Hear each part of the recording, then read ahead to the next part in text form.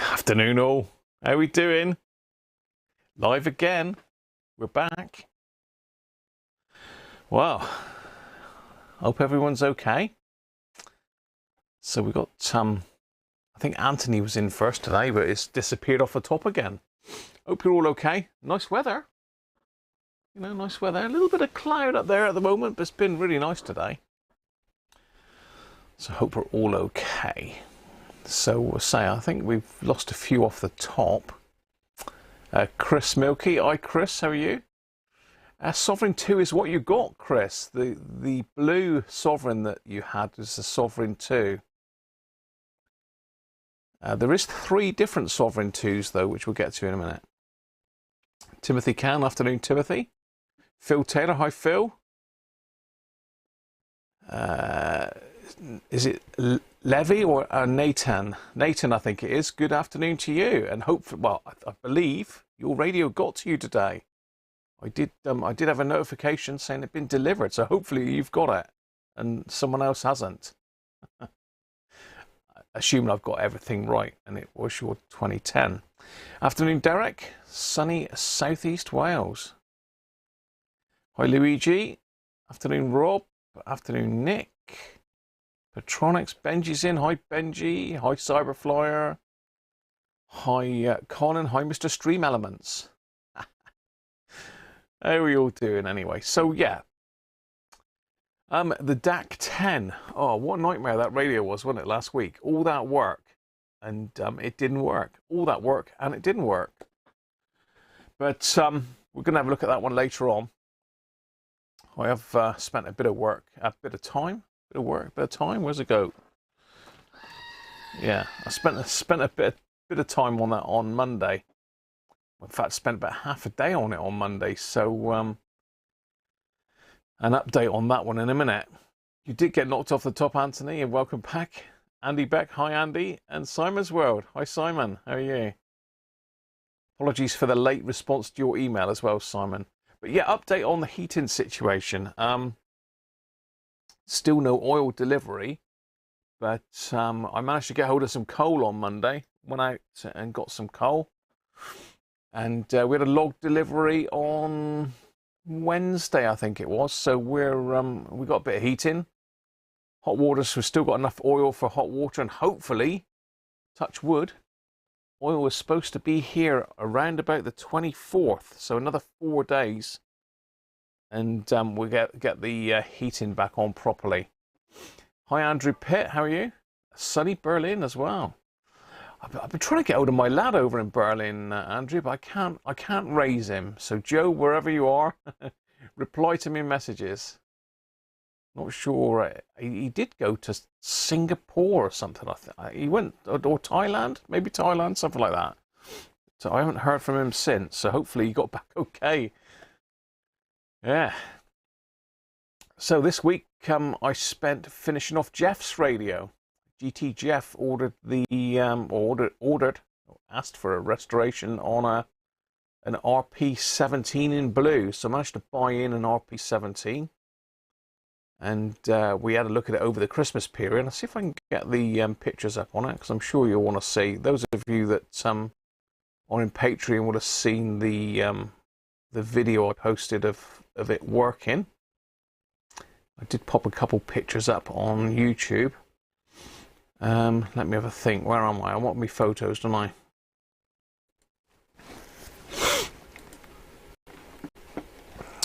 Right, albums. Hacker Mini Herald. 57 pictures for you to look at. Excellent. I know you love looking at pictures, don't you? Right, let's sort myself out. So let me go full screen on this, and I'll show you how I got on with the RP17. You'll see the transition. It was a hell of a lot of work, to be honest. Far more work than I anticipated, but that's always the same, isn't it? Always the same.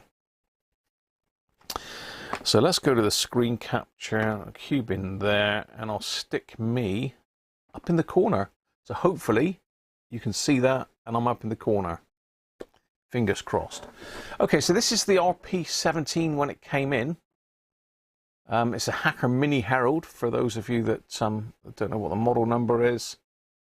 It's a two-band, long wave, medium wave, AM set from, I think, the late 50s. I'm not 100% sure now. Anyway, it's definitely one of Hacker's earlier sets. You can see by this one, we've got pretty yellowed knobs on it. Bit of a mucky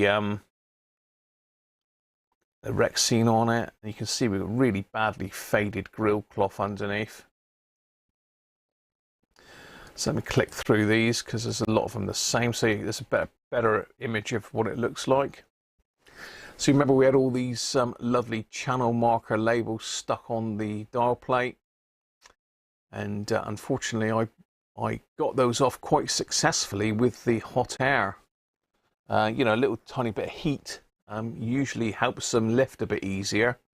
Normally just get my fingernail underneath them. I decided this time I would put a bit of heat on it. But I used the concentrated nozzle. I should have just used no nozzle at all, really, and just warmed it. But we'll come to that in a minute. But you can see it's quite grubby. There was only one bright on it, and that was pretty grotty. One was missing.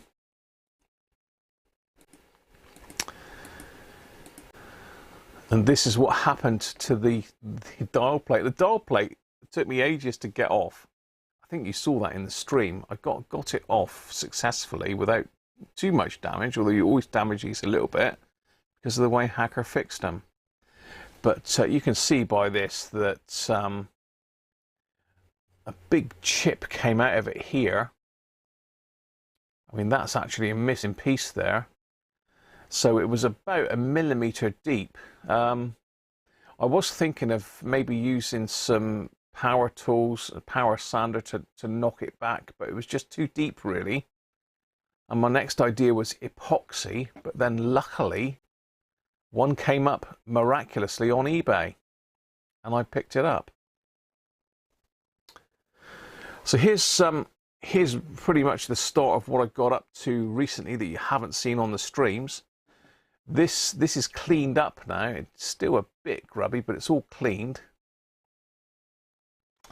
But you can see how badly the sun has got this this cloth in behind the grill.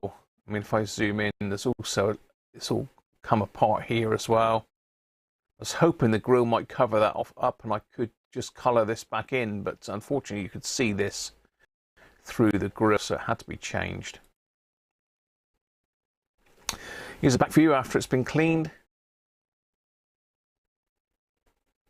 And you'll notice on the inside there, the wood had all split apart here. So I've had to glue all that back together and clamp it. There's a close-up of it. You know, there's a screw goes through there that secures the front panel on, and I think it had just been over tightened. You can see it again there.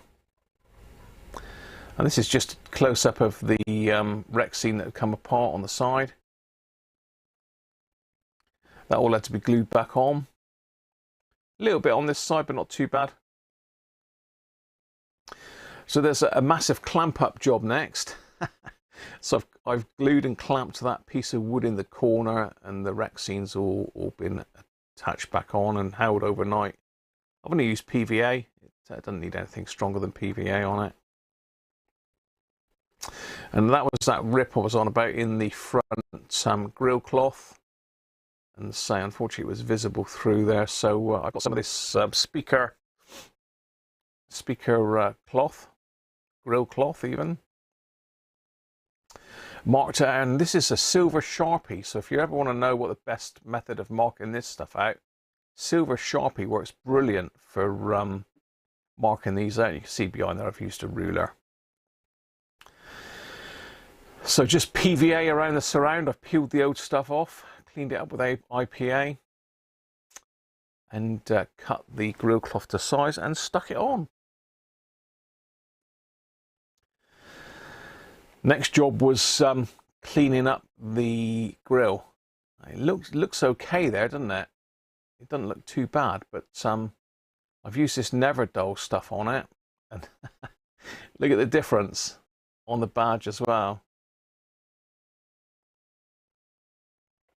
So yeah, I mean, that doesn't look too bad, does it? But you can certainly tell the difference in the shine after it's been polished.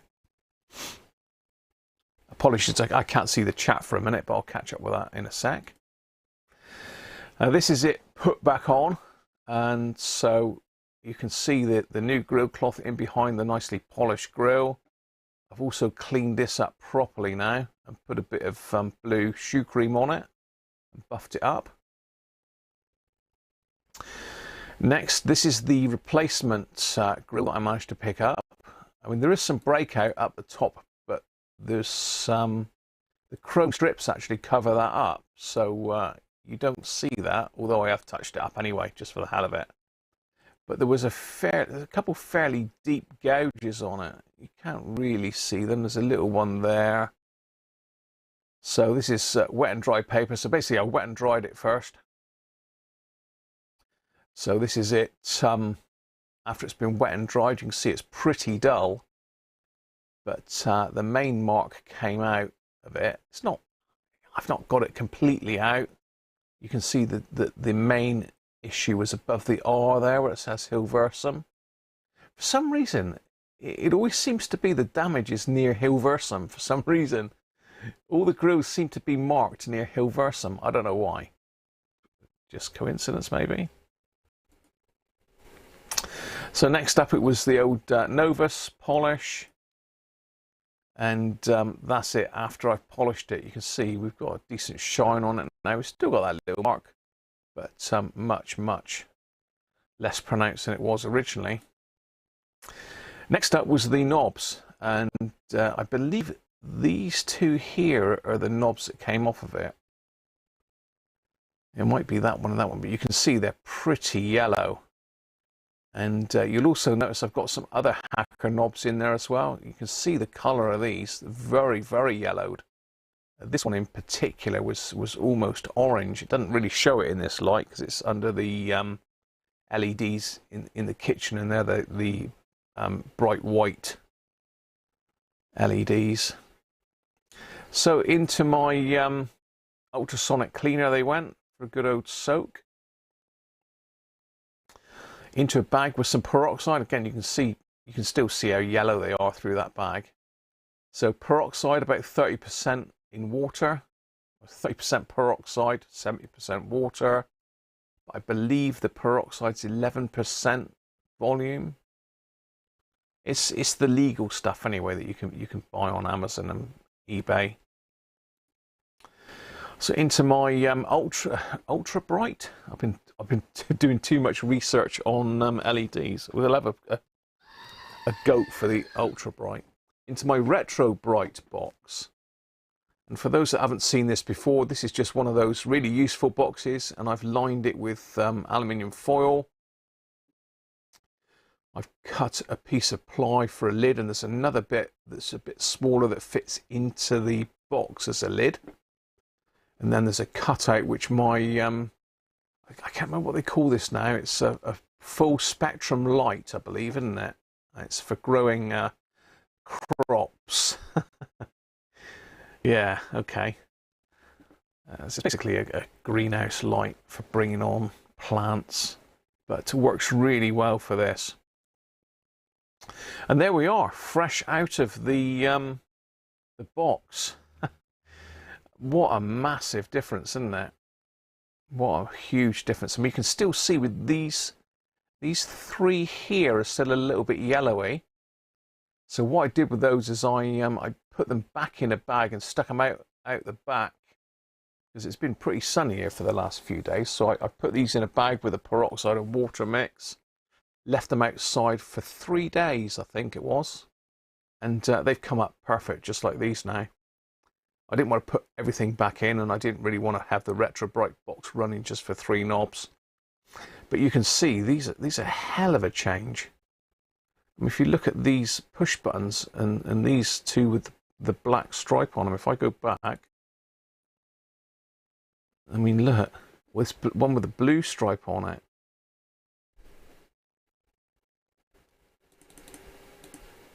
I mean, look, that's the blue stripe there.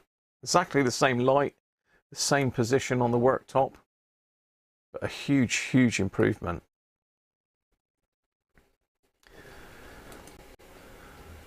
And that's, as I say, that's the three that haven't quite cleaned up, but they're not bad. And this is a side view, so if you remember the view of the radio to start with its orange knobs, there's certainly no more. And that's the three that I popped out on the deck-in for 3 days in just a little tied-up bag. So next thing up was these. They look like brass, don't they? But they're not. That's rust. It's rust over metal. So I had masked them up, so I didn't get any rust on the actual white, and I've cleaned these up with wire wool to start with, and then I've gone over them with some metal polish. So there's the top all back together. I mean, that really is an impressive looking radio now. I can't show it to you because it's all boxed up, ready to go. DHL are picking it up tomorrow, so it's all the postage and that's paid for, and it's on its way. This is just reassembly. We can see that that wood in the corner is perfect now, glued up really nice. And there it is, all done outside in the sunshine. So Jeff has got the best RP17 I've ever seen, to be honest. I've never seen one that good. I mean, the real thing about this one, and again, I haven't got one as good as this, but the handle is absolutely unmarked. Absolutely unmarked. It's not cracked or anything, and nearly all of them are cracked. I've never seen one that's not cracked. There's the top of it.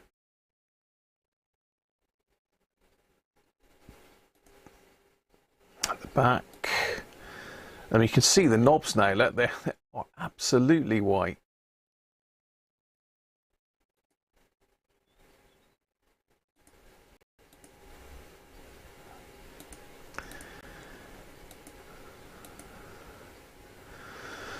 So a huge improvement.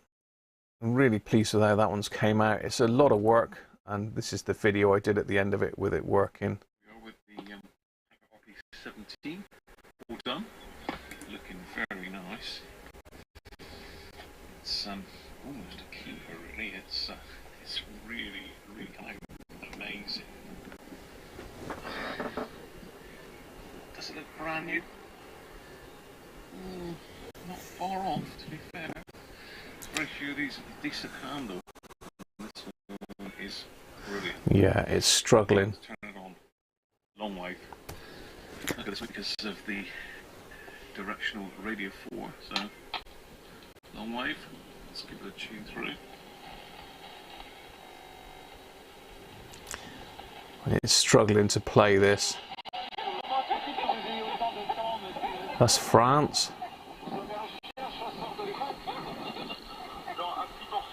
That's a French station, really good. That's France. So we'll do art.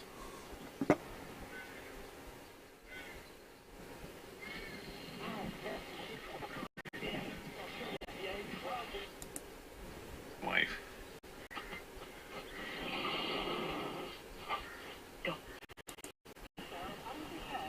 Picking up loads.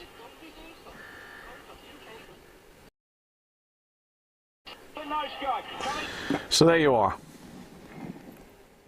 There you are. I'll stop it there because it is struggling. So I think that's the last one anyway. So yeah, there you are. Hacker Mini Herald, all done.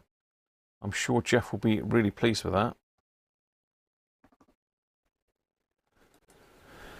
Right, I'm back in the room. Let's just catch up with the chat. Are we? Cyberflower, I think I said hello to you tonight. ZX, Harvey, afternoon, how are you? It's all a lie. Ganesh, afternoon, Ganesh. Multi, afternoon, Multi.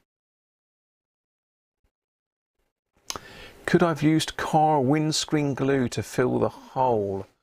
I think the only thing I could have done that would have probably worked, I mean, yes, I could potentially have used that, Anthony, but I think because it's not a filler, that glue, it's more of a crack filler, not a gap filler, I think it would have took forever to go off. I could have done it with epoxy, I think, but I don't think the epoxy would have got into the very fine cracks. So that was the only one I was going to try. Hen, how are you? Quell beer is the best. Is it really? I've never tried it. Esquell, is that how you pronounce it? Cold wind for Benji. Chris is saying you did a fantastic job on this one. Yeah, it was very good. Is this an advert, Hen?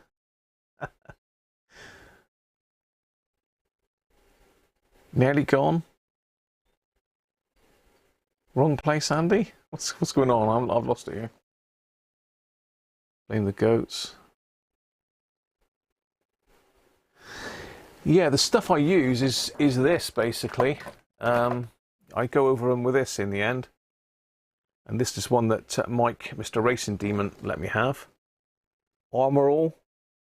And it has got some UV protection in it. So that's what I finish them with.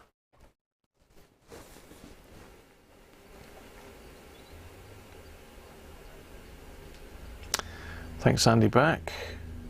Thank you, Harvey. Rich A, thank you, Rich A. Dave Rhodes, thank you. Thanks, Dave. And Andrew Pitt, thank you. Andy. Robert Head, afternoon, Robert. Thanks, Anthony. So yeah, it turned out really well. It certainly caused lots of headaches. I mean, you saw the work that went into it.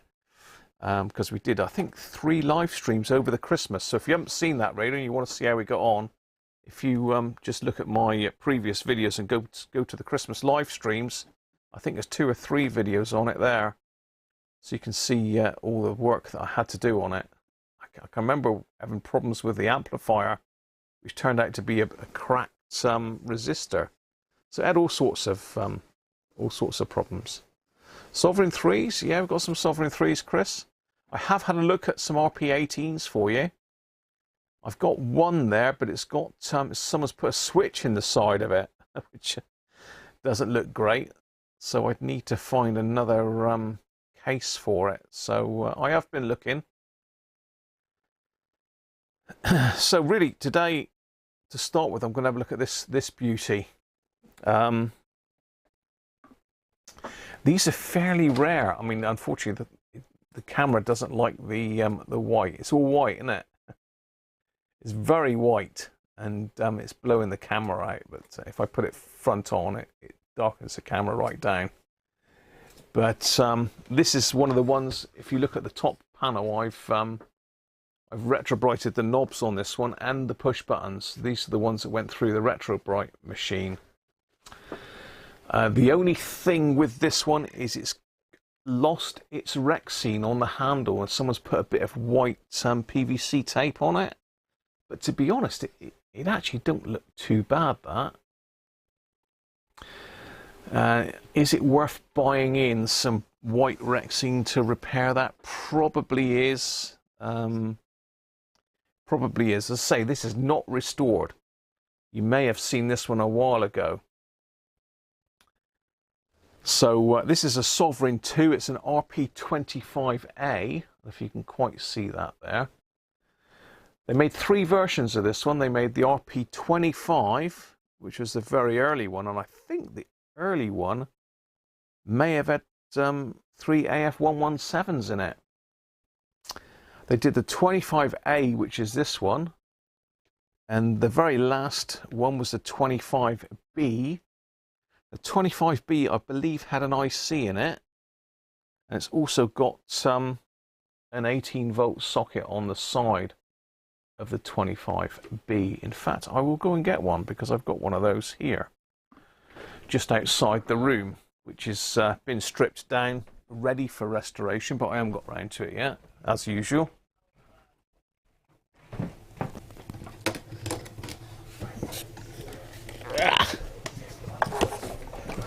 I've got another RP25B, but that was missing its grill, because that was a gift from Sean. Mr. Man Cave Workshop gave me that one, and he needed the grill for one of his radios, so he pinched it off of it. But yeah, this is the 25B. Very yellowed grill on this one, look. So that's another retro bright job, if you see the difference. Very yellow, so that's been sat on somebody's windowsill for many years. But yeah, you can see on the side, we've now got the 18-volt socket. I think in this one there is an IC in it. I might be wrong. Yeah, there's an IC in the FM section. If you can see it in there.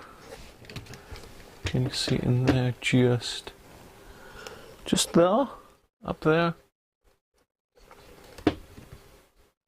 No, you can't see it very well, can you? Afternoon, Les. Just get you in a bit closer. So we're looking. No, you can just see it there, look. This is blowing out the camera again.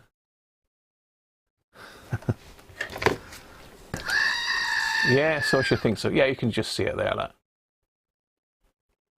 So yeah, there's an IC in this one. I don't know if that one is in the 25A or not.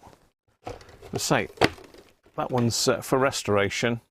You see, we've got the leather cloth in the handle on that one. But apart from that, I don't think there's a lot of difference. Both of them only go up to 101 megs, which is a pain. There you are, only 101 megs. Strange. But you can see the DAC10 in the background lurking. You can stay there lurking for a minute. Monster. So the issue with this is it don't work. So I thought some chap was interested in it. So I popped a couple batteries in it. You notice this one hasn't got the IC up here. So the 25B uses an IC in the FM-IF. But this one doesn't seem to be working. I say it doesn't seem to be working. It is working, but if I turn it on, it's going to work now, isn't it? I've said this. So if I pop the aerial up, turn it on. So you can hear the hiss. Although the hiss isn't altering with the volume, look. Can you hear the hiss? And if I tune around, no stations. So that's unusual. Bass and treble not working either. But there is hiss from the amplifier. So I mean that would sort of tell me that the headphone socket's probably okay, because we are getting amplifier hiss. But I'm wondering whether this tape recorder is what's killing it.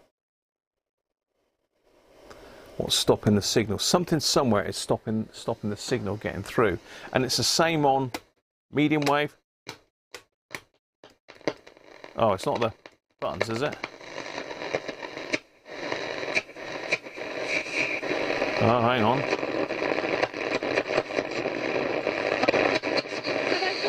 Oh.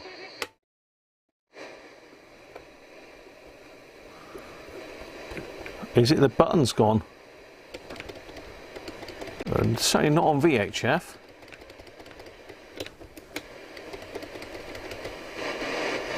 Or is it?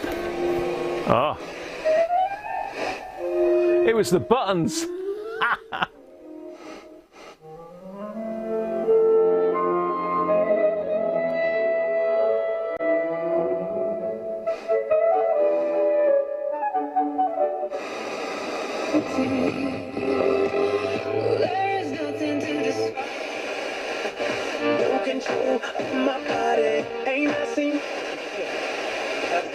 6 months multiple dry periods. I mean, that sort of early summer of 2000.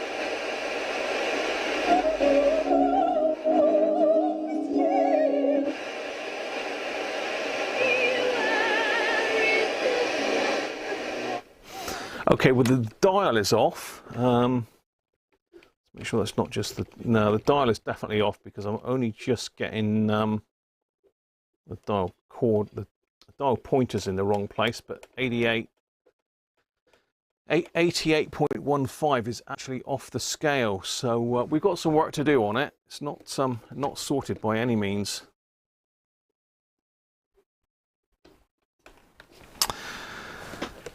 But it looks like that was the problem. How about that for a quick fix then? Where can you get white Rexine for your handle? You can get it from the auto, what do you call it? Upholstery. Auto upholstery places, Simon. I did have a card with some samples on, but all the samples came unstuck. What's the name of the company that I used? I can't remember now, but you can buy it.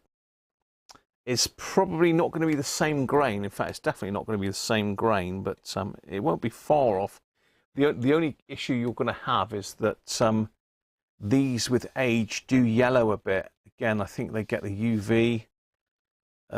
You couldn't really retrobrite them because you'll soak it into the wood.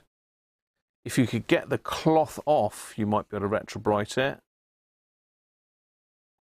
But that would be pretty drastic.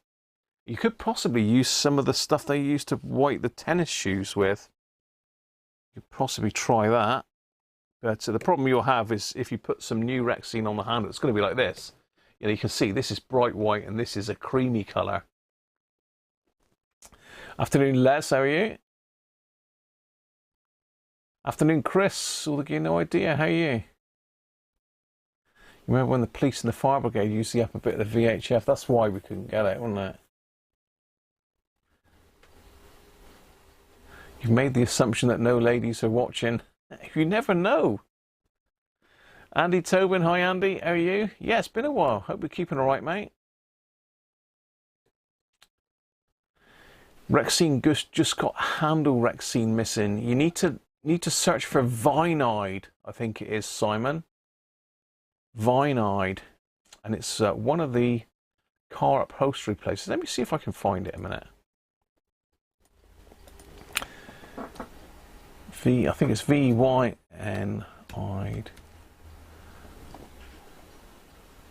vinyl. Is it Woolies trim?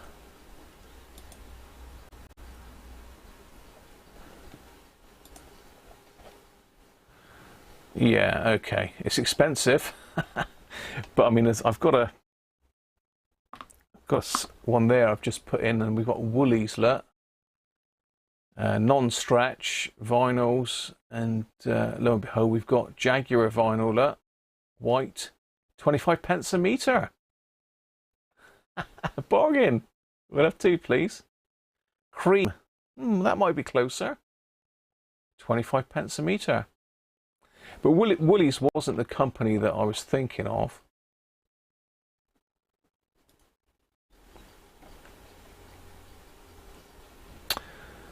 eBay, leather cloth for retro amps. That's that spotty stuff, isn't it?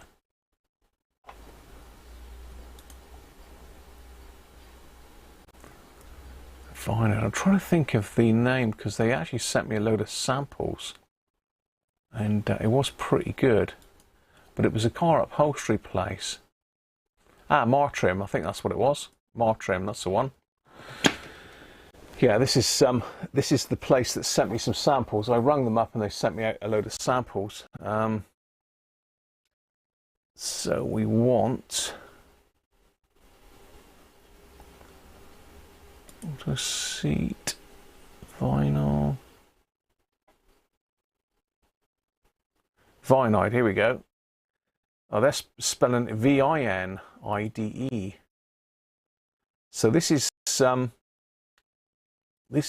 they're saying this replaced the stuff. So that's a bit better. Look, 1560 per meter, white leather cloth.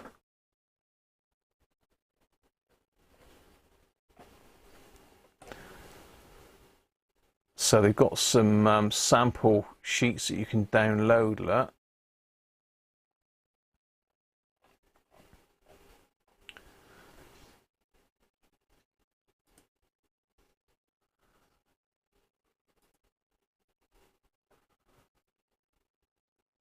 Well, that would do it, wouldn't it? You just have to somehow distress it. I mean, maybe soak it in a bit of tea or something to just try and darken it down a bit.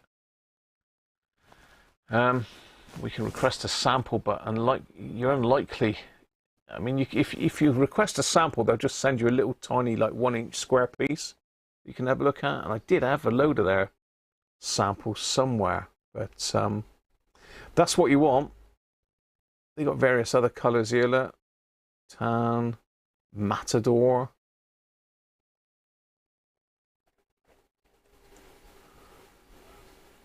They got a couple different blues there. Look.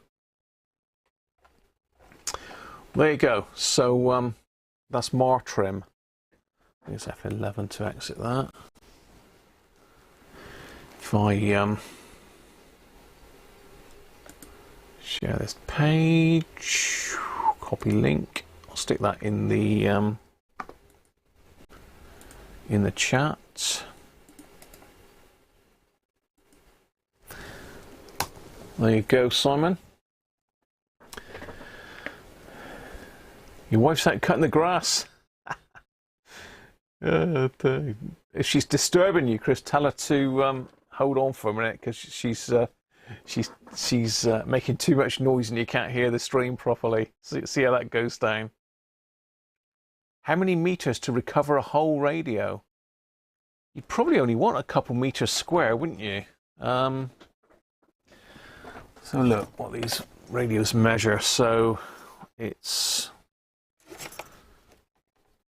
300 roughly. It's more like 300 if you take the wrap around. You're looking probably about 340 mil by, say, 250 mil. Times that by 2, because you've got the back as well.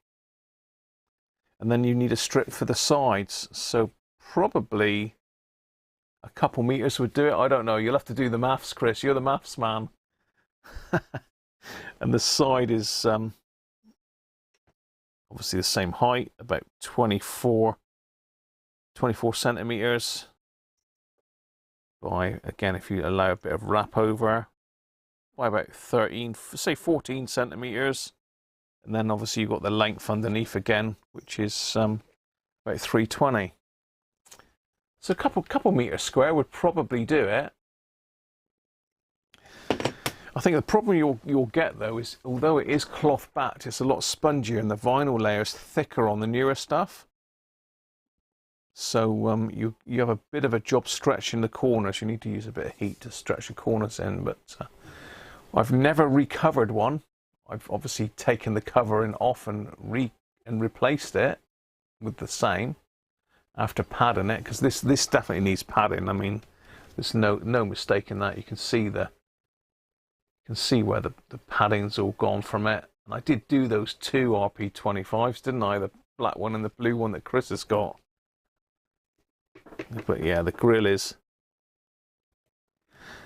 pegs have come out.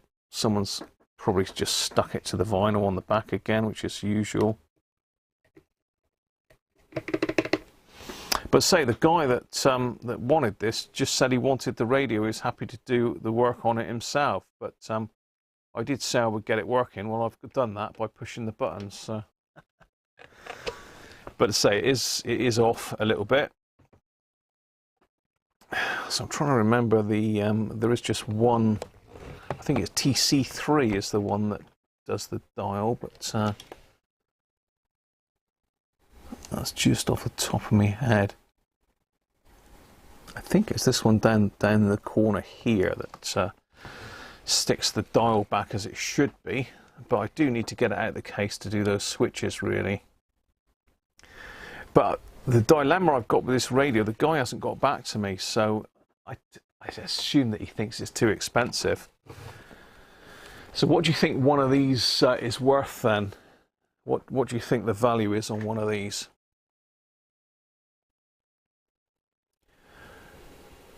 No worries, Simon. Worth getting a sample in, Simon. Have you got one of these white ones then, Simon? Hi, Dave KL. Finally time to watch. Afternoon to you, or morning, wherever you are. Colin's there. Hi, Colin. Colin's awake. Yeah, you are right. I mean, just to buy one, they're a couple £100 normally in this condition. Now, I offered this set as is to the guy for £220. And the reason I went at 20 quid more really was because I spent the time retrobrighting all those knobs. I mean, if it had been original, I can't show you what the knobs look like because I pulled all those off now and retrobrighted them. But I can get you another one in a minute because I've got another one in the other room, and I'll show you what the non-retrobrighted push buttons look like. Seem to have got these radios in various states of repair. I know we've looked at these quite a while ago. This other one's a 25B, but yeah, you can certainly see the push buttons. This is the one without the grill on it. It's got a different hacker badge on this one as well, which is unusual. And a little tiny nick in the rec scene. But that should be repairable. Should be fairly invisibly repairable. So yeah, this is one. This is one with the buttons not retrobrighted. So can you see the difference?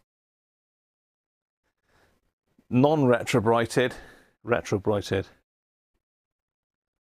So I don't know what it is. There's some chemical in it that they put in it.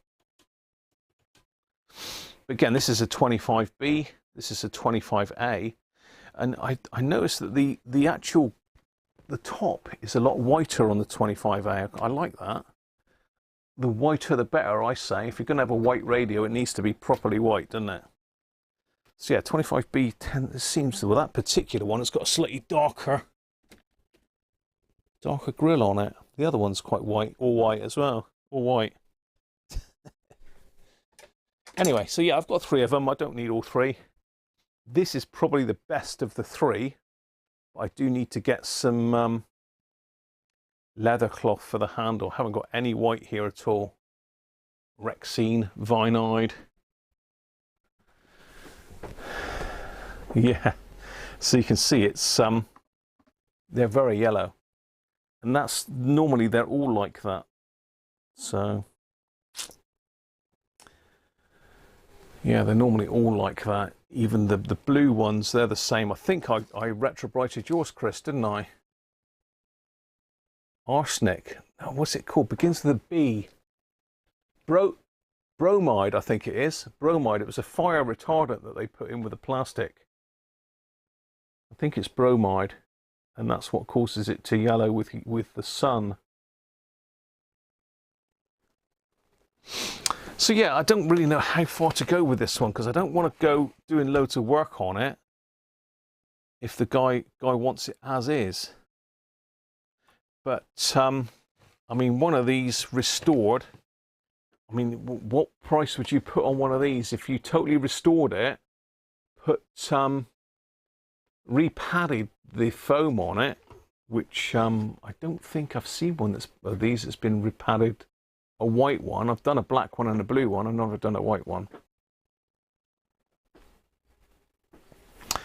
Oh, you got the RP25, Gerard, and welcome, mate.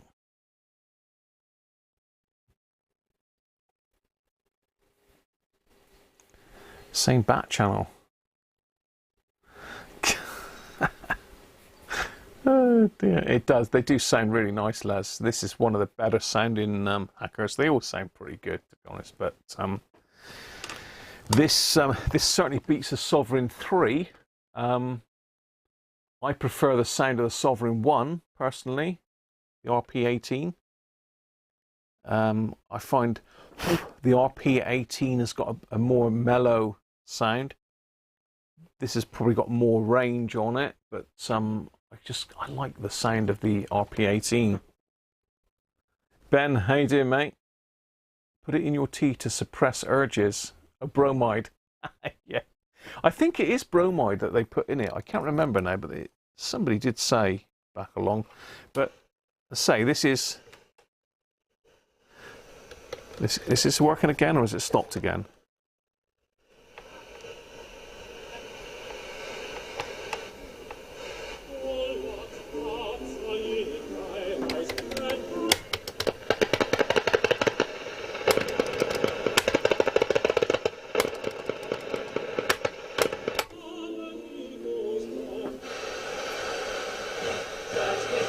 So you can just about hear Radio 2 trying to get through there, but it should be there.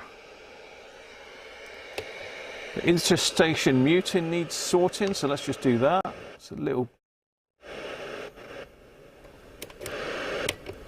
There's a little thumb wheel in the back to adjust that. It just cuts out that hash in between stations. Really nice feature, that. So say nothing at all on 88 there. No, so it needs to be there. So if I just get a little screwdriver, just turn that TC3. Hopefully.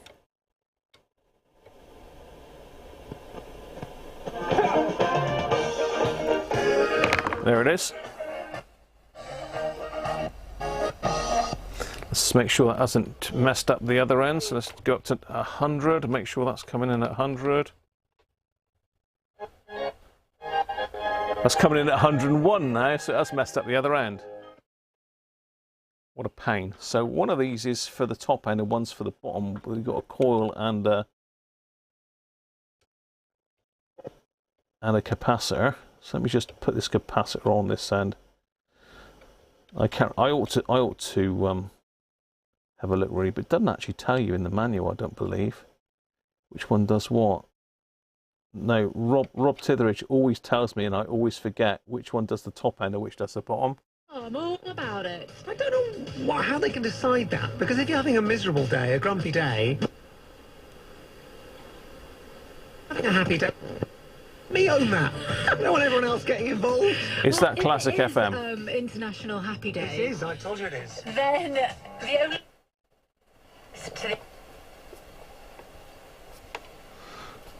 Or is that Radio 1?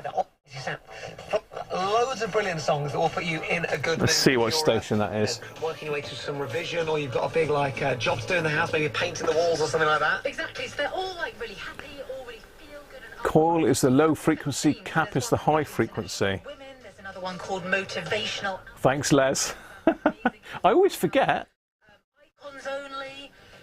No mention of the Saturdays in that one, which I'm a bit devastated Okay, about. well, But there is... very angry. That sounds like more like Radio 1 to me. But check these out. Just search Happy Hour on BBC Sounds, and it's all there. Loads and loads. Yeah, of BBC. It's not. Radio. Yeah. Yeah, that's Radio 1.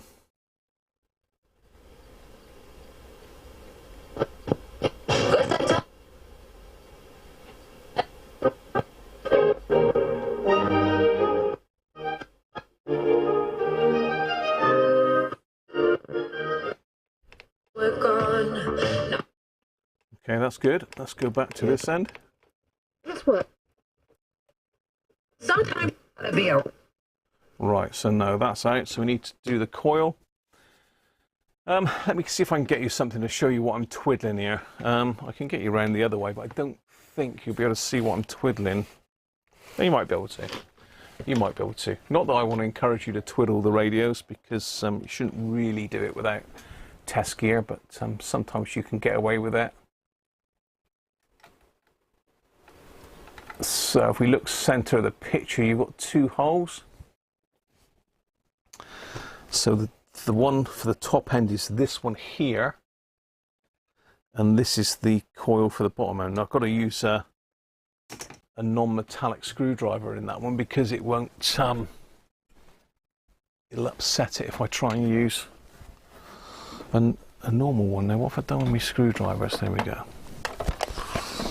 So let me stick a non-metallic one in there. What have we got? That one should do it. See if we can bring the bottom in.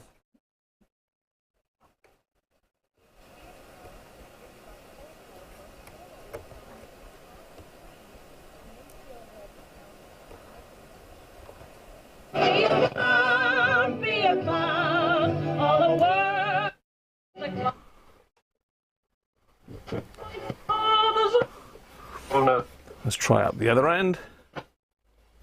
Apparently, that could change if enough people cast votes for them over the next few days. So that's moved, so I need to just tweak that a little bit because they are interactive. Tell us what you'd like to see. Let's come back again.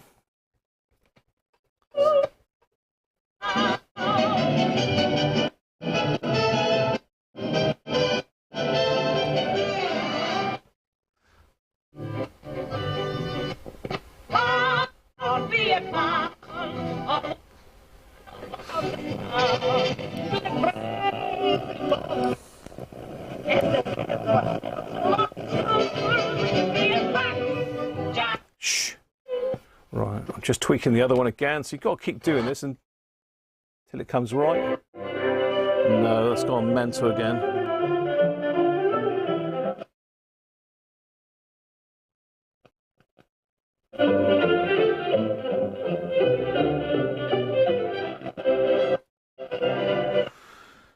Right, let's go back.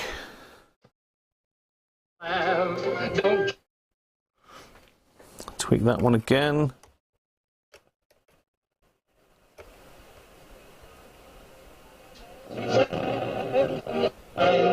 For those monkey tongue monkey shines, are you that he shakes me quite a beat, and you could charm the chicks and have nothing to eat. Slip on a. I hope I don't get a copyright hit for that noise.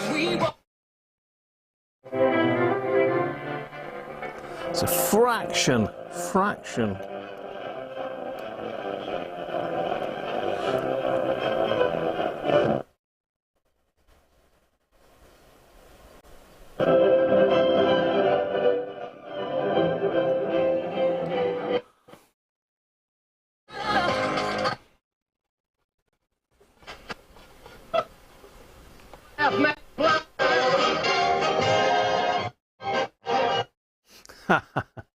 Well,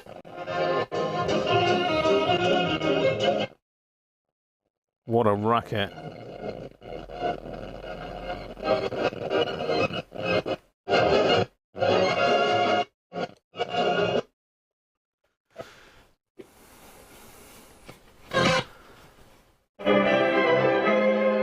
Yeah, that'll do it.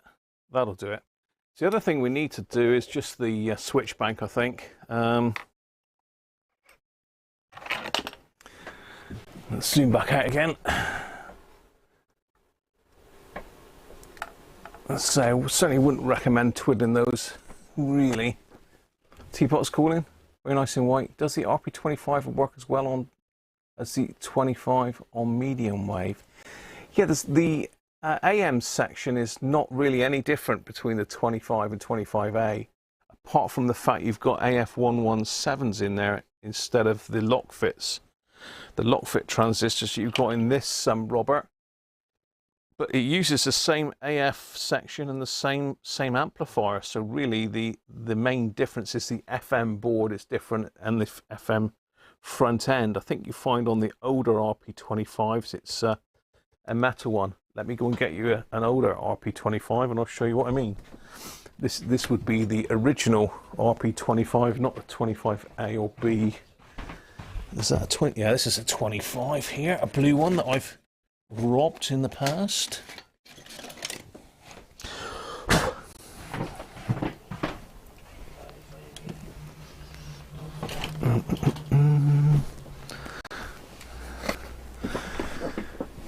So if you look at this section here, which is the FM front end, this one, see it's got a white plastic cover over it.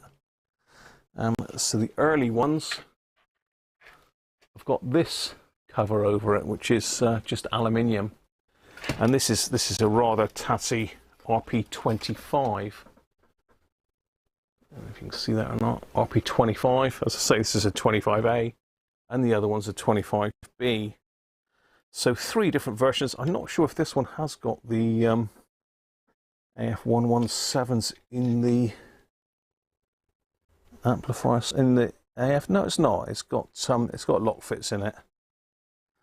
So maybe this was a slightly later version. But I believe some of the early ones did have the the AF117s in them. But this one has got lock fits. So yeah, really there's no difference really, Robert, on AM at all between the two. It's only FM where they differ. And they don't really sound any different, to be honest. It's just different electronics that they've done to make it more stable or whatever. But I haven't noticed a difference between the 25A or the 25B, really. They're all great sounding radios. Right, can we get did they make a full FM version? Yeah, they did. The RP25A, Harvey, is the full FM version, which is the VHF Herald. And also the Black Knight as well was FM only. So the Black Knight and the VHF Herald were both FM only, and so was the Hacker Harrier actually, but that's a later set and not as nice, I don't think. I prefer these older sets, to be honest. I don't like the newer stuff as much. Yeah, there were still great radios back in this era. When they went to the Harriers and that, there was more ICs in them, and I just didn't like the styling on those.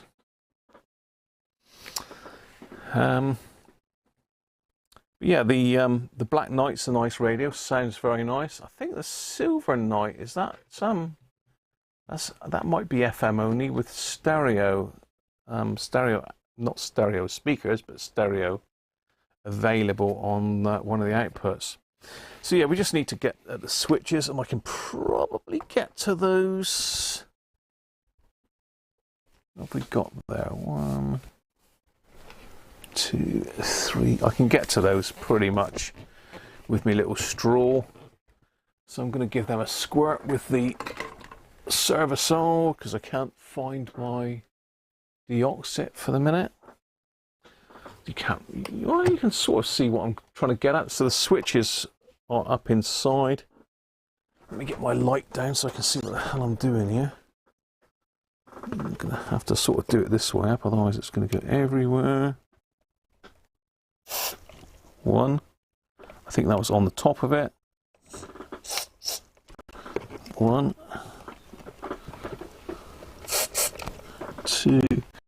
Now the middle one is very, very difficult to get into. I think most of that was on the board. 2, 3, and the last one is just down there.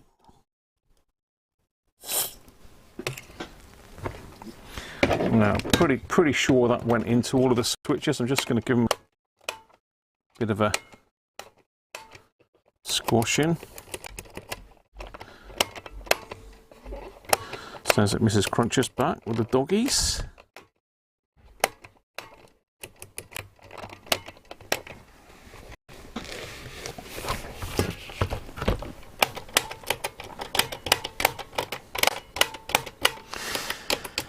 So the last one is that interstation muting, and the little thumb wheel for doing that is just down in here.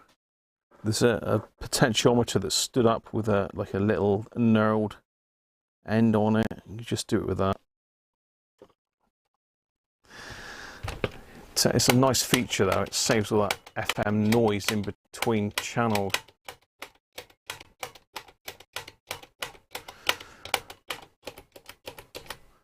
So I'll leave this for a few days. If the guy doesn't get back to me, then I think we'll do this as a restoration project, this one, and I'll have to see if I can pick up some Rexine and do the handle and see if we can repad it. Very brave to repad one of these though, due to the value of the thing. I've just done a bit of a squirt in the volume knob as well. We may have had this one apart before, I don't really know, because afternoon Richard Milliken. Yeah, RP71, which is that, Gerard? Is that the silver Knight, Black Knight? You want one of my Sovereign 3s, restore it, send you some pictures and you'll pay for it. No worries, mate. They do 2 Sovereign 3s. They do the RP70, is it 72? I think it's the RP72. They do a normal one and an MB, which is the mains version. Probably no use to you over there, really, Chris. You probably want the battery version. Afternoon, Keith. How are you? Nathan, excellent, very nice job. Great, well done. It's all the way from Israel. Look, that's the 2010 Sony that I did. With lots of modifications, etc. And I am making a video on that one as well. So I have recorded a video on that one, so that will be out soon. I've got a Pro 80 on the editing desk at the moment for video. So I've got a video coming out on the sort of step-to-step guide to repairing the Sony ICF Pro 80 scanner. Right, so this should now be working properly. Let's try it.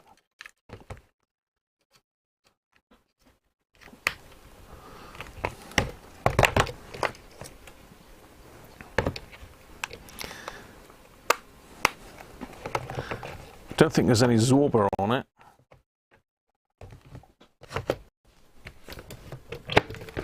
I say it's going to be working, hopefully it will.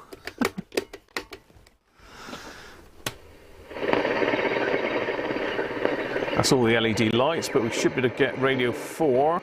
It should be about here.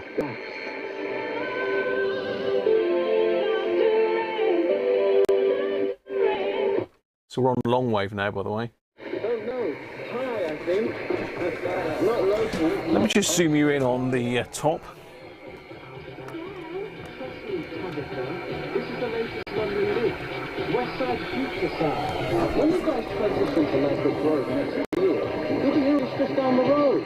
Oh, RP71 was the Harrier, was it? Right.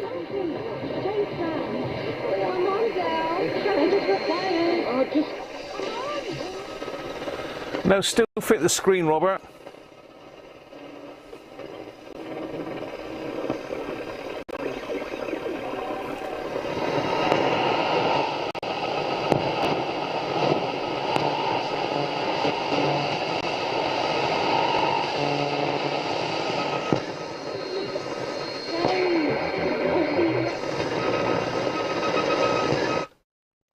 To be fair, that's the only station I'm likely to get in here on FM is... sorry, FM? I should think so too. That's Mr. Goat there. Screaming goat.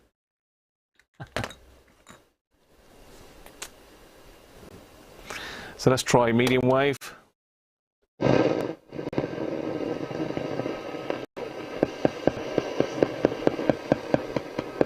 So nothing down this side of the scale at all.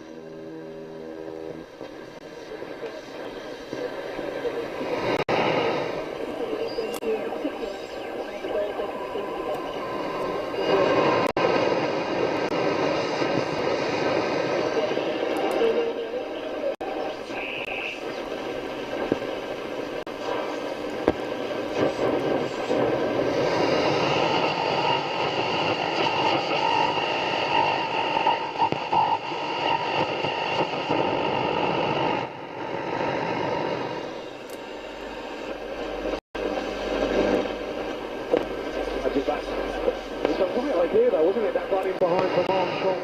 Just need more pace on the pass from Livramento. Gabriel Jesus.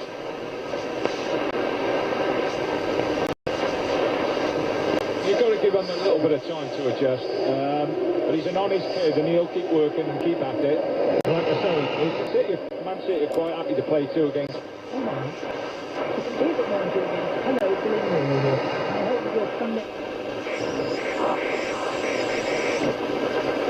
Yeah, it's a shame there's very little left on long wave, medium wave nowadays, which is, I suppose, from a financial point of view, it's great for the people that got to pay for the things, but doesn't be any good for us, is it? Here in Anglesey, RTE Radio 2 blasting on 252, dwarfing Radio 4. Oh, really?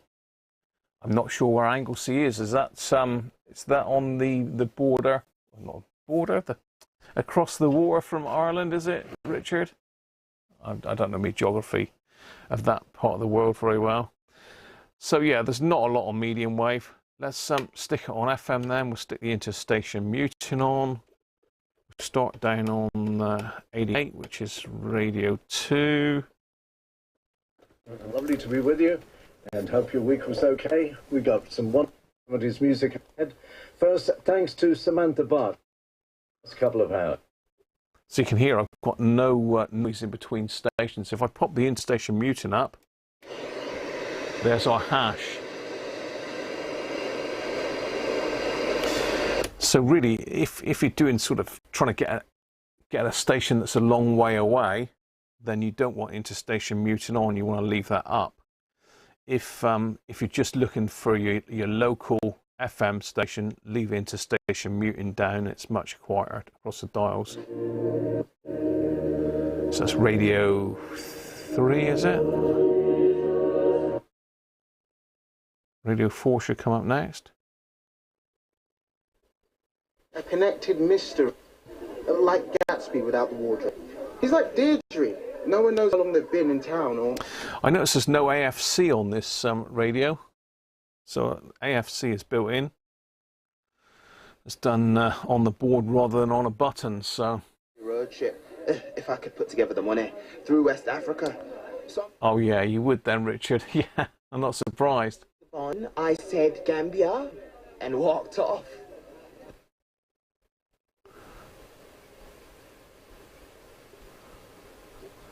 So should get Radio 1 coming up any minute. And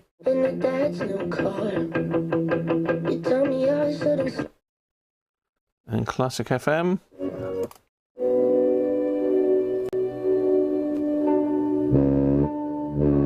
Oh, sounds like the amplifier. And he's looking at.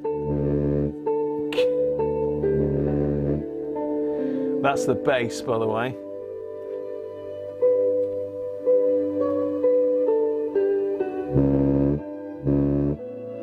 Yeah, we need to look at the capacitor that does the bass. So there you are, a run through on the Sovereign 2. Exactly the same as Chris's version. It, as I say, only goes up to 101 on the scale. We'll see the FM band in the UK now is up to 108, so it's 88 to 108. But this is an old radio. I think these are 70s, early 80s, somewhere around there. But yeah, definitely there's one of the capacitors. It's not right on the amplifier board. I can't remember which one it is that does the bass now, but amplifier board on these is that one down there in between the two batteries. And we'll be looking at the capacitor that does the bass, which is, has it got it here? So bass goes here onto that one, tuner, amplifier. It's RV1 or RV2, the bass. It's VR2 50k log. So that one there. So it's going to be, That's unusual because this is the service manual. I've got the original Hacker service manual for one of these, and this is going to be the capacitor. This is the base pot down the bottom here. RV2 50k log pot, and basically that's the that's going to be the one that's the problem child, 40 microfarads. But someone's got a note there. Change to 10 microfarads. So again, you can mess about with the tone by playing about with these capacitors. You know, obviously this one down the bottom here, C6, has probably also got something to do with the tone. But I think that would be the main one. C5. And C5 is probably, oh, it's a little tiny one in the back there. C5.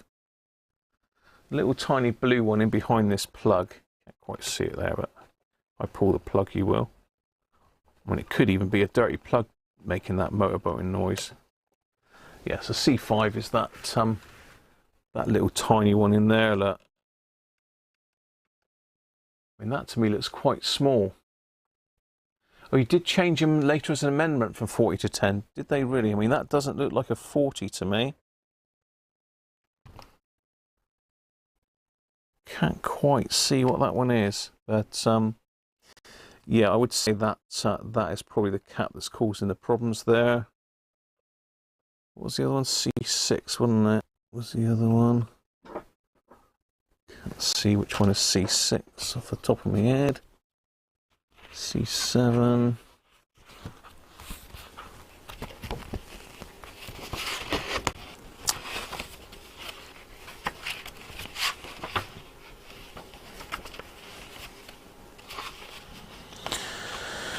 I need the board layout picture.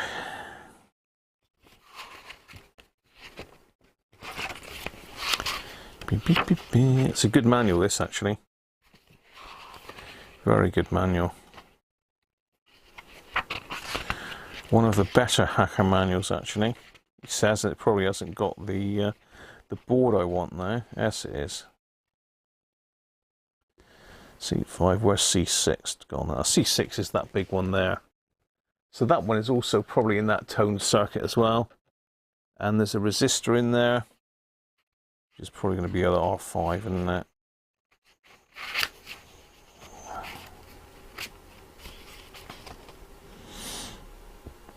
Yes, it is R5. So, and again, the other thing it could be is a loose base pot. I've had that before. The base pot itself loose inside or dirty. So there's a few things, but that base is not right. It's going to distort on full whack, but it shouldn't distort just by turning it up. It should distort when you turn the volume up, but actually turning just the bass up shouldn't distort it, but it obviously is. So that's something we need to look at possibly. But as I say, I don't want to do too much to it at this stage because the chap might just want it as is, as cheap as possible, and do it himself. So there we are, Hacker Sovereign 2 in white. Very nice radios, very nice. One of my favourite Hackers, the Sovereign 2. And it's one of those radios that normally you don't need to do a lot to it. It pretty much works.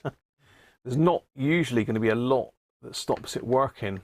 Switches, sockets is pretty much it really, and maybe something on the amplifier. Dirty pins on the connector. See if it still does it.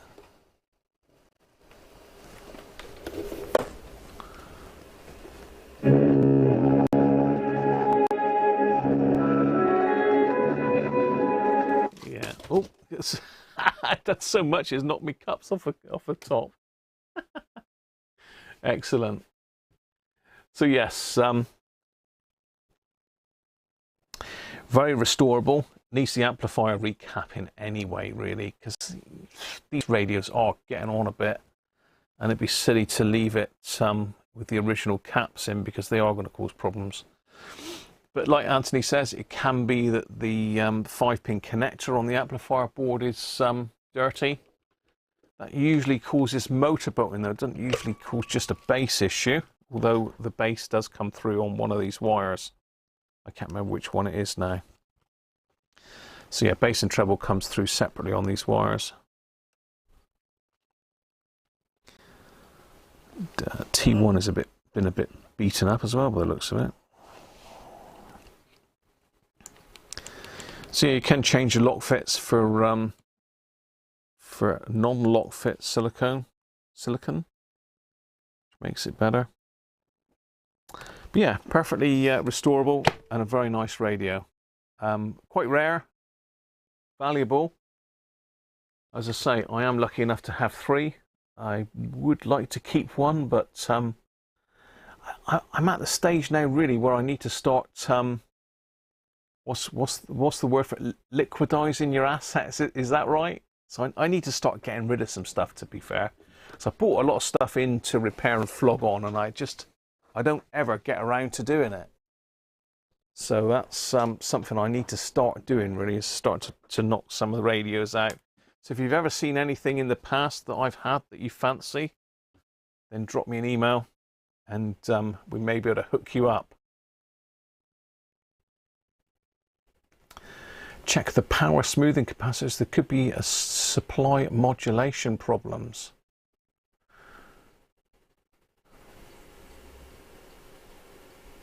Yeah, totally.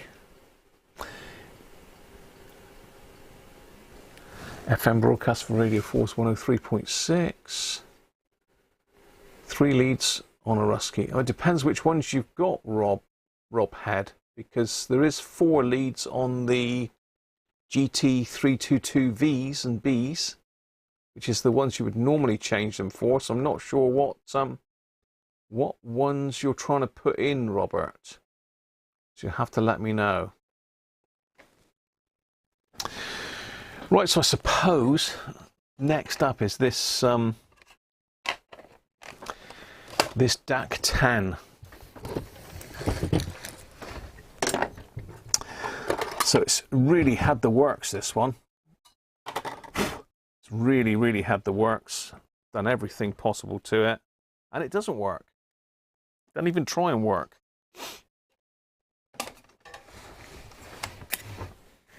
I don't know which way round it is, really. I suppose that's the business end, isn't it? Let's pop that and that back over there out of the way, because otherwise I'm going to thumb the speaker.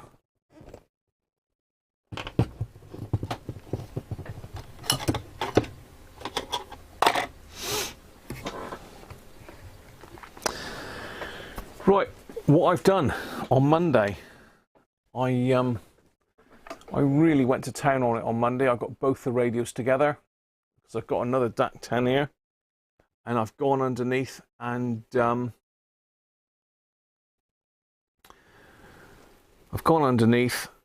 I've checked all of the valve base wiring, and it's all okay. So that's a big relief, really.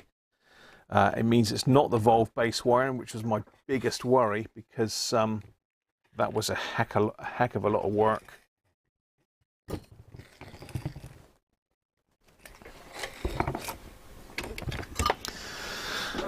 I really ought to disconnect that. So let's just prop it up a little bit.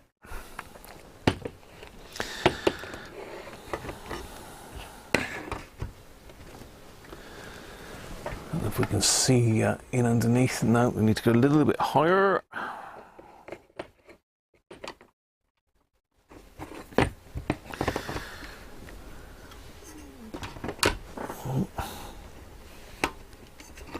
Even higher still. Let's get the light in there. Light's not going in there very well, is it? That's because it's blowing out the camera now, isn't it? Let's just come down a little bit, and in it might focus a little bit better. Okay. So yeah, I've basically been in and I've gone through all of the wiring on the valve bases, and it's all good. No issues. I was really thought I had done a wire wrong. I spent time to learn the pin out on it, and I've drawn myself a little diagram of which pins are which on these from the underside, so I know exactly where I am now. This is something that I didn't have before, and it's one of the things that I keep forgetting to do is work out where the pins are on the bottom. So all the heaters are all wired up together correctly. There's no issues with any of that wiring whatsoever. So I'm at a bit of a loss because it still obviously doesn't work. I don't want to connect it back up yet until I've got a better grip as to what could be wrong. So I haven't checked through all of this wiring down the bottom here yet. That's the next step really, is to just go through. Now I just thought that that might be a bit of a pain in the neck for the stream, is doing something like that. Well, it would be. It would be a real pain. But you know, it's one of those things. The 10K resistor though, it is measuring right, Harvey. I'm pretty sure. I mean, but let's hook the thing up just to prove it. Where are we? Let's stick my LCR meter on. It's easier to read that for you chaps and ladies. I've got my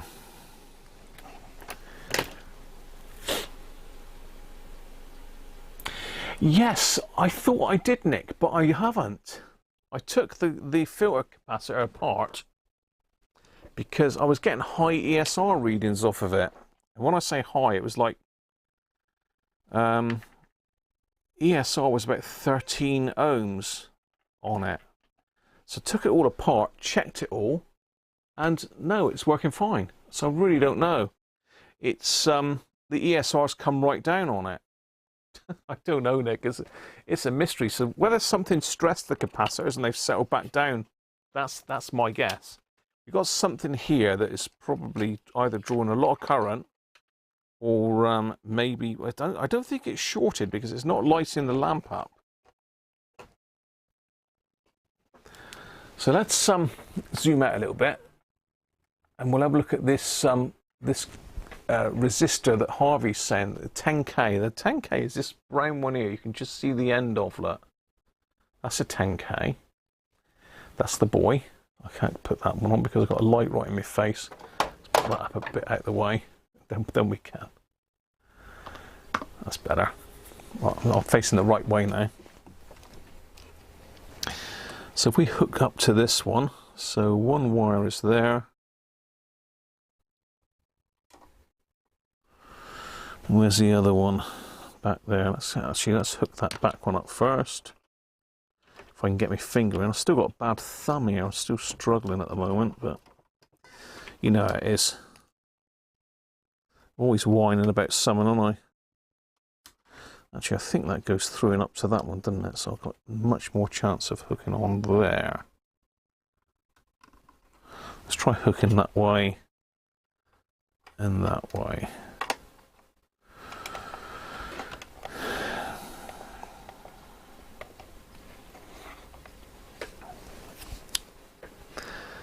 That's capacitor.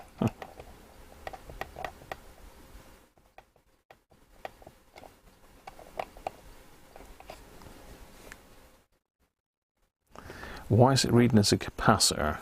What's going on there? It's difficult to get these probes in, that's the trouble. Let's ditch that and get the multimeter out. I'm pretty sure, well, I do know that we measured this. I do know we measured this, and it was bang on 10K. It feeds the RF side of the radio with power.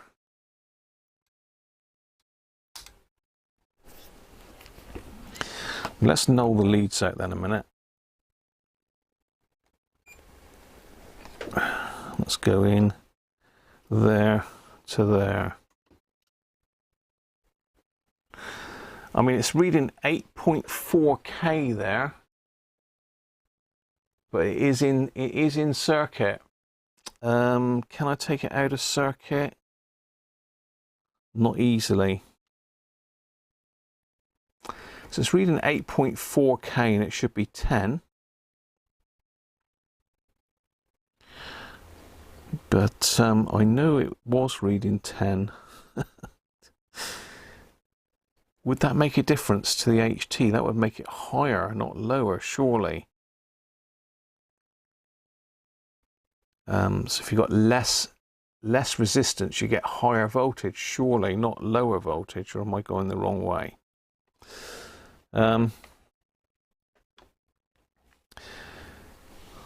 So yeah, that goes up to the output transformer. That orange wire goes to the output transformer, and the red wire goes up to the 32K section in the filter cap, I believe.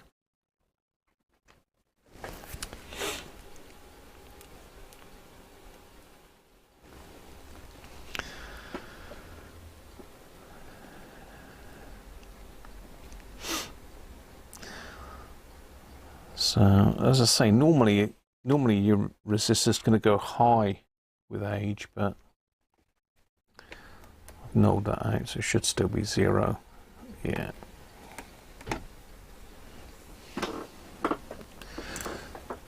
But again, it might have been stressed by something. This is the thing. It might have been stressed by something. Something in here is causing an issue. And I really can't see it. I've gone through quite a lot of the wiring. Steve did suggest that maybe the switch was causing a problem. I don't know what the where is the switch? The switch is on this one, isn't it? So I think, did we switch? So that's positive and negative. I think it's switching both ways, isn't it? So that should be open circuit, and if I turn it on, yeah, that's okay. There's no issue on that side of the switch. Let's try the other side. Let's go there and there. If I can hold it on there and switch it on, can I?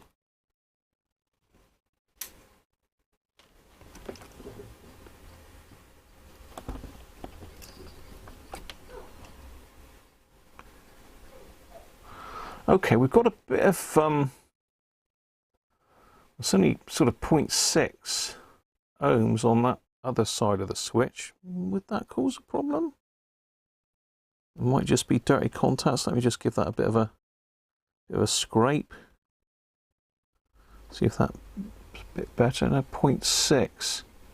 So we've got fairly high resistance on one side of it. That goes up to, let me see what that feeds. That feeds, yeah, that feeds my safety cap, which is basically right across the positive and negative.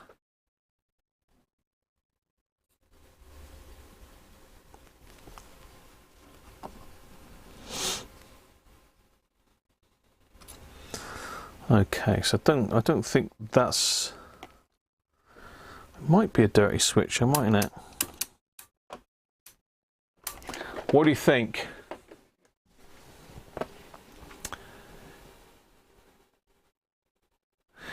You're right, it feeds other circuits so it won't read correctly.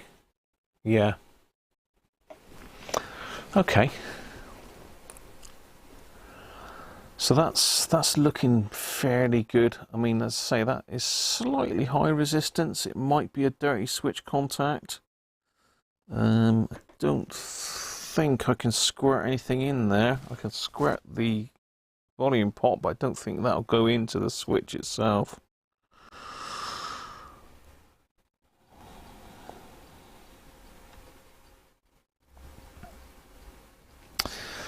What else could be causing the issue? It could be, I mean, my thoughts are it could, but we have checked all the IFs, and I mean, I'm pretty sure the IFs weren't open, were they? Let's just double check that again. That's the first one. That's the secondary 12 ohms, and this other one 12 ohms. The other side 12 ohms, and this one, we've got a 3-way center tap on this one.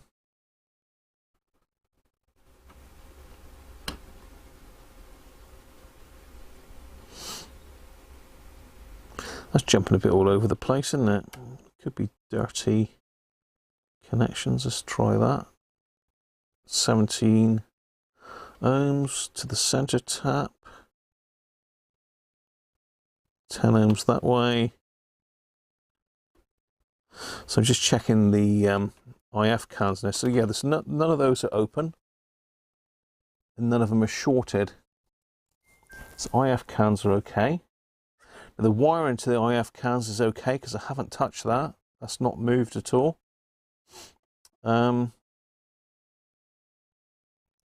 Still a bit of a mystery. I could have a dry joint somewhere, but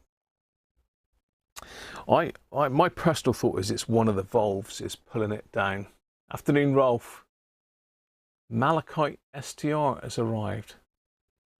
What on earth is a Malachite SDR, Rolf? Mac Vision. Afternoon to you, Mac. How are you? I need to get a drink, don't I? I'm a bit dry. Now, I can't drink at the moment. Unfortunately, I'm back. I've had to go back to the doctors this week, and I've still got an infection, so I'm still on antibiotics. So, unfortunately, there's no drinks for Mr. Cruncher today. I haven't been feeling too special, but there you go. That's another story, isn't it? Let me just go and get myself some nice alcohol-free beer. You can now listen to Shortwave in bed. Very nice, Rolf. Okay, bear with me a minute. I'm just going to nip down and get a drink.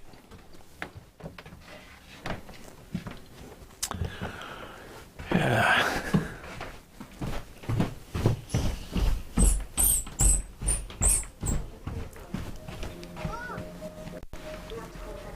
Right, Mrs. C? Alright. Puppy's tired? Knackered? Right, let's have a look, see what we've got in the stash. Now, I deliberately didn't bring these up earlier because they're all ones that should stay in the fridge, really. But I will bring them up now.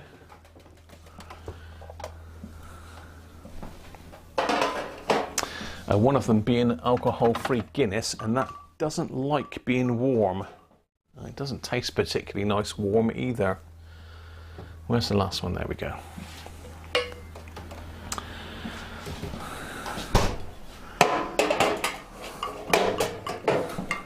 Let me sort out my glasses.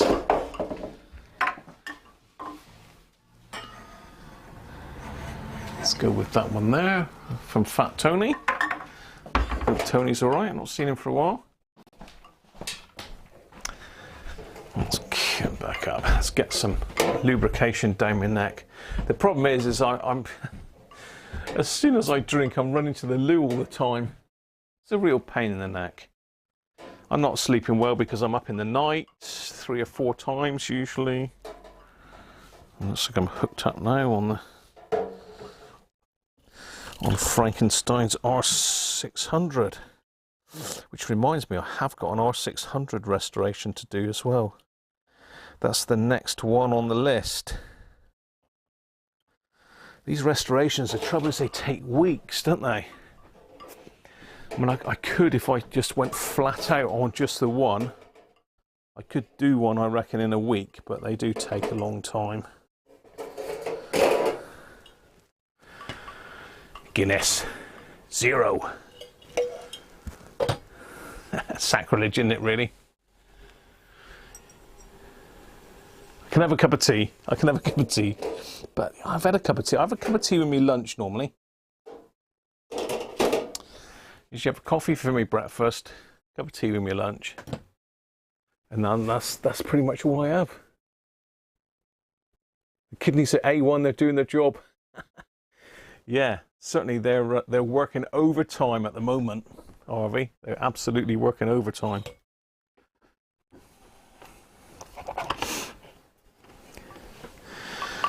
So all the wiring that I've checked so far is all okay. We've got a new output transformer. I did originally check the dropper resistor. All the sections of that were okay. I mean, it might have changed because I've unbolted it and bolted it up again. It could have broken one of the contacts inside, I suppose, couldn't it? One of them could have gone high resistance.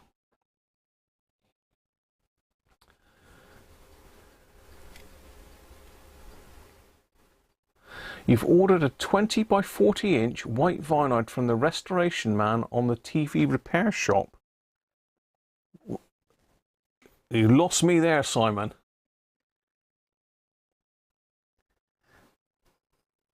Oh, you mean the BBC repair shop series? The guy that does TVs on that sells vinyl. There used to be a chap, Sid Chappell, I think he was called. Sid Chaplin. Sid Chaplin, that's it. They used to do it. I used to get it from him, but I think his son's taken it over, but I don't know if they've got any vinyl left. Right. 20 by 40 inch. That's a fair size piece, Simon, that. You'll have to let us know the link, mate. The link, I did get some pings through like I had emails, but was that emails?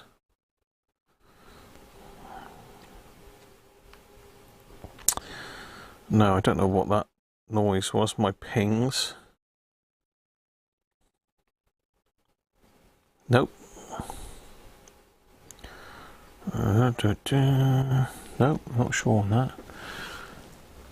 You'll have to drop me a link, Simon, and I'll let everyone else have it. Pardon? Every time I move the plug on that,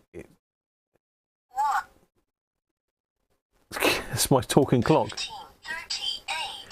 15:38. I still love that. It's from Derek. I love that, Derek.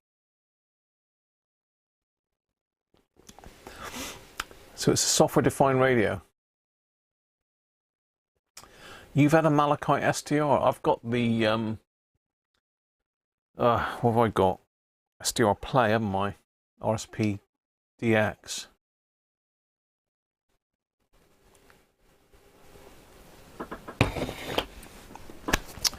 So I'm really at a bit of a loss as to what's wrong with this. I have got to do a bit more checking on the wiring. Anything that I've changed, because the original stuff shouldn't be a problem, should it? All the wiring from the valves down onto the board is good. I think the only thing left really is the actual valves, unless that higher resistance on that switch. That's on the positive side of the switch.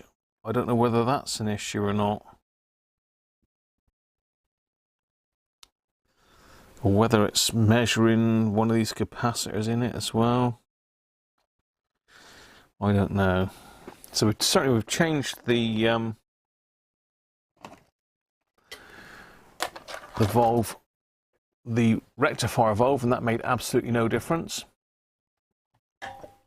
So is it time to start taking some voltage measurements? But what I don't want to do is destroy valves by overvoltaging them.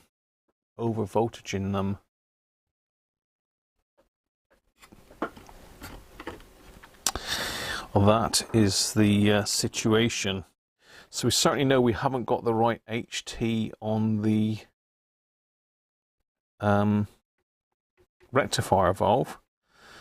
Ought to have a look at the, if I pull the rectifier valve, I should be able to check the offload voltage just to make sure it's coming through okay on from the resistor.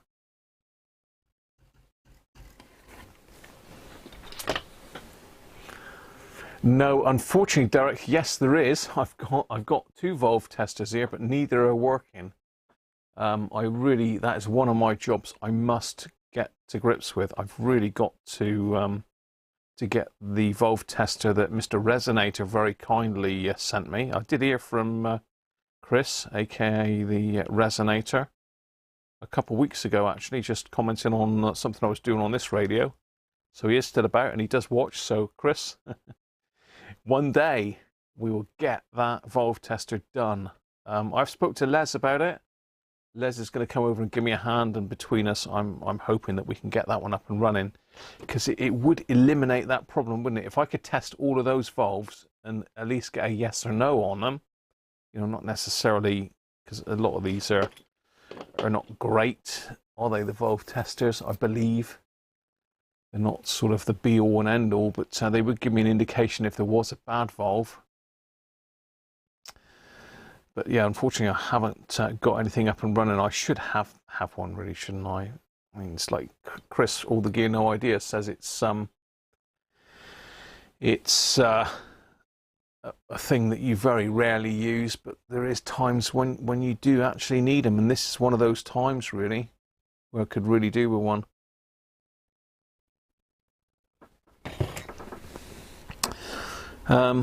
I mean, I wondered if it was a bad ground somewhere, but all the grounds are really, really hammered up hard. All the wires are attached, there's no loose ones. Obviously, I've not got any power connected to this at the moment. I don't think there's anything touching ground. That one's fairly close down there, but it's not, certainly isn't touching as such. It's a little bit close for comfort though, so I will bend that one up a bit when I've seen it. It's just a resistor on the bottom there. You know, the other thing that I can't really check that well is the switch bank.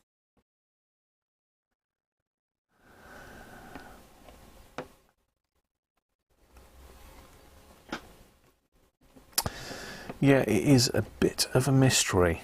A bit of a mystery. So we got medium wave, long wave, and that's our 3 presets. We know the valves are, the bulbs are correct. I think it's probably, I think before we put any more valves in it, we ought to test the pins on the base of the valves. It's going to be quite difficult to do that safely, so I need to orientate it so as I'm safe, really.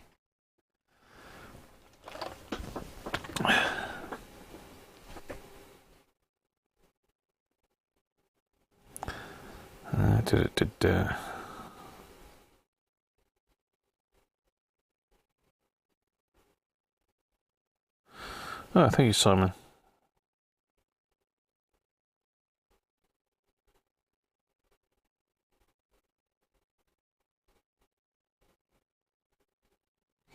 No worries.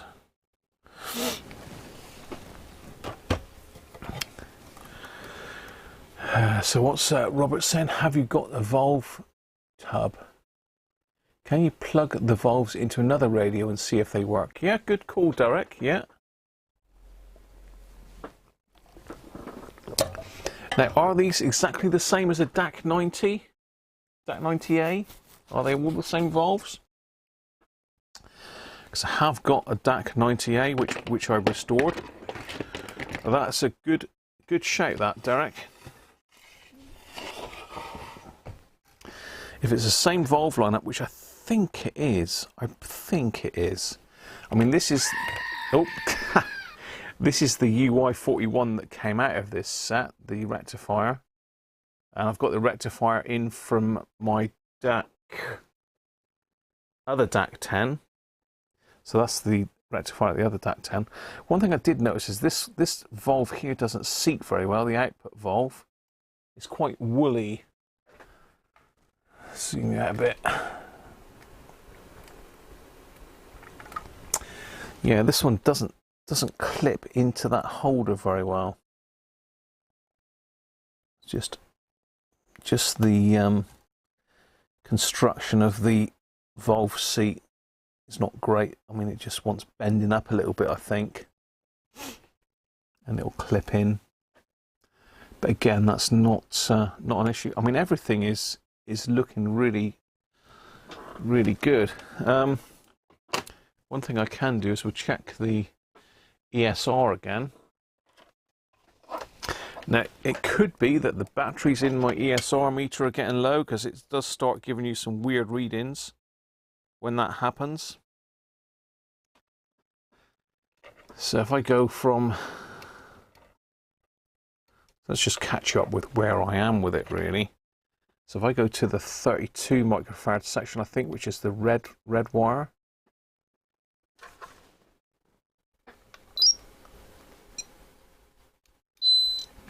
Okay, so it's reading 31.3 and the ESR is 1.78, which is about right because these higher voltage ones have got higher ESR. And the other one is the yellow wire, which is the 16 microfarad section.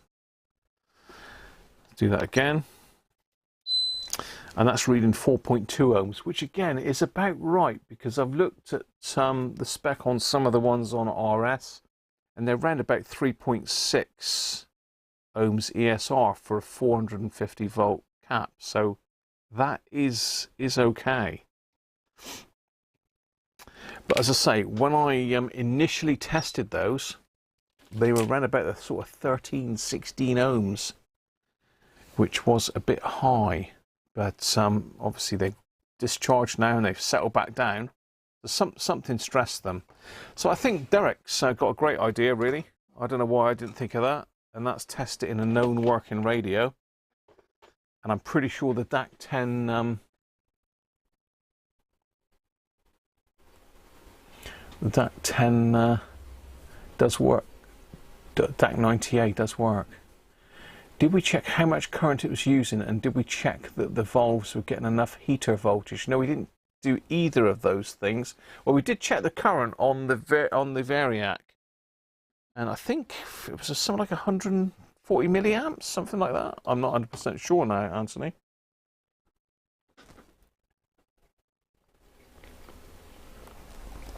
But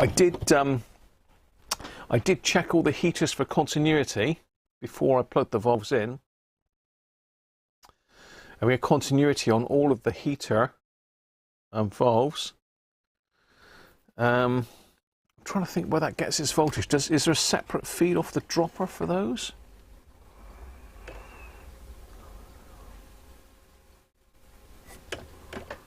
Must be. Anyway, I think it's well worth just trying these valves just to eliminate the valves from the issue. If I get my DAC90A in from the bedroom and we plug the valves from this one into that radio.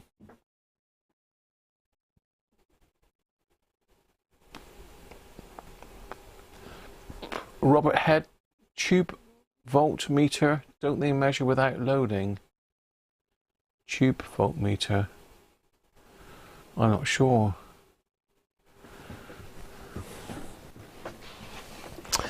Let's get the old DAC90A in anyway. Be nice to see the old girl again. I've got it all wired up in the bedroom here. It's not plugged in at the moment. I don't leave it plugged in for the hell of it. Just get. I've got a Grundig Concert Boy in front of it at the moment because I was using that for. I don't know, it sounds like we've got some screaming kids running around next door.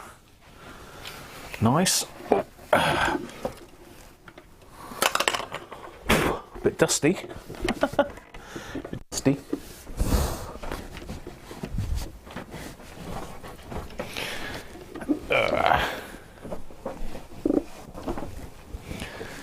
Right, we'll give her a bit of a dust off. We can't have a dusty DAC90A, especially after I restored it.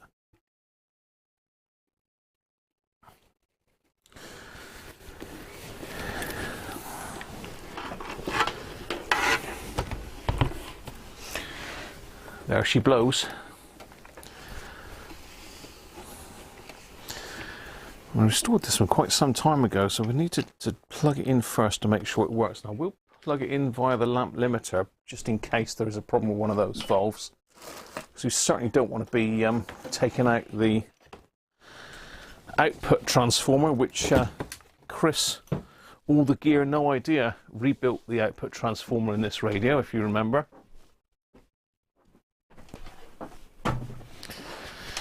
Okay.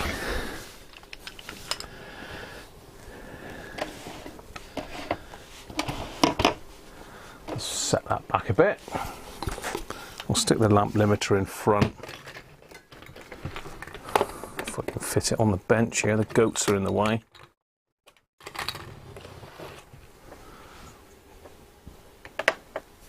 Let's put that in to there.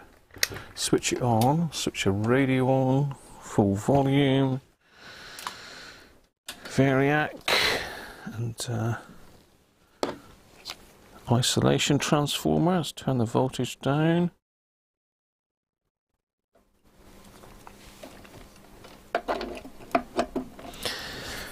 Okay, all ready to go. Let's turn that light off to just dim it a little bit. Let's wind this one up. I mean, it works fine. I've had it on recently, so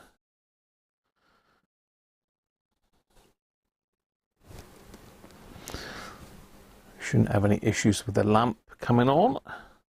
But you never know with these old sets. It's worth pulling them up.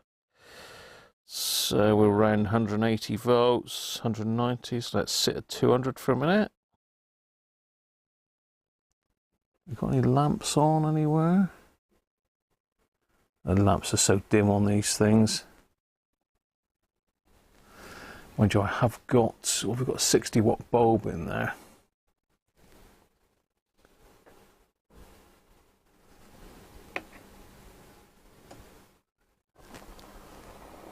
Here he comes.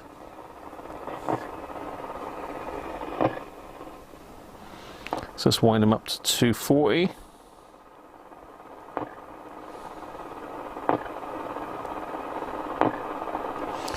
And we can flip him off the lamp now.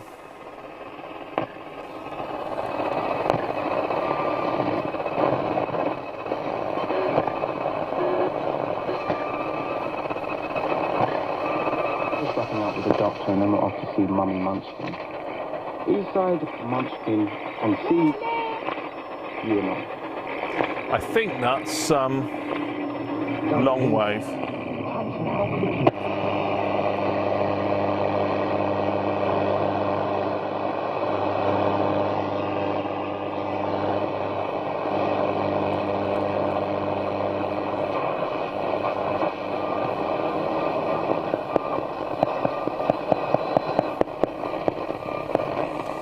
Well, that's the only station I can get in here, so we'll go with that.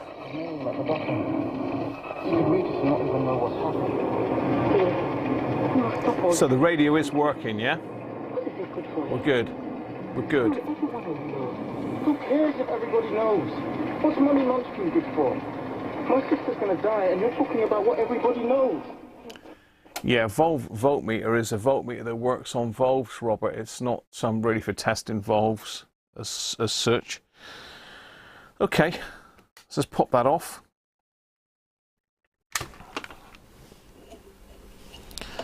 Turn that down. Get that out of the way for a second. So that's 100% working, no problems.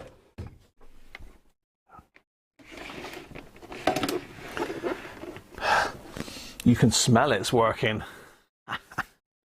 Thanks, Les. Yeah, it's a lovely radio. I do like this. I like the old DAC10As. So we've got to be careful because we probably have still got some capacitors charged up here.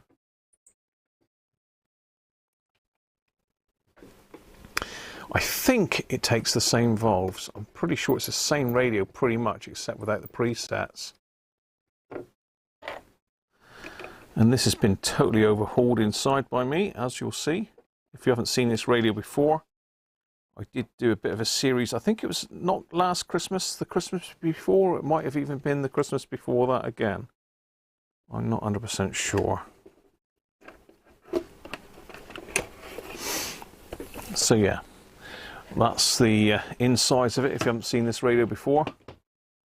It's looking a bit dusty actually. I need to get in there and do a bit of dusting, I think. But yeah, we put a new wire in with a cable retainer. Yeah, that is dusty. Rusty Graham. Did do a proper restoration on this one as well. It did come out lovely. Quite proud of this one. It's my first, probably my first ever valve radio restoration. Theo T, how are you? Live stream is on fire. Thank you very much, Theo. So there she blows. You can see I've got all brand new wiring in the back here. So really went to town on this one. I've got it in the 230 volt position on this one, so somebody must have obviously suggested that that was the best way to do it. So I'm pretty sure it's the same valve lineup. How warm are these?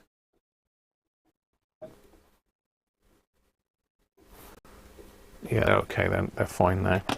So we'll go through them one at a time. We'll pull them out. We'll pull them all out. Make sure I don't touch anything I shouldn't do. So just make sure that is a...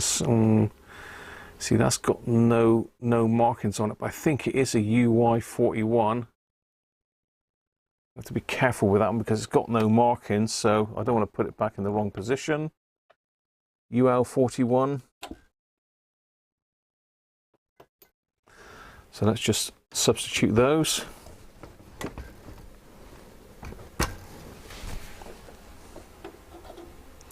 That's where the pip goes on this one.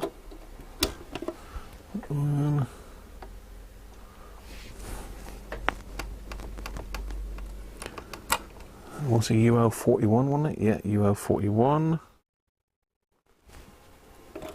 Slightly different valve bases on these. BBC Micro, thank you very much, BBC, and welcome. Afternoon, Theo. Late on parade again, Theo. What's this one? Okay, this is a UBC41. Is that the same as this one? I'm pretty sure they're the same, really. UBC41. Oh, that didn't sound good, did it? Let's not destroy the valves. Better.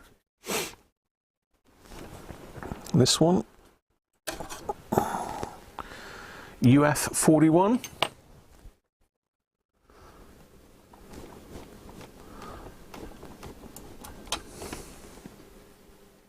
UF41. Yeah, they're all the same, aren't they? And the very last one, which wasn't in very well, a UCH42.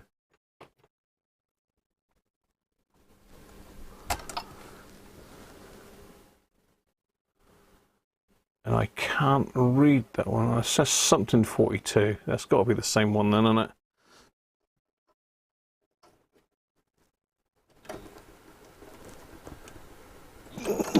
I think we did have some troubles with this valve seat in here.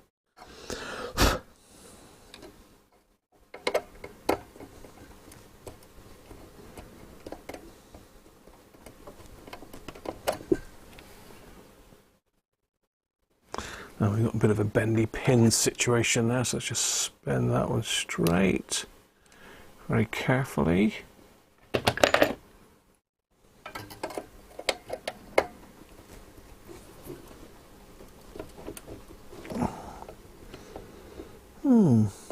Sort of in, but make sure I haven't bent another pin. No, it was in. Yeah, could do with a new valve base, that one.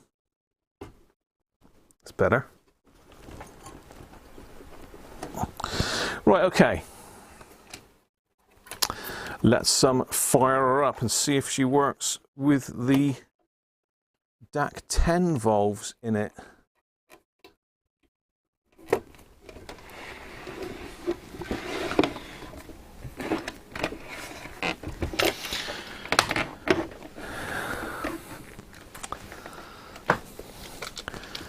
So yeah, good idea that, Derek. I'm glad someone's got their thinking head on. Actually, all have. I haven't. Oh boy, steady. Just got to get these valves out of the way.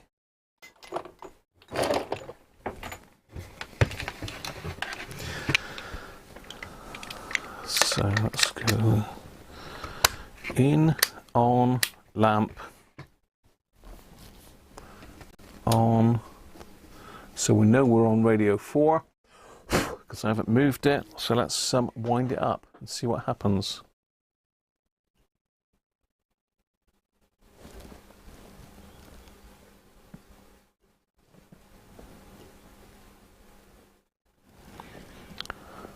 So 100 volts. What I didn't check was what current it was drawing. So it's set on 100 volts at the moment. No lamp action. Aki, afternoon to you.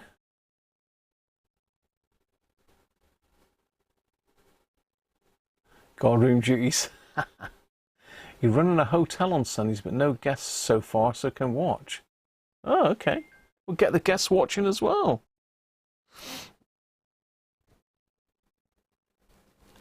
Okay, so I'm coming up now around the sweet spot, which is around about 180. If I leave it on 180, we should hear a bit of action if it's working. Once the filaments warm up. There's no fire or smoke yet. No lamp lighting. Drawing 80 milliamps. Leave it there for a minute.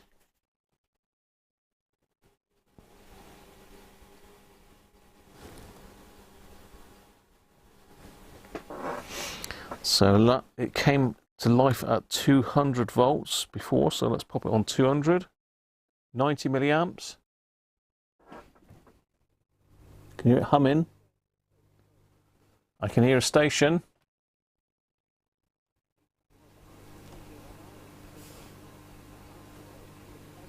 It's humming quite a lot.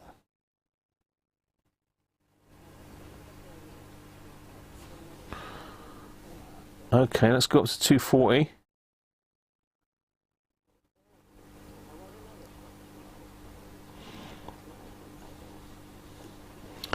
There's definitely something there. Can you see the lamp is starting to glow? So it's very, very quiet still and humming.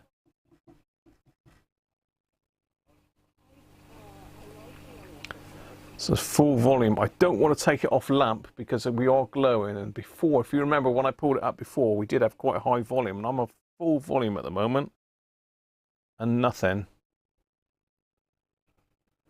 So we do have a dodgy valve. But which one? Which one? That's the question. Which one is it? Any bets? Any bets which one it is? Jeff, how you doing? We were talking about you earlier, mate. Your ears must have been burning. Where's my beer gone? Let me just have a recap.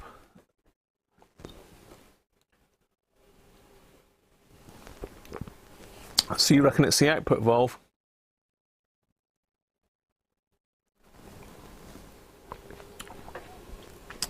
Where can I put that down safely? Over there. So we've got Rolf reckons the output valve. Rob Titheridge is saying UL41, which is the output valve. So let's get the UL41. Ooh.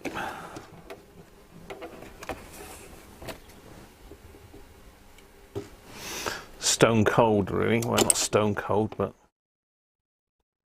warm.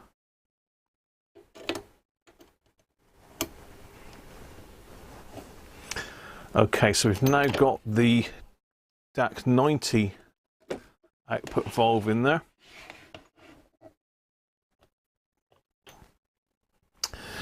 Now, this is going to get confusing in a minute. So let's see if that brings up the volume. Now, I said it's about 110 milliamps, wasn't it? And the lamp was glowing. It's certainly, I don't recall the lamp glowing last time. So let's wind it back up again. Everyone reckons a UL41.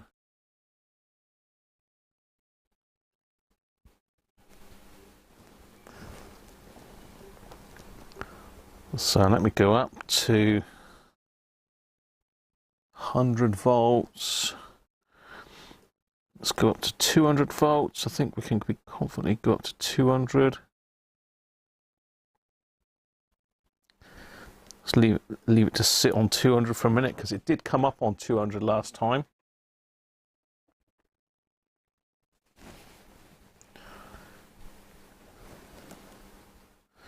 Drawing 80 milliamps.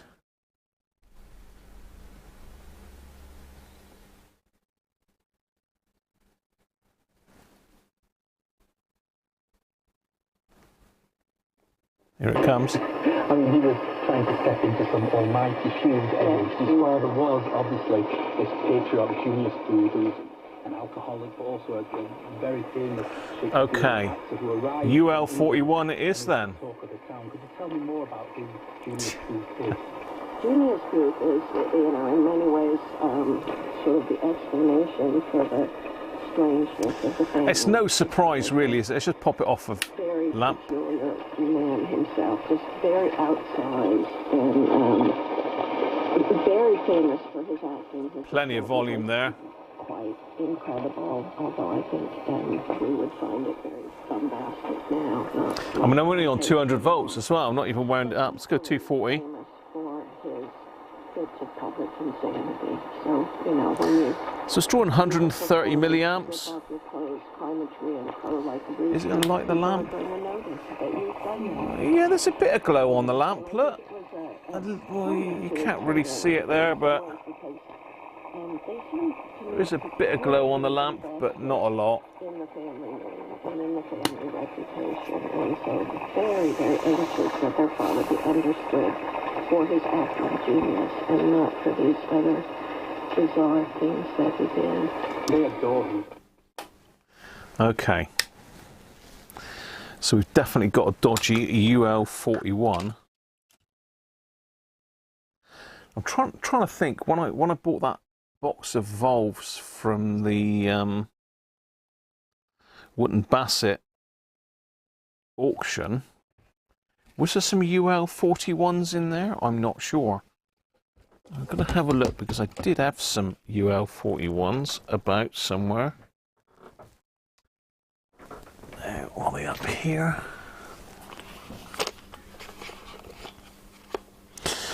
ECL 86, UL41. Is that a good UL41 or a bad UL41? I don't know. I've not marked it as bad.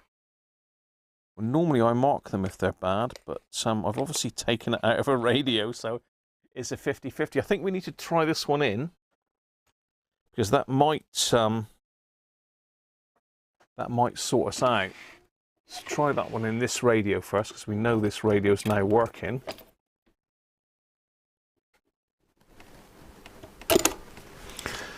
Okay, so that's the working UL41. Need to keep that away from that one, which is bad. Let's see what this one's like. I think that one might be one that I bought in for a spare, so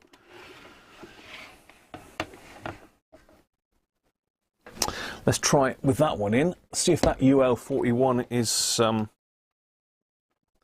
okay. If it is, then we've got our replacement valve.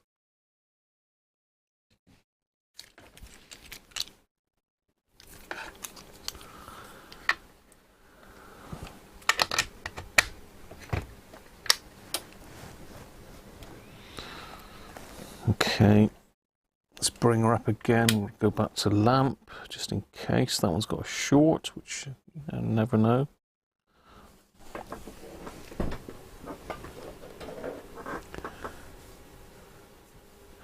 You swapped a good for a crap one. You created your own fault.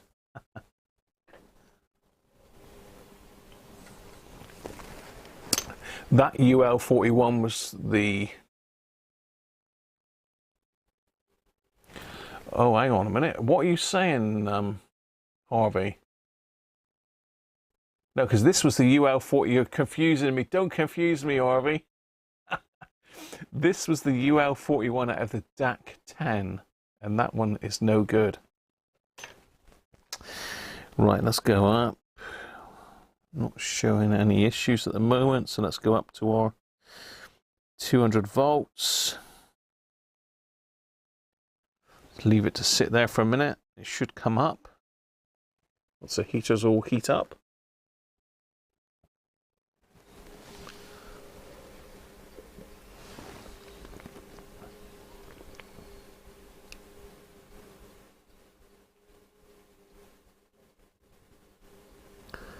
Come on, radio.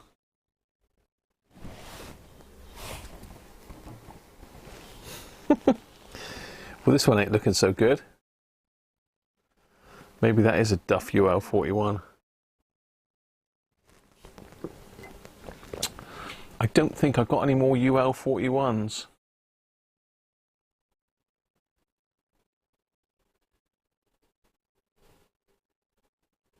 I did some messing about with it, yeah. Oh, hang on, there it comes.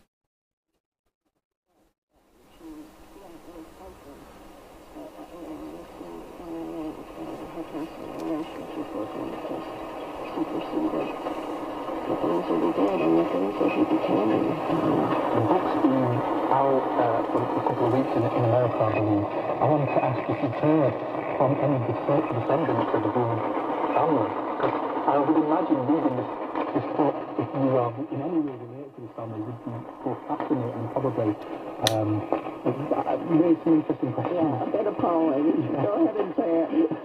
No, I haven't. And I think okay. That doesn't mean that I won't. I know. So we've got a spare UL41. That's good news. So I can stick that one in the DAC10 now. So pretty much stick the whole valve line up in the DAC10.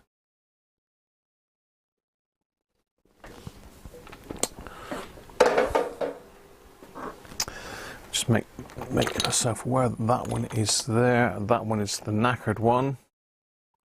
So let's put a big cross on that. So don't try and fit it into anything else.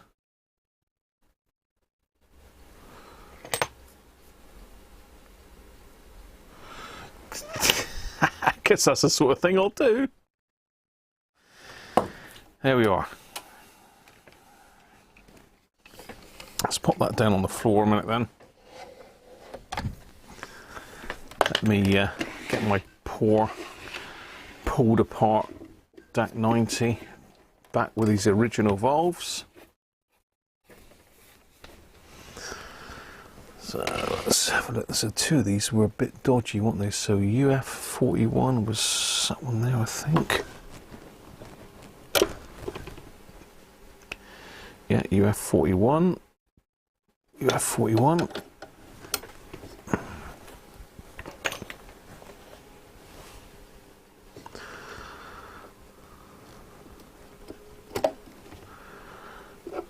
This is the 42, which is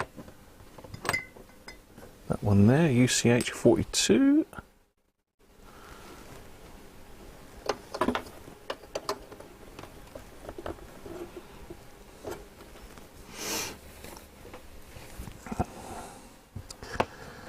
We've got the UL41.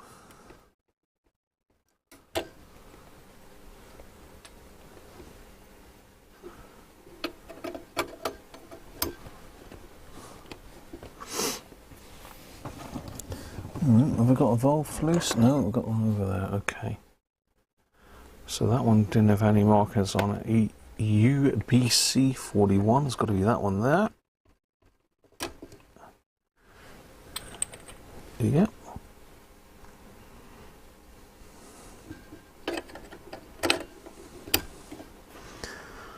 And the final one, got to be that one, which is the rectifier.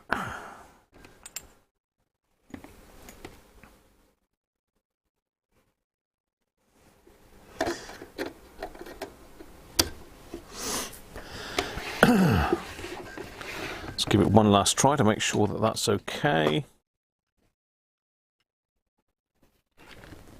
Yeah. Give it one last plug in.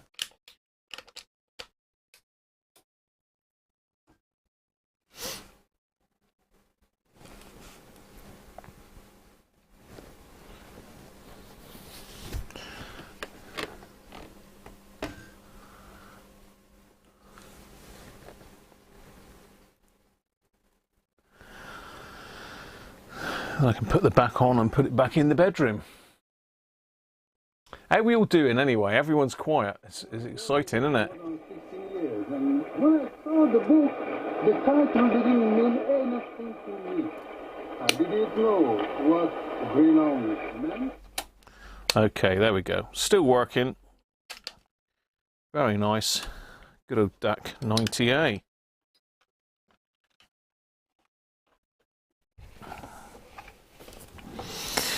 Let's put his back on then. They can go back into the bedroom. It's more of a decorative piece really, but I do turn it on from time to time.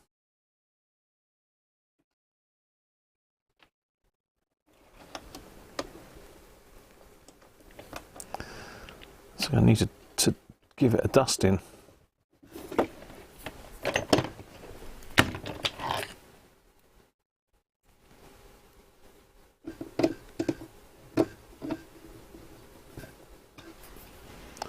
Now, where's my other screw? Got a screw loose again. There we go. You're all fine. Excellent. That set in the 90A sounds stronger. I mean, the set of valves.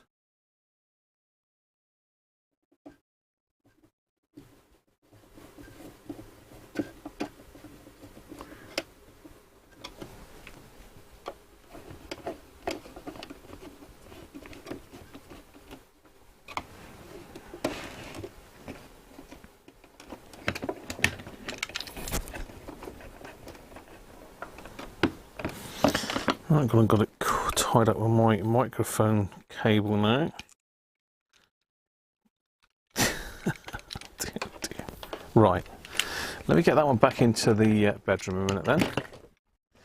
And then we'll come in and we'll try that set of valves on this radio, see what happens. See if we have any of the magic of smoke come out.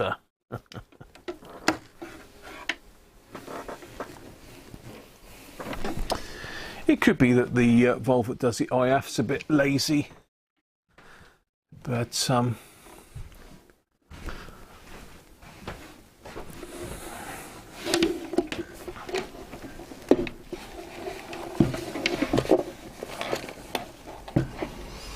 we shall see. Right, that was safely back in his home. Well, it's handy that I had another one of those valves, wasn't it? I know Mr. Cody's did send me a valve at one stage, because I can remember having a problem with an output in one of my little suitcase radios, so maybe that was one of the ones I got from that. Okay. So I'm going to put that other one back, and I now don't know which way around the valves go. Well, I know that that's the output valve. Let's get this in shot for you.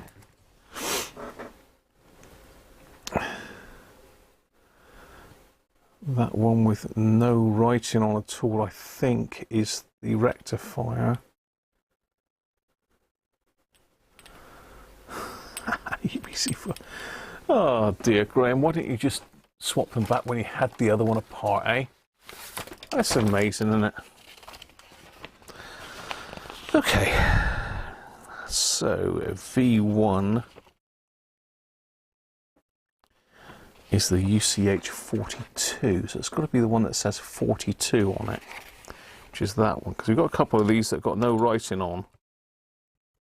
I do like these valve seats better than the ones in the DAC90. V2UF41.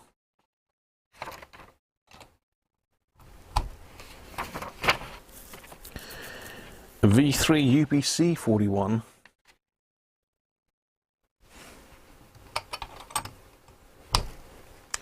And V4, sorry, V5 is the rectifier, which is a UI41.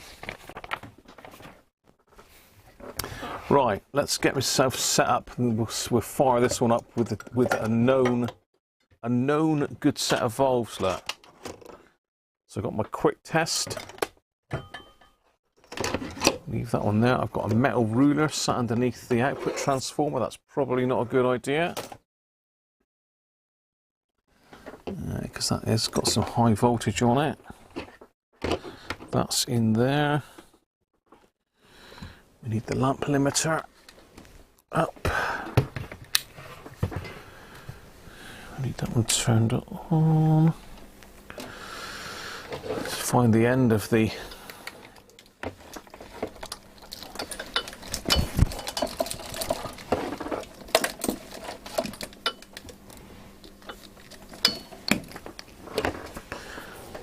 let's turn that back.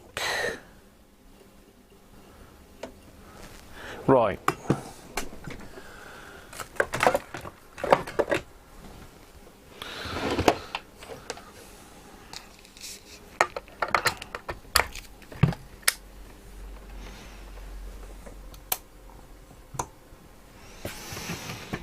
Let's go again then.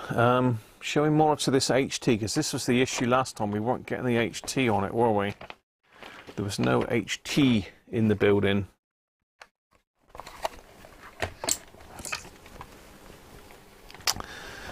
No HT to be seen.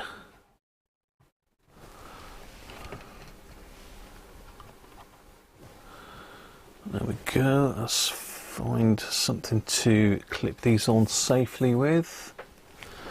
We had this problem last time with leads.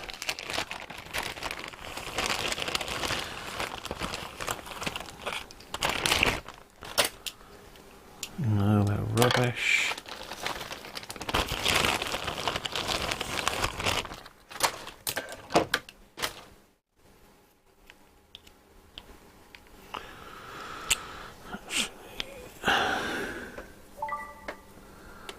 Clip that on there as a positive. It says.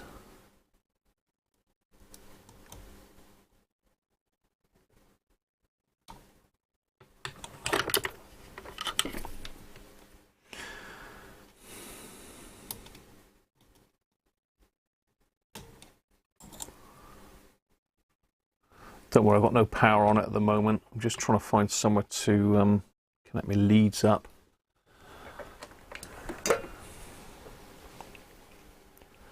One's got a bare wire. I must get that one sorted actually. Let's put this one out of the way back there. Just hook that onto the chassis somewhere. The chassis ground. The chassis is ground anyway, isn't it?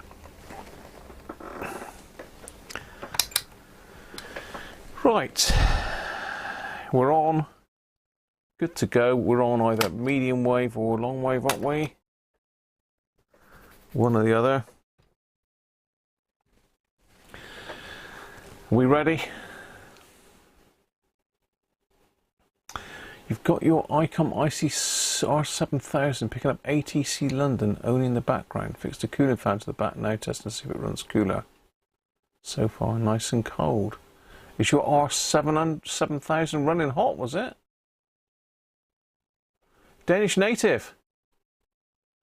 Check the eBay price on a UL41. Yeah. Unfortunately, yeah, that does seem to be the case, doesn't it? Right, let's I've got it on lamp. I'm going to start bringing the variac up. It's all switched on. This is measuring the HT on top of the smoothing cap. Filter cap. I'll start bringing. Actually, that is DC, isn't it? That's after the rectifier, yeah. I was thinking it should be on AC, but no, that's right. It's 100 volts.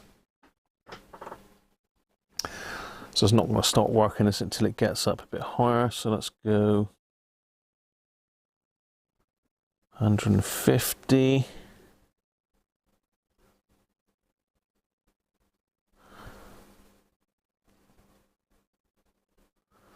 So we're now set on 200 volts, drawing 80 milliamps. So let's leave it there, because the other one did start coming alive, but the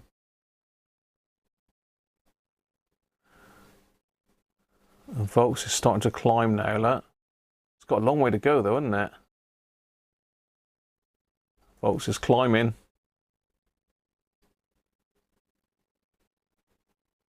So we know this set of valves is okay.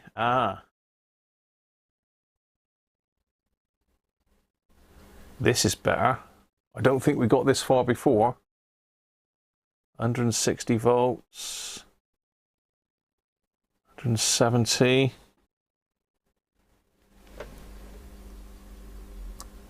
Can't hear anything from the speaker yet.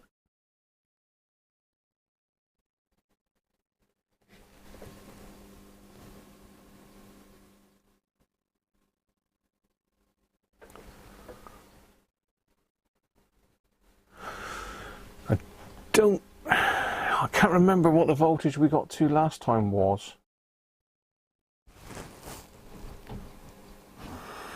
So it's drawing 80 milliamps. It's sat at 170. Let's go higher. Let's go for full 240.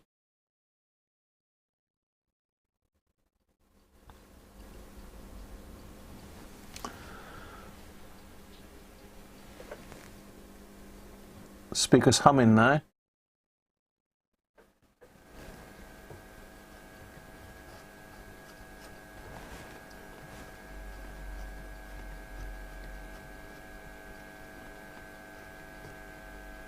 And the voltage is dropping. That's probably not a good sign. That's probably not a good sign. That voltage shouldn't have been dropping like that, should it?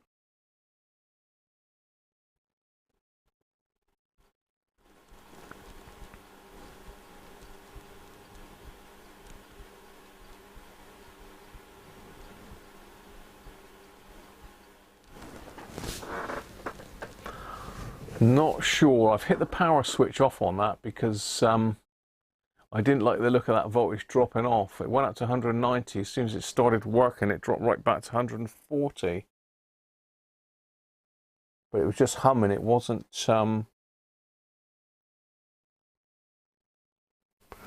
doing anything else. Any thoughts on that? Any thoughts? The chat is lagging again, isn't it?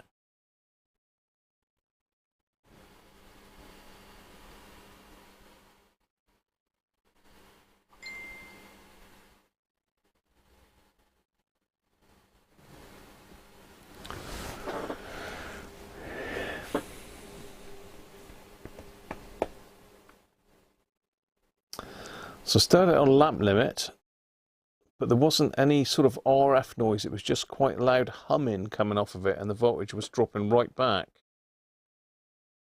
I mean, is the voltage likely to drop back when it starts conducting? I don't know.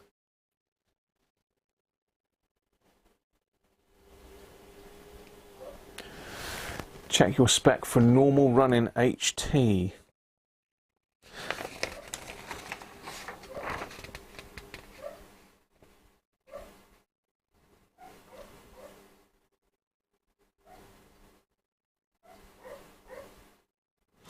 So saying the anode on the UL41 should be at 190 volts.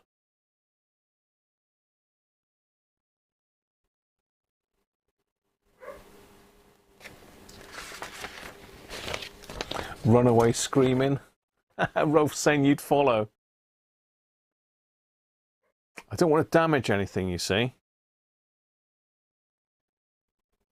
I mean, I've obviously got all the safety stuff in in play, and it's not nothing's shorted as such, but and nothing's really, it's not drawing a massive amount of current.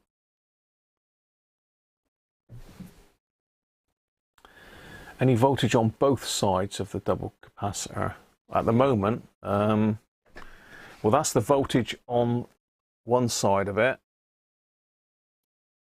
That's the voltage on the other side of it. So no, the voltage is dropping away.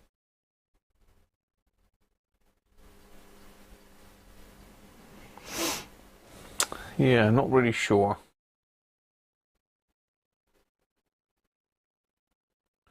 The power supply electrolytic cap's no good. They're all changed though, Theo, but it was humming quite a lot, wasn't it? Let's pop it back on again then.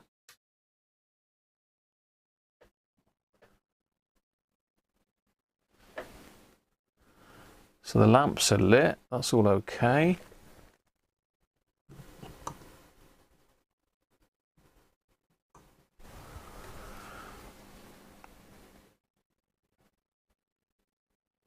So this is the other side of the cap that I'm measuring now. This is the other side of that resistor, the 10K resistor. You know, I wondered whether I'd got those two wires round the wrong way and I was feeding the cap the wrong way round, so to speak, but I think it would still work. So yeah, that's less voltage on that side. So it's drawing 90 milliamps.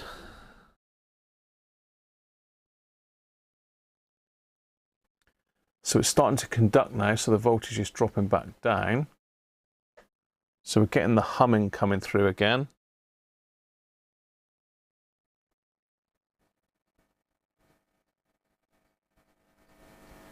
So can you hear that hum?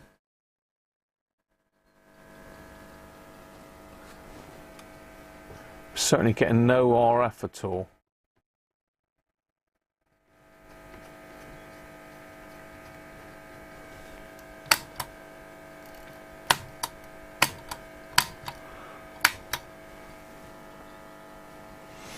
Let's check the other side of that cap.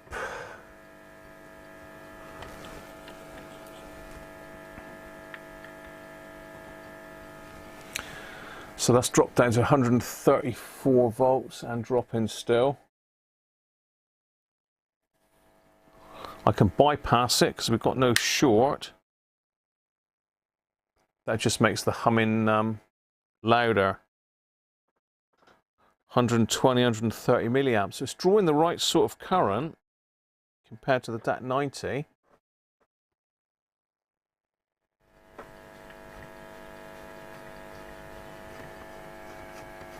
But no RF noise.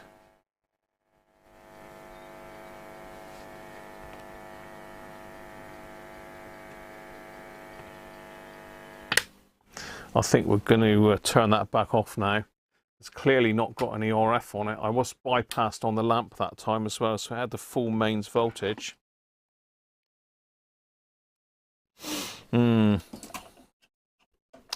clearly something still not right, isn't there? Let's just keep an eye on that. LT a minute, HT I mean. It's dropped off quick, didn't it?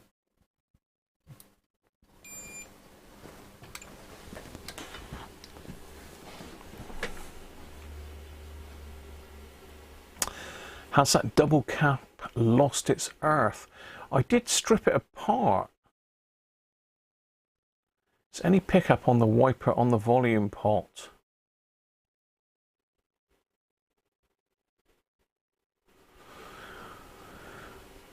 I don't know, Les, don't really want to mess with that.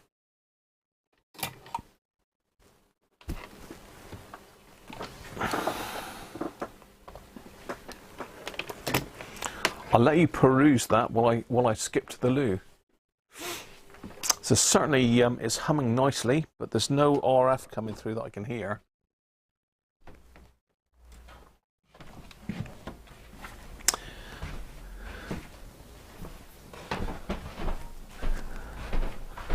Right, just quickly go to loo.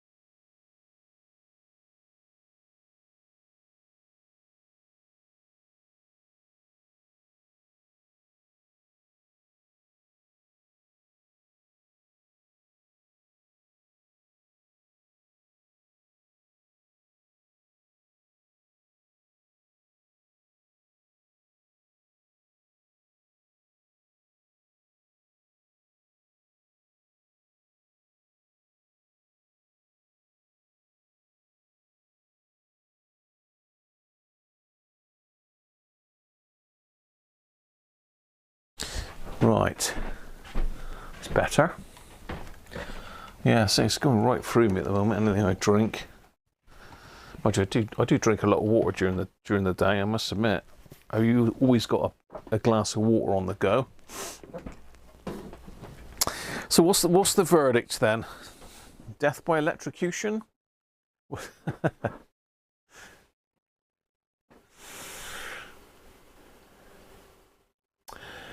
Okay, so Rob is saying the bus sounds like the audio stage input is not connected. We'll just catch up with the chat. Brew time for Benji. Danish native is saying you're going to have to do some in-circuit voltage checks and compare to your documentation. In your opinion, is UL41 running too hot? Not sure, Danish. I mean, we know it's good because it works in the other radio.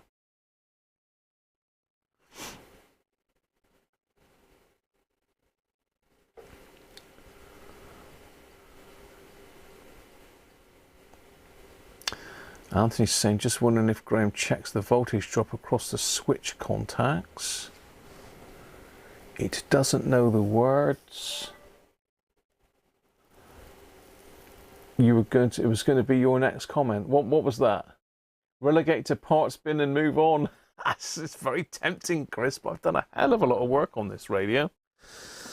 You know, I don't profess to be have any knowledge on these radios whatsoever. I do have some knowledge of how bits and pieces of it work, obviously, but it's not something that I normally do, Volve radio stuff.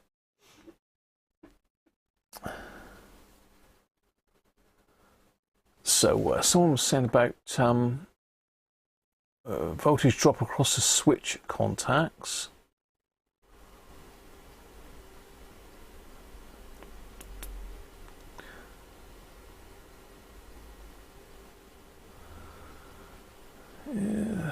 Rob's saying the bus sounds like the audio stage input is not connected. So I think it's time to start delving into this a little bit more, rather than... So we know we've got a decent set of valves in it now. We know that much. That's one good thing. The output transformer should be good. The speaker is good. And when we talked about the output transformer, there was no issue with phasing on that, was there? I haven't got the output transformer out of phase. That was one of the things I thought might have been an issue, but I know Rob said it didn't matter if you haven't got the center tap on it. So I'm going to get a Birra Moretti 0 down my neck and see if that helps things. I know more than you, Derek. What about Volve radios? I don't think I do. I'm no expert on these. I'm no expert on anything, really. I just enjoy doing it, you know? I enjoy playing about with them. I enjoy the experience of sharing it with you guys as well, really. That's the whole thing of the live stream. It is an interactive thing, which I enjoy. It's all very well sticking a video out there and looking at the comments afterwards, but it's not the same as doing it live, is it? And responding to comments directly and getting comments back. You certainly get a lot more comments in live chat than you do on videos. Claudio, Italian beer. That's good stuff, mate. Birra Moretti. I don't even know if that's how you pronounce it. In fact, I don't even know where I've just put that, but I don't know, yeah. Alcohol-free Birra Moretti. Doesn't really say a lot about it, to be fair. But you are right. Imported from Italy, Heineken Italia. So there you go. Well done, Claudio.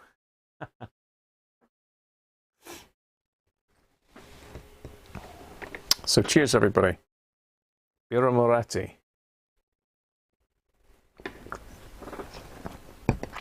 I've got to say, as an alcohol-free, that is a nice beer. It's not bad normally either, actually. I'm not really a lager man. It is a lager as such, but it's not like our UK lagers, but it is a lager. But nice. Cheers, Claudia.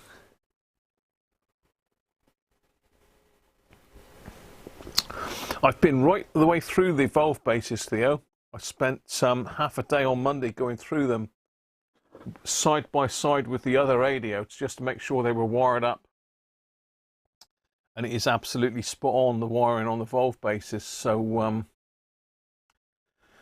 it's not that, unfortunately.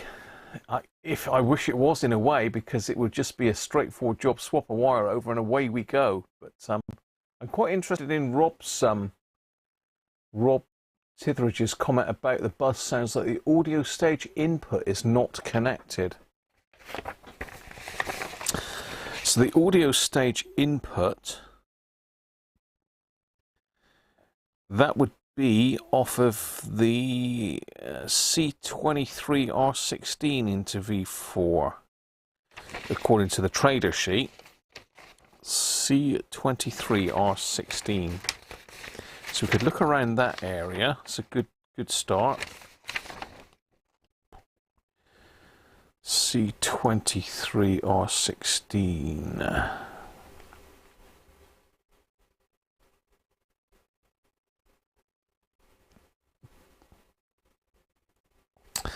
C23R16. Okay, we can look at that area of the radio. I can compare it to the other one just to make sure.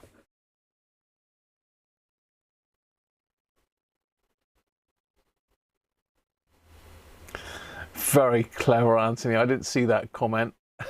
It was humming, so I didn't know the words. It certainly was humming.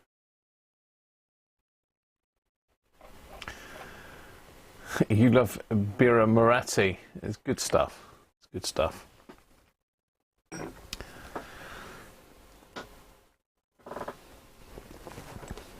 It is a bit precarious in that glass, mind you.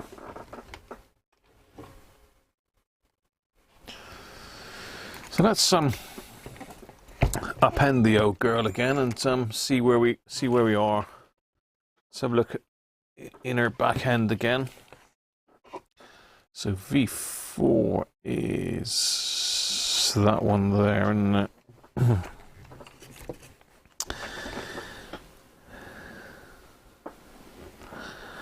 Okay, so that's all brand new caps there. I don't think there's any voltage left on them, but we'll double check. You never know. Actually, I can leave that one on there. You never know.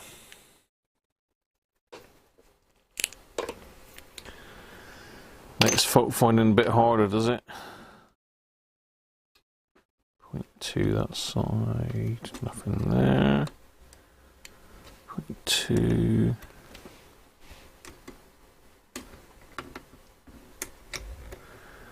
Certainly bleeds the voltages away quick, doesn't it? Nothing nasty sat on anything.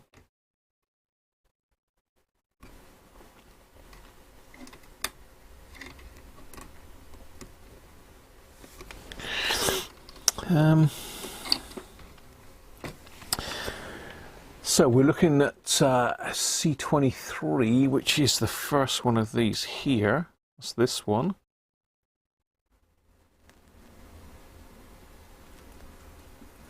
So we could check the capacitance of that one quickly. Yeah, what's going on there? I think that is right, isn't it? So I haven't checked the wiring on the tag strip yet compared to the other radio.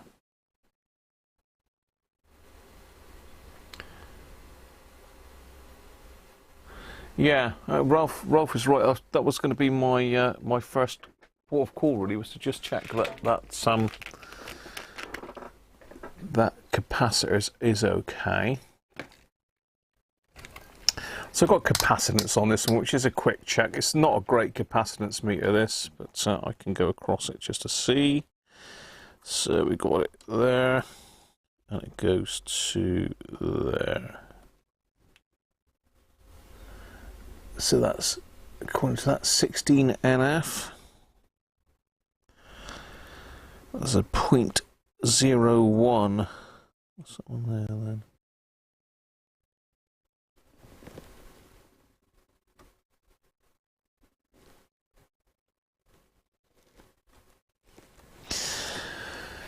Just looking at this tag strip because I have got. Hang on. No. I've got something. I've seen something.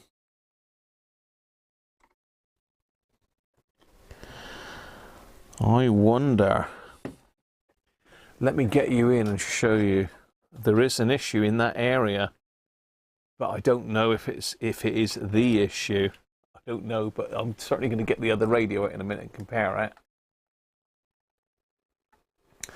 See if I can get you in. So can you see in the back there on those two resistors?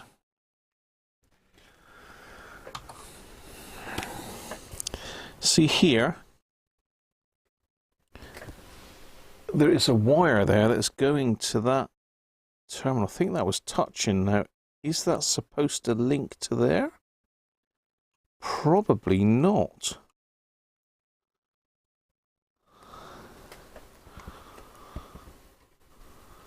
Probably not. Well, that's the old one that I cut off. Let me just check the other set a minute.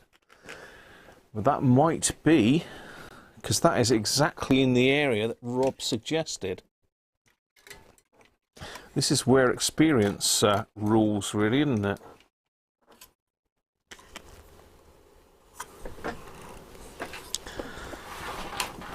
I've got a Commodore 64 propped up here as well that's waiting for replacement LED. So that is between the first, the second and the third terminal. First, second and third. No, there is no connection there. But there was certainly, there is a stray wire that might have been touching that. That,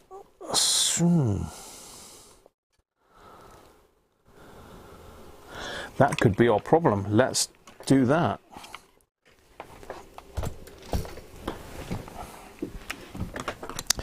Because that wire was definitely sort of touching there. And it looks like an old end of a component that I've pulled off. Just there.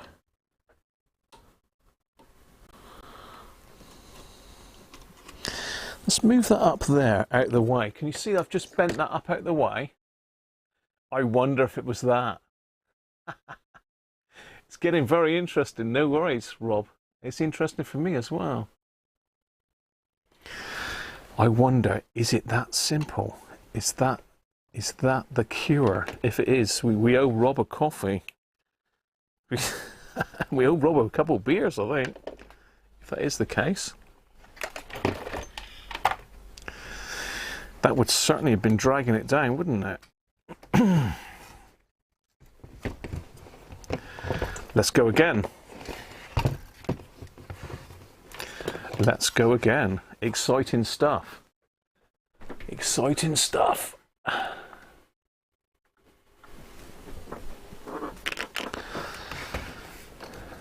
I'm getting excited. I was convinced it was something I'd done as well. I'm not my biggest what's the word for it? I'm not the most confident chap in the world, really, at times.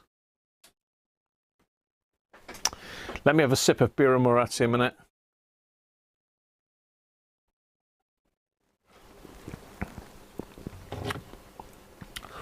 The Moretti. Oh, I can't do Italian accents. Don't even try, Graham. Do not even try an Italian accent.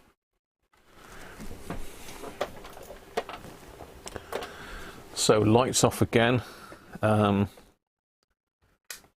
on.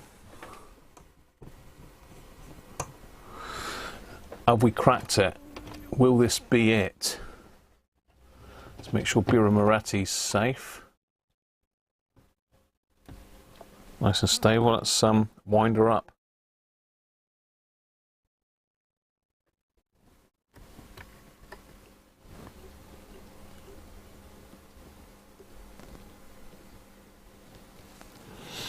I've not got the meter connected to it at the moment.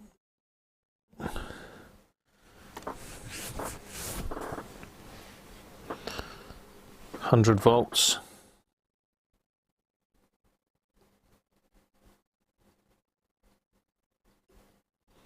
180. Lamp glow. We've got a little bit of lamp action. The usual dull glow of the lamps.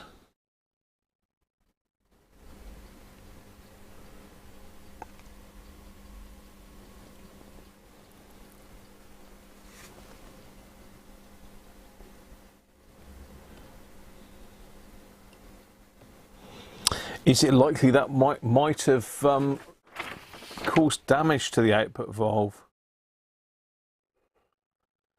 So basically R15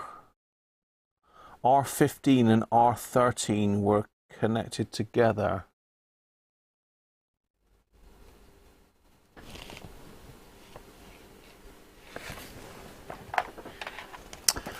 Let's just reconnect this so as I've got an idea of what the HT's doing.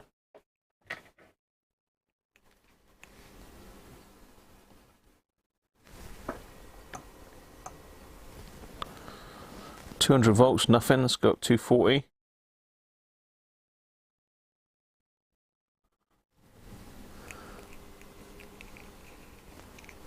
It's not doing anything now.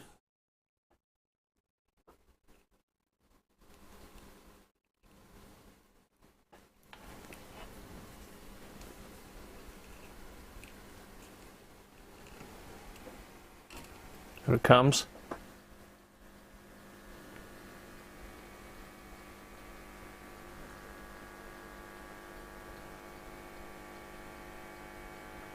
Still humming.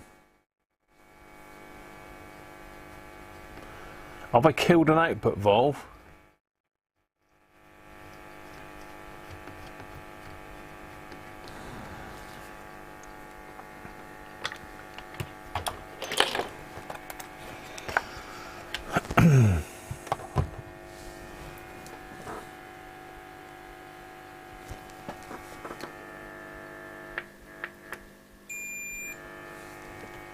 Hang on, that was in capacitance mode. Oh no, sorry meter. 134 volts, 70 volts.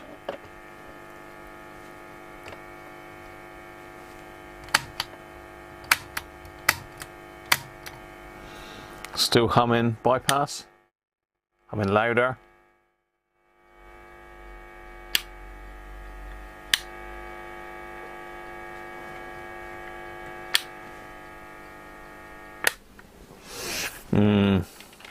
Still the same. Should that wire have been connected? And it wasn't connected. I don't know. R13 and R15, should they be connected together? R13 and R15.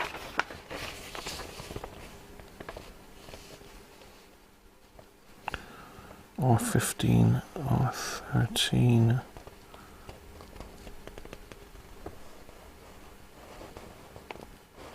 No, shouldn't be. So, what might I have done? I'm pretty sure that's R13 and R15 that were connected together.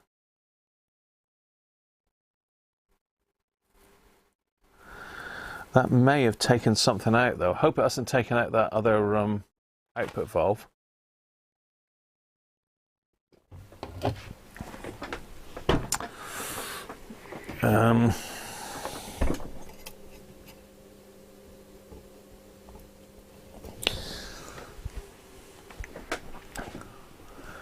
Hi Ben, didn't somebody on the chat last week say you had a preset button pushed in? If buttons 1, 2 and 3 presets, 4 and 5 are medium and long wave. Yeah, I'm pretty sure it's these two that are medium and long wave, and these 3 are the presets. So these 2 are, yeah, that's right. If it's humming, then the output valve is working. This one's a bugger. It is ZX. But you know, we love a challenge. So certainly that was an issue. I wonder if me shorting those two together has done any what's caused any issues. Let me get the schematic up for you, and I can point out on that what we're doing.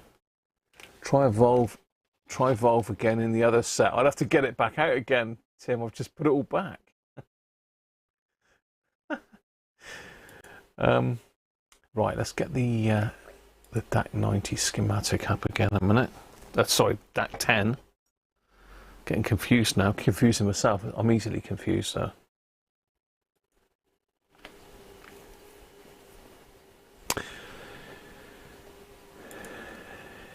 Easily led and easily confused, that's my excuse.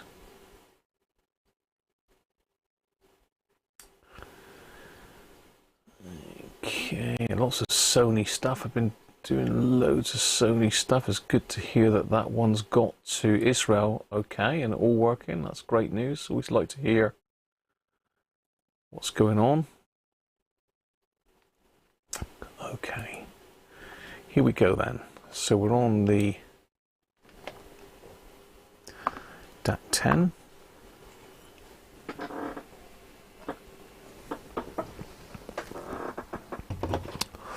So let me just put some of this stuff down out of the way, and I can pop the radio back up on its end again,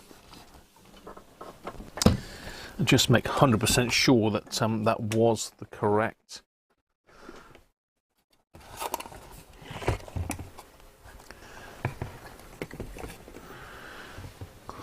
one that had shorted. So I had this one here, which is next to the big one. So R13 here was shorted across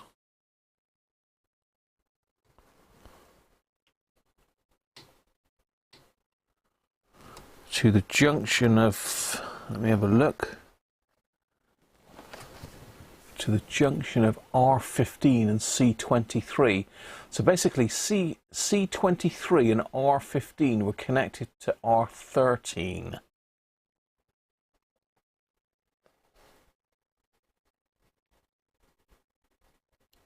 C23, that's that junction there, was connected to R13. Hang on. R15, sorry, the R15. Yeah, okay. So I'm wondering if I've done some damage to something there. So if I go to the schematic, so basically, if we look at C23 R15 junction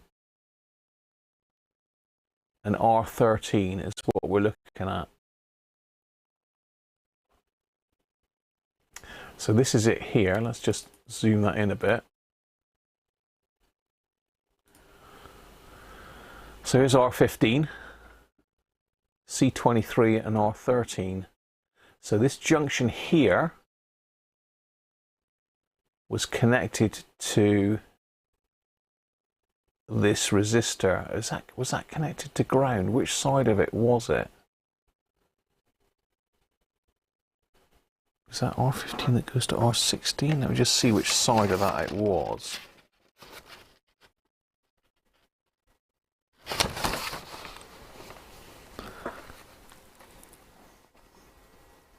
So no, that was the side that goes directly to the valve base.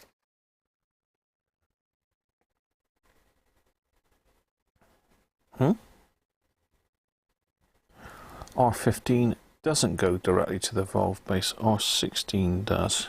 Am I getting confused here? R13. So I've got R13 going directly to the valve base, am I? Sorry, the valve, yeah, sorry, that's right. R13 goes directly to V3, but that's going to V... Yeah, that's right, okay, sorry. I'm confusing myself here. No, that is correct, that side. So it was that side there that was shorted across to there. So I'm getting confused between R13 and R15 here. So R15 C23. So basically I've shorted the anode of V3 to the grid of V4. So what I've done is I've shorted this side of here over to there, if you know what I mean. Can I do a markup on this? Customize toolbar? No. Is it going to let me draw? No, it doesn't want me to draw at all. It doesn't like me drawing. Yeah, so basically I've shorted this across to here. So I've bypassed this capacitor. So I've gone straight from here right across to here. So I've basically put that voltage there directly onto the grid of V4. Is that right? It's not good if I have. If I've done that, it ain't go no good to no one. Fat Tony! How you doing, mate? I don't know if I got a camera on or not. I don't know if I got a camera on. Yes, I have. Cheers, Tony. I was just talking about you just now, mate.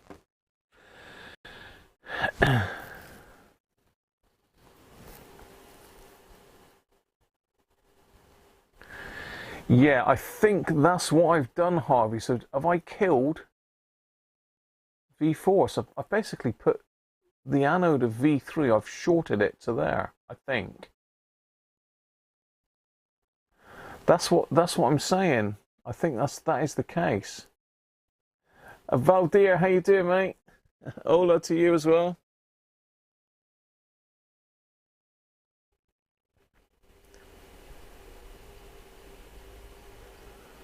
It would have given the valve a smack. I mean, I can try the other UL41 in it from the other DAC, the other DAC10, because that was definitely across there. Whether it was touching or not, I think it was, you know. It looked like they were joined. So yeah, that's definitely what's happened. I've put that point there, which is the anode of V3, I've stuck that straight on the grid, haven't I, via R16. So I mean, would I have done anything to R16? It's worth measuring R16 and C23 to see if I've done any damage, isn't it? Because someone did say, I think Rob did say it sounded like it's lost its drive. Well, if I've killed C23 or R16, that would lose its drive, wouldn't it? They don't like it up him. Swap the valve out. More swapping. You'd be more worried about the output transformer. Don't say that, Tony.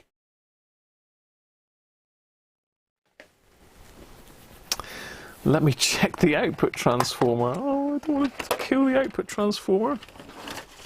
Output transformers are the bane of my life. Ever having problems with the output transformers. Right, let's have a look. See if I've got an open primary. Please don't let me have an open primary. No.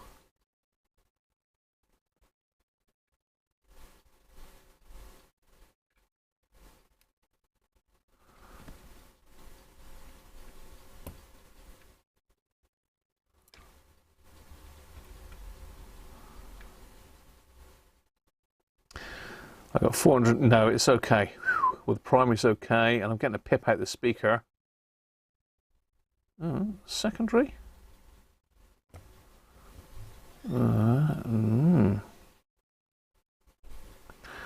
Secondary appears to be in the mega ohms. Surely not. It was making a noise, wasn't it?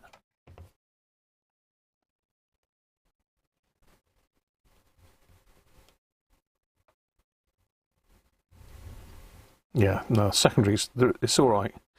Whew. Just flux on it, holding it back, that's all. Yeah, so I've got about 470 ohms on the primary, and I've got less than an ohm on the secondary. So the output transformer is still good. Whew, you had me worried there. You had me worried.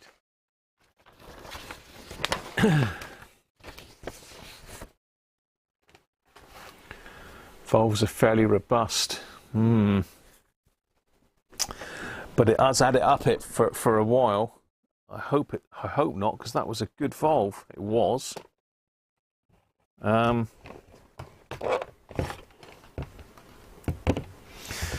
let's get back to the bench. So I've definitely put the voltage, I say definitely, I think I've put the voltage from the anode of V3 to the grid of V4. And the anode of V3 has got 74 volts on it. Potentially. It's probably less than that. So I've chucked 74 volts across the grid of V4.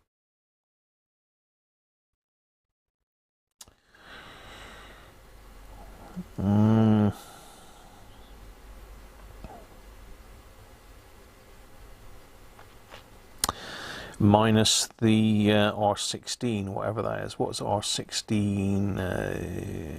CG stopper 46k. Well, 46k R16 is, so you know.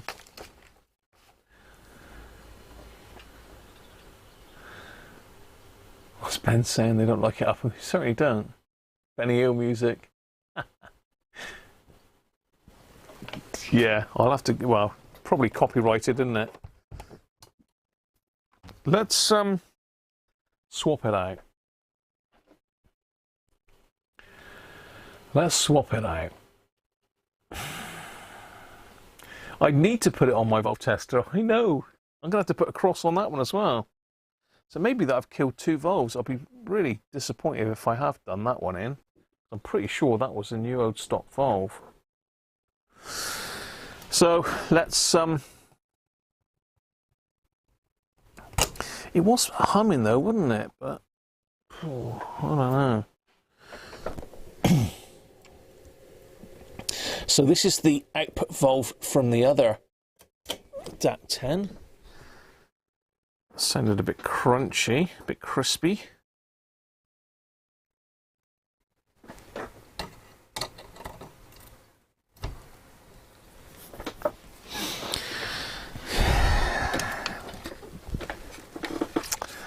I hope I haven't, because like someone just said, they are not cheap. Be disappointed if I have killed the output, two output valves, because the other one died as well, didn't it?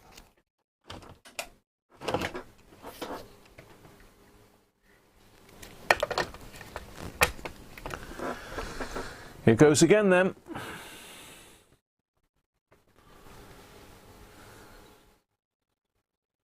You're going cross-eyed with confusion. You're confused, Harvey. Can you imagine what's happening to me here? I don't know what's going on. Right. Let's, my meter certainly didn't like it on capacity mode, did it, with voltage up at either? Didn't like that at all.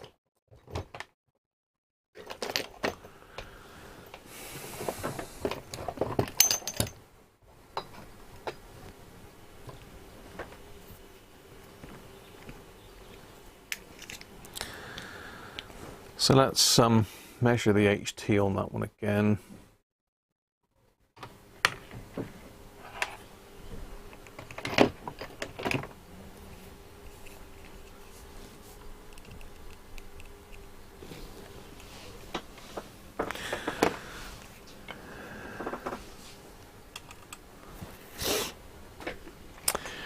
Right, windy uppy time.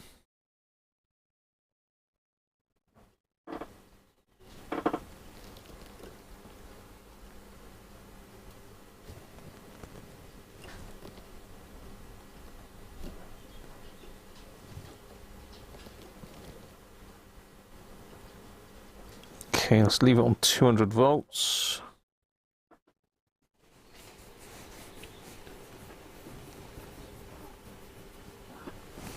It's definitely turned on, isn't it? Yeah. Let's get the Birra Moretti down my neck. That might help things. Yeah, it will be protected. Turn itself off.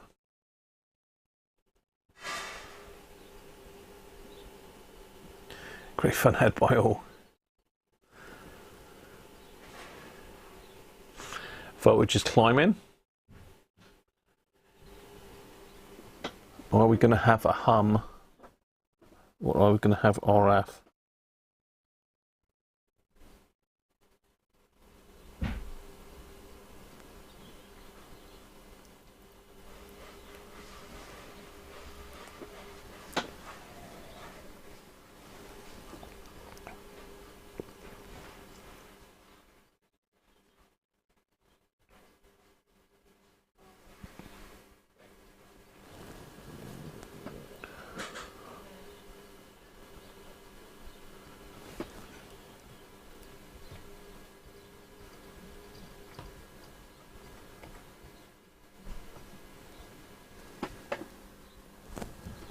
Let's go 240.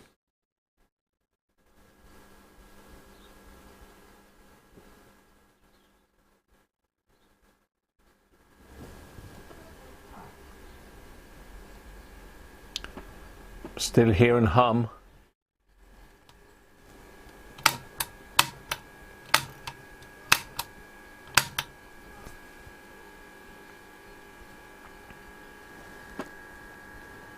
No.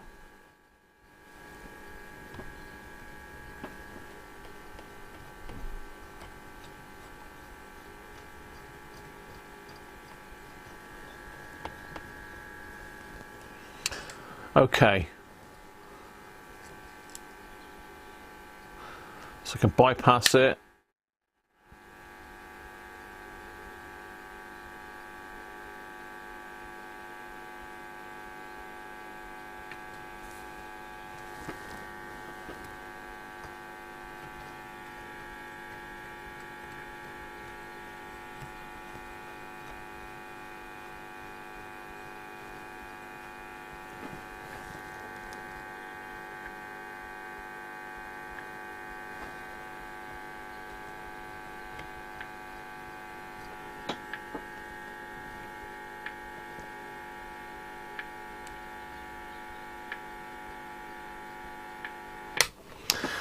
It's making like a pipping noise as well.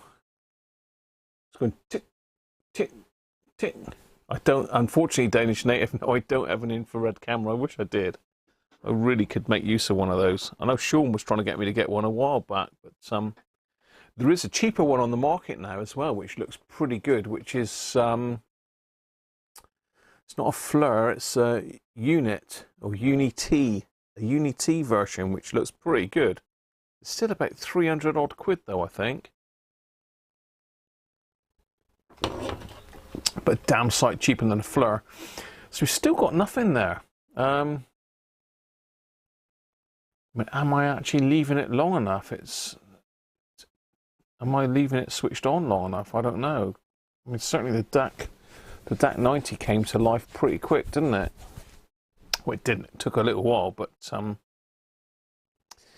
yeah, I'm at a bit of a loss still, to be fair.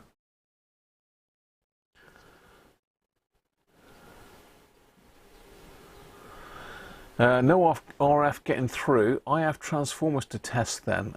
I mean, I've tested them.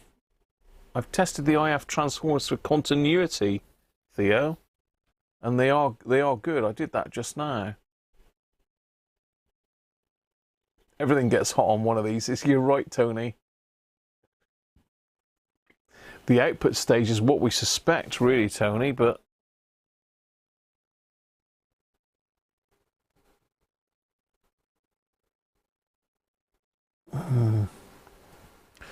I don't know. I don't know is the answer. So maybe we need to do a bit more investigation underneath the chassis. So we've obviously found one fault, a potential fault. Not to say there isn't any more. I like to leave lots of faults on. I could have multiple faults that I've left on it. Just to test you, see? This is what it is. I know what it is. I'm just testing you all. I wish. I haven't checked any voltages yet, Ben. Really just sort of flying by the seat of my pants at the moment. But I just really visually checking and changing things. We did find that the output valve was faulty.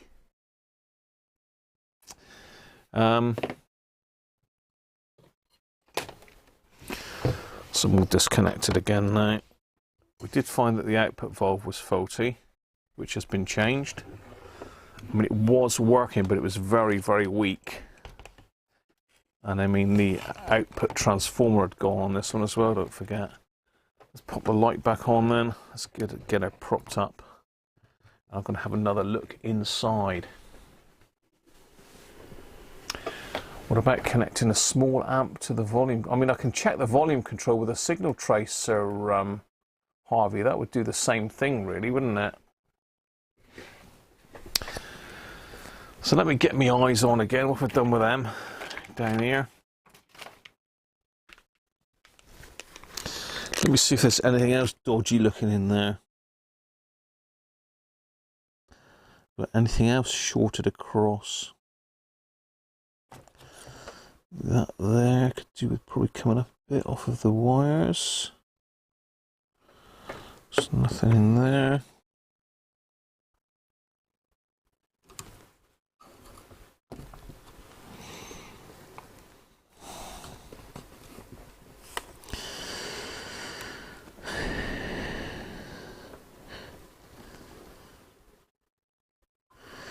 To make sure I've got no dry joints anywhere. Because, say, some of these wires were really difficult to solder in.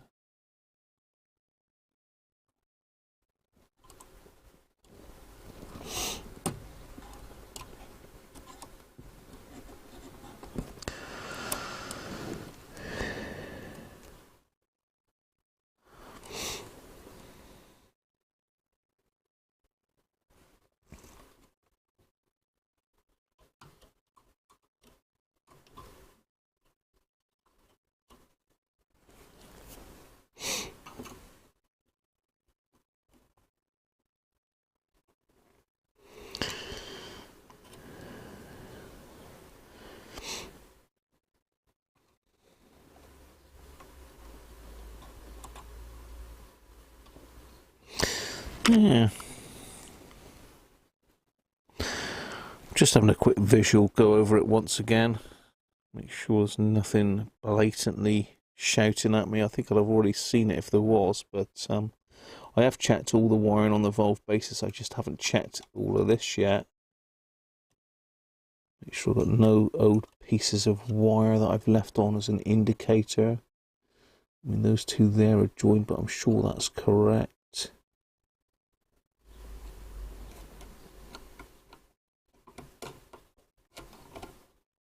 Not touching that.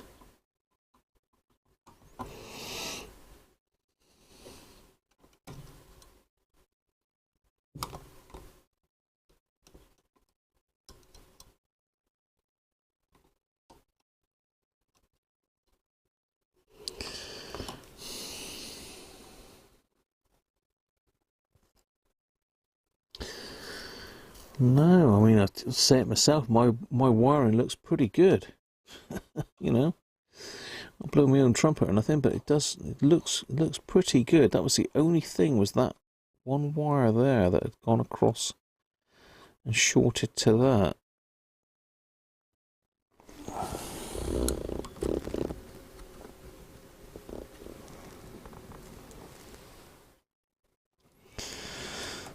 Okay, so that goes down through there into there, so it comes from here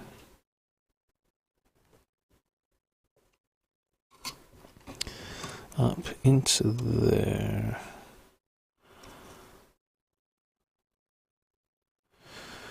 So that's the green one is the input, and that one must be ground. Well, I can check the volume pot anyway. I can check that with a signal tracer. Ben, thank you, Ben. Cheers, mate. Don't forget the radio stored at that place. You don't know what else it might have done. Doug, hello, mate. Snowing. No snow here. Is the IF running? I really don't know, Anthony. I don't like prodding about in these, really. I mean, I've got my signal tracer here, which has got a blocking capacitor in it. I can't remember what size it's probably 400 volts, maybe. Don't know. So I've got a signal tracer that I can check check what's happening. Let me have a think here. As I say, I really don't know my way that great around.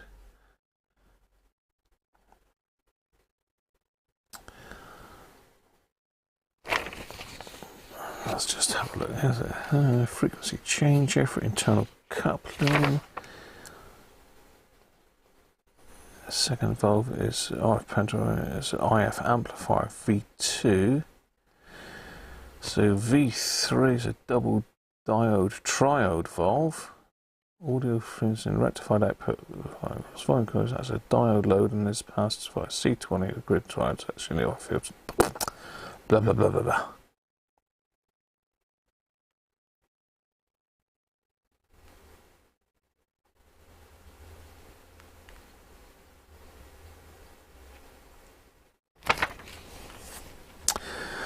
So the signal, the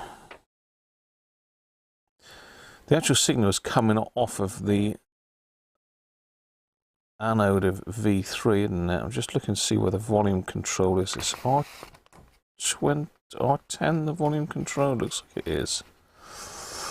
R10 is a volume control, yeah. So potentially got...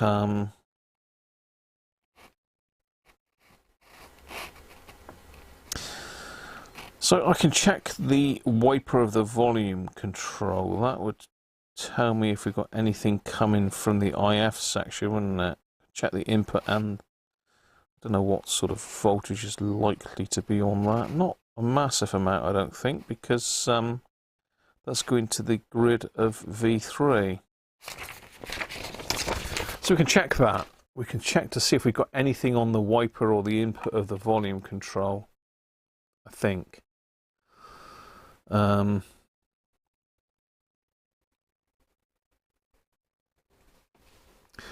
So potentially I can join that to that. I don't know, it might blow up my thing, but I don't know. I've never messed around with a signal tracer in a Volve radio before, so that's something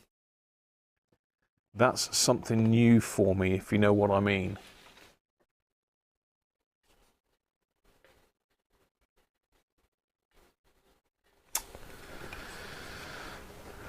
So what's Theo saying? Whatever the fault is pulling the HT down too low. What can it be though? I mean, it's got all new components in the thing. This is what's the confusing side of it.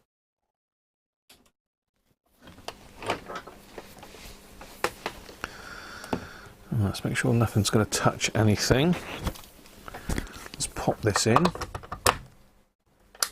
On, lamp, volume on.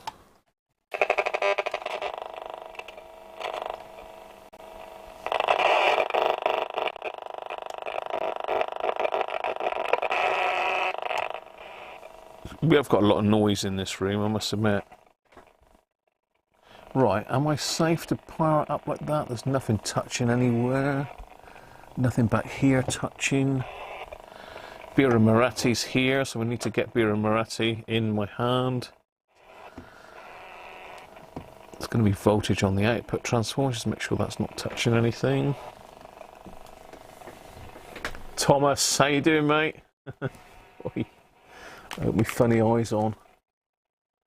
Make sure the probe is switched over to AF. There is no AF on it. It's RF or AF, Theo.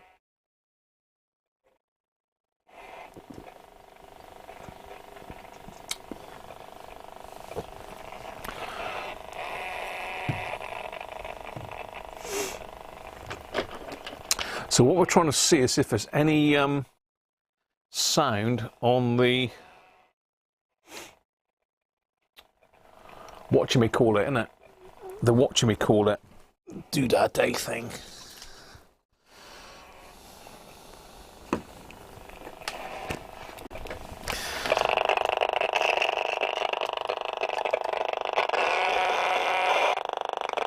So if I attach that to the wiper, there we go. I mean, what can it do? All it can do is pop the chip in my little signal tracer, can it? Which is down here.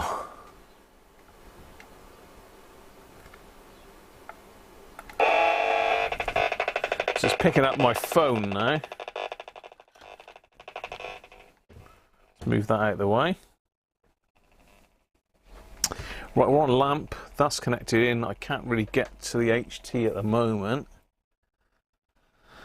So let's just see if we've got a signal then at the... I will actually check the voltage on that volume control.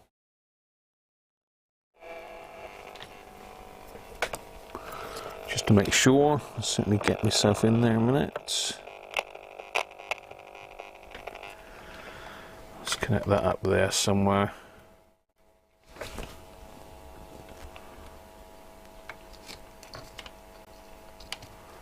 Come on, stay in there, you monkey.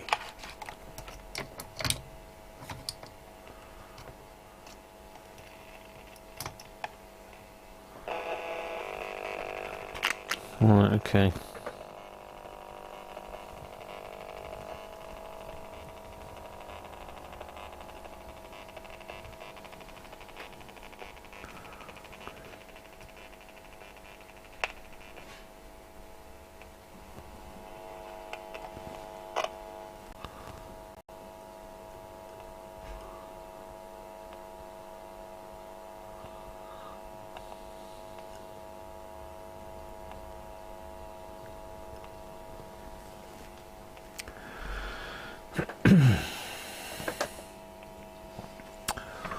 Okay, definitely switched on.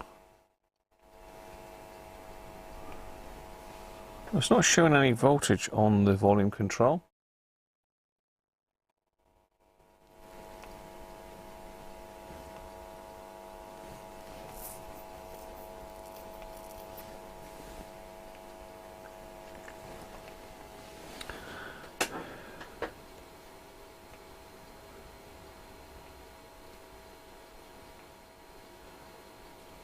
The whipper. There's nothing, I can't hear anything on it at the moment. It does take a while to come up though, doesn't it?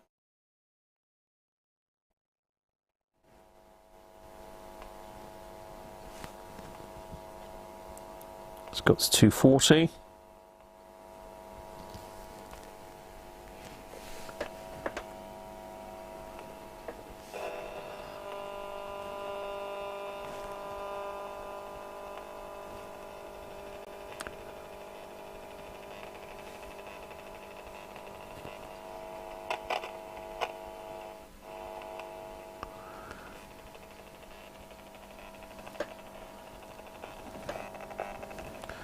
Well, the speaker's not humming now either. Let's bypass it.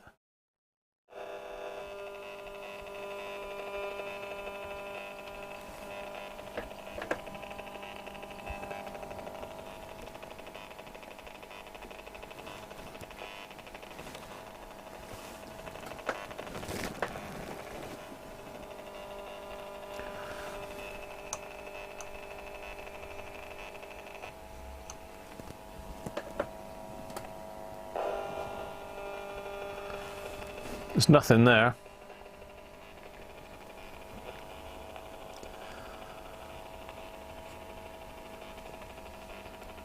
And the speaker's not humming now either.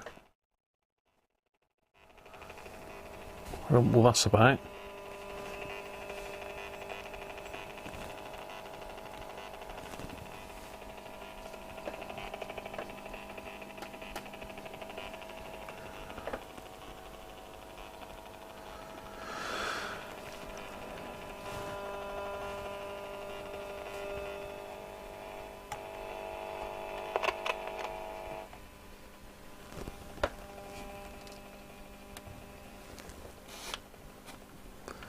The speaker isn't humming. Let me just pop that off a minute because I need to skip to Lou again.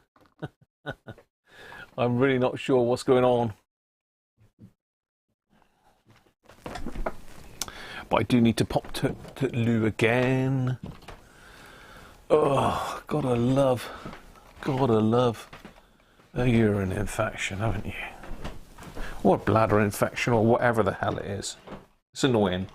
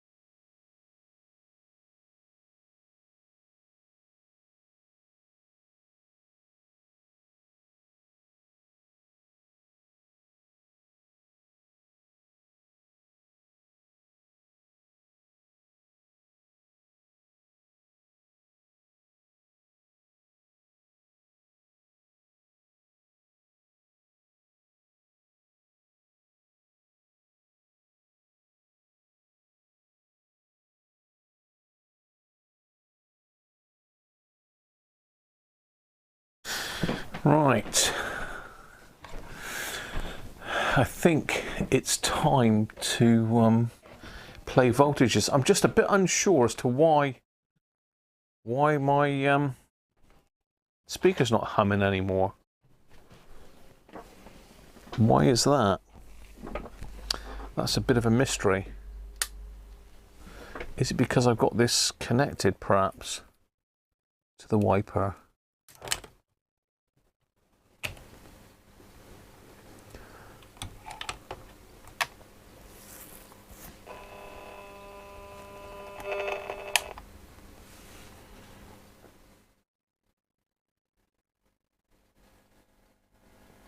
Okay, it's humming now, so this was dragging it down.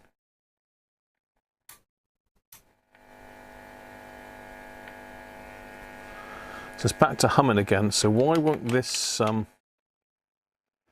detect it then?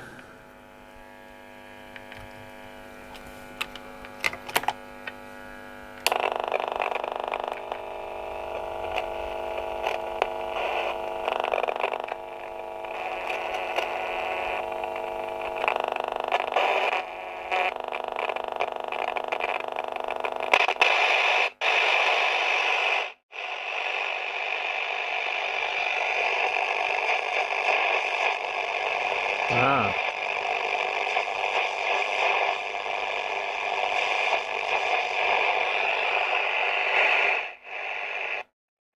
Okay. We have the input working, but the wiper isn't.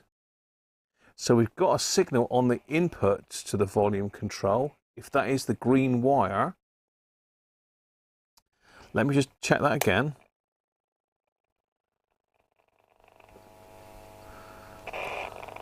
Actually, let me just connect that up properly.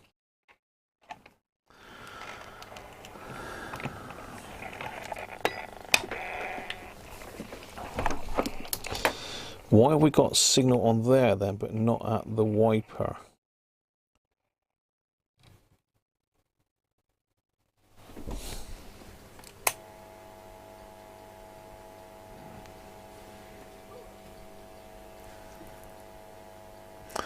Have we got a dodgy volume pot? Could it be that simple?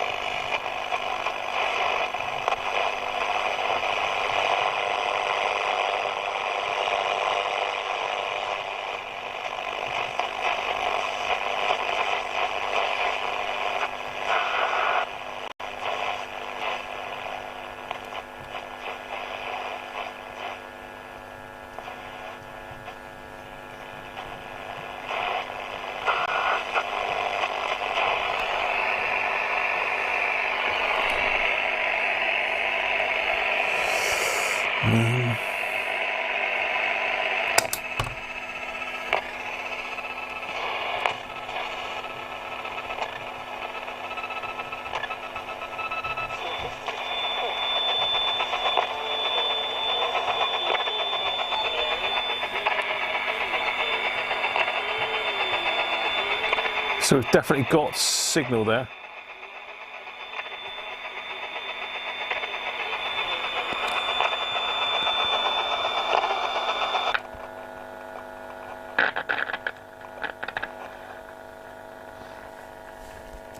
But nothing on the wiper.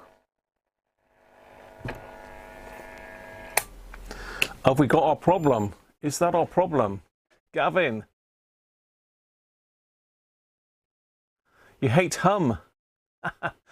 Hi Borley, how are you? So we've got a dodgy volume pot. We've got a dodgy volume pot. Is that as simple as that? Have we hit it on the nose? Nothing coming out the volume pot. What the hell can we do about that? What can we do about that? What is the volume pot, and have I got anything else I can rig up to prove it? Let me have a look, see. You think that's it?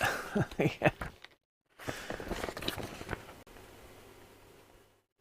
Harvey, you got lots of message retracting. What's going on? I think we're in business.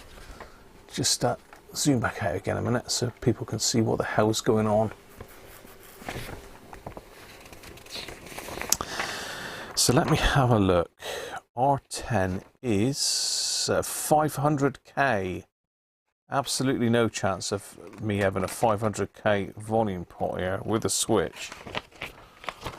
A 500k switched volume pot. I take it that'll be a log pot, would it? I haven't got that here. Let me just switch this off a minute.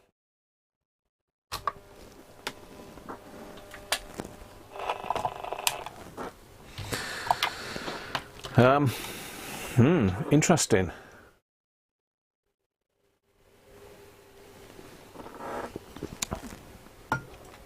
I haven't got a 500k pot. I'm sure I haven't.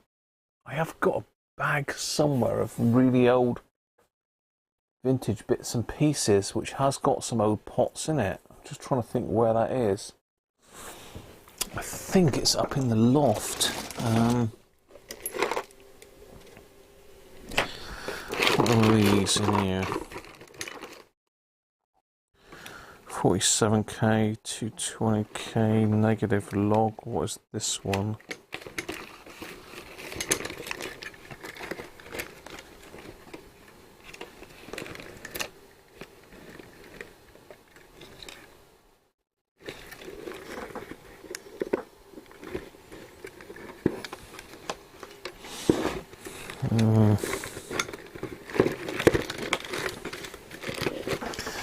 No, I've only got 5Ks and 47Ks for transistor radios, really. I've got nothing like that to hand that I can just lay my hands on.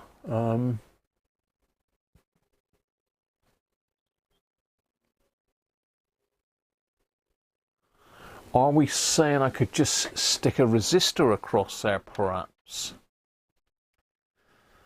So if I was to stick, I mean, could I pull the pot apart and have a look? All these questions, so many questions and so little answers.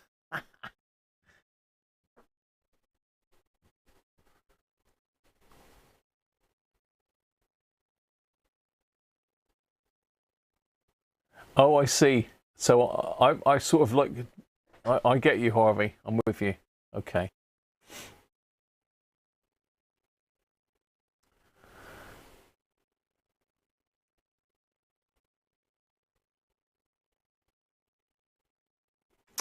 Bridge it out, check it with a meter, pull it apart, give it a scrub if its wiper is open circuit.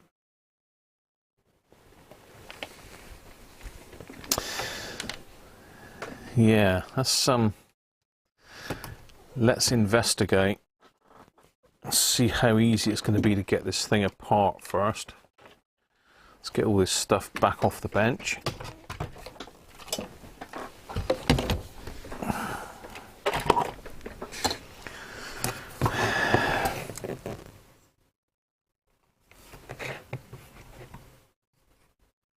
It's going to be a blimmin' nightmare to get out, isn't it? It's going to be an absolute nightmare. It's got so many wires attached to it.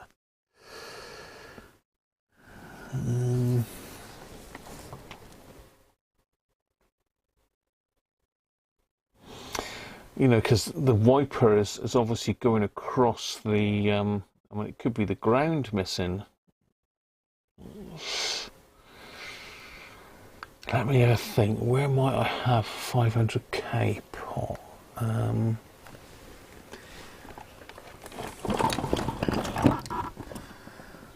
I have got. Is it the same as a DAC 90A? Because I have got a DAC 90A set knocking about. I could possibly pinch one off of. What's going on there?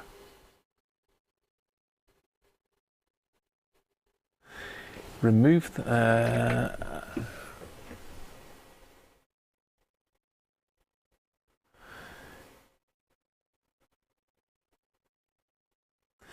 I think it is possible to repair it. So check the pot. Did you say no? It's a 220k log pot in looks like a volume control of an amplifier. Not a volume, a tone control of an amplifier.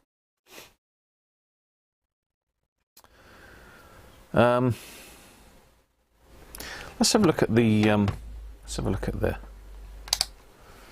pot. Let's see what it's measuring. Let's see what the little monkey's measuring. So it should be 500k from the ground to there, and it's open. Is that right?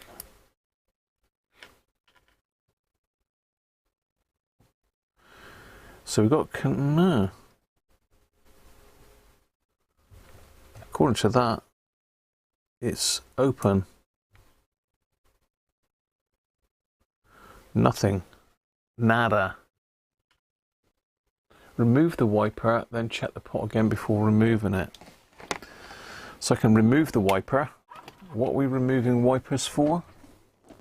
Let me just have a quick look in my pot stash a minute. Just turned the soldering iron on for some reason. Just double check that I haven't got a random one stuffed in here. You never know. It wouldn't be the first time.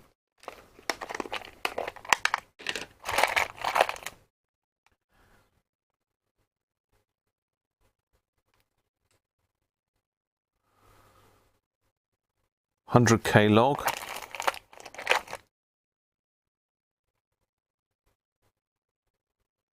$100k.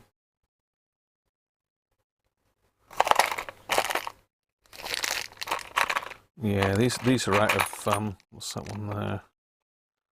100k, 10k.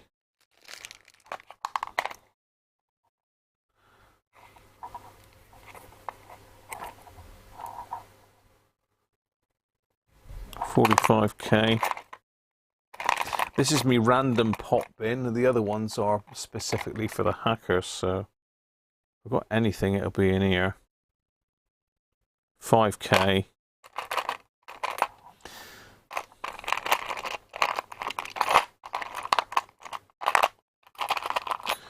Me random pop bin, 20k. Last one, what's that? Alpha, 22k. No, I got nothing like that.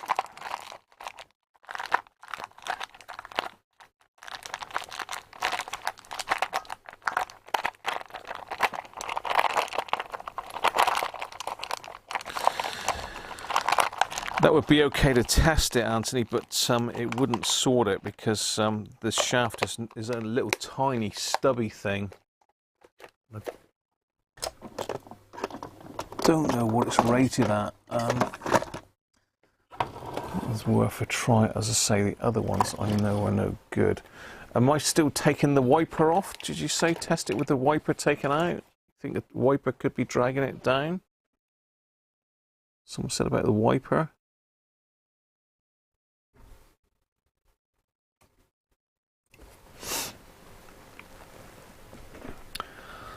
Wiper could be dragging it down, I suppose. I think that was Theo, wasn't it?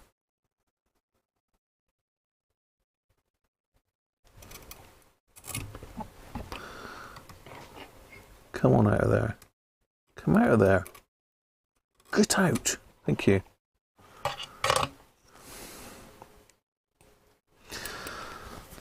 Okay, let's test that again.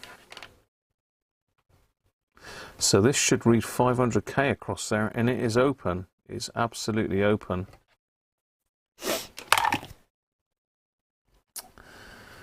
Let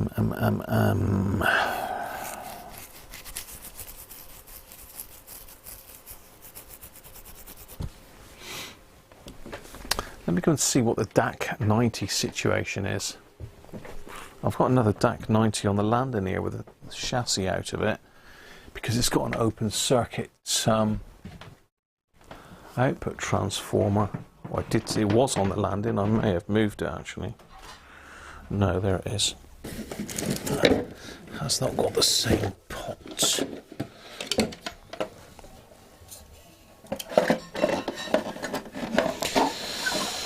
Oh, hey, hey.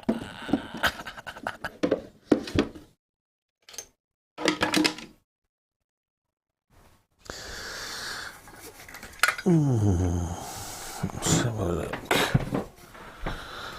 Let's have a look, because I mean I can rob this one for the time being. It looks like the shaft length is good on this as well. But is it a 500k? Yes, it is. Whoa! Oh, look. One 500k potty pot pot. Let me just check across the pot on this one then. So from top to bottom. Oh. 500, oh yeah, that is 560 mega ohm, but it's not, it's 560k, isn't it? So that one's okay. To the wiper. That way, that way. 54k, let's just turn it and see if it's working.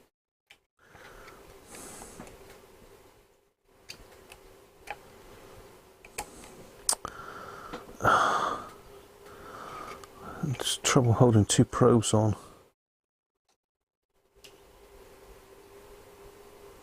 Yeah, that one's working. Now let me have a look.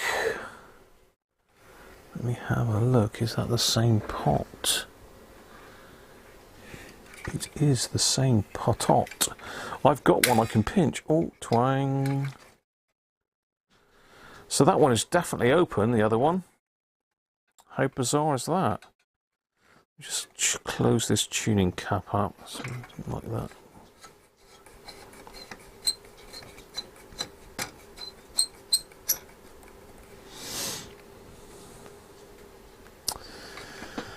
Wow, is this all it is?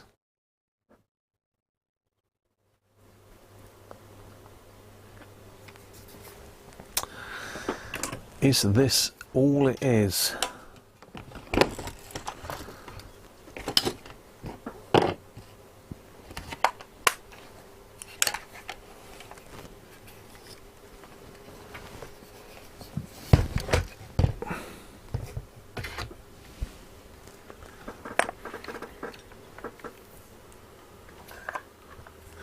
So why was it getting hot, Theo? Is there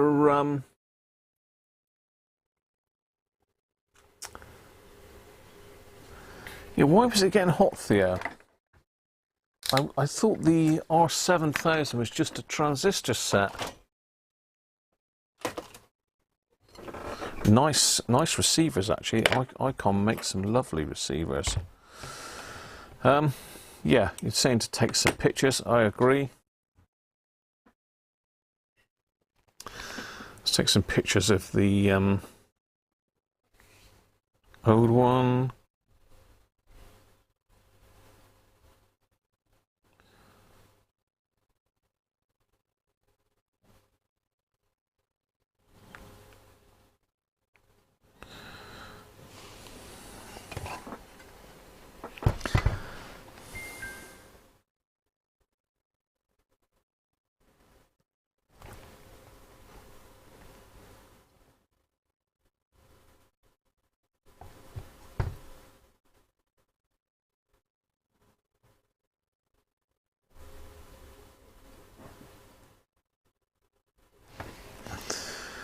Right, let's take this one out.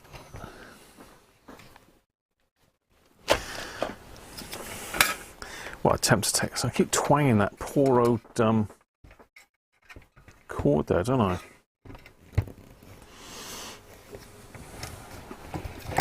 Let's get around this way. Sorry, you can't see a lot there, can you? You might be able to see through the hole there. Yeah.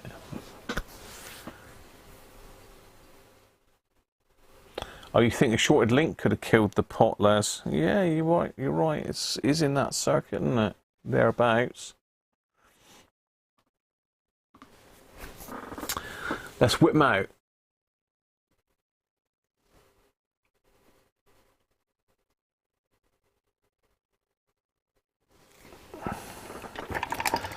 I need to clear some stuff off here out the way, though, because I've got stuff everywhere again, as per usual.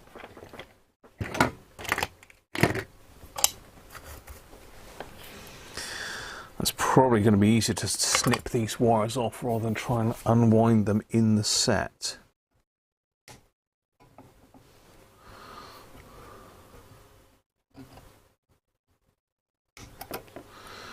As I say, this isn't really a spare set as such, it's a repairs set. I need another output transformer, which I've got.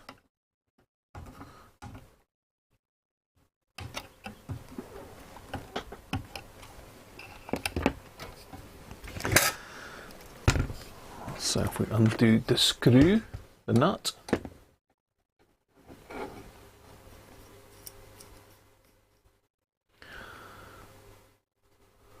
Okay, so Nick is saying the R7000 does get hot. The regulators are not very well heat sinked.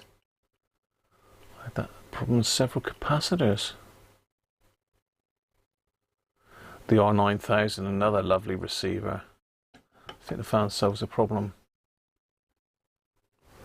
Okay, I'm with you, Theo. Is there any way of heat sinking it, as Nick has said? Really ought to try and get that off with the proper tool, didn't I, really?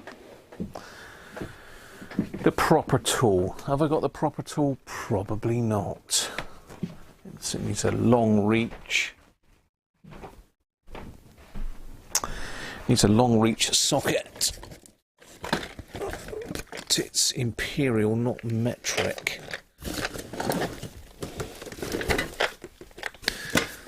Where's my driver for the socket set? That's the question.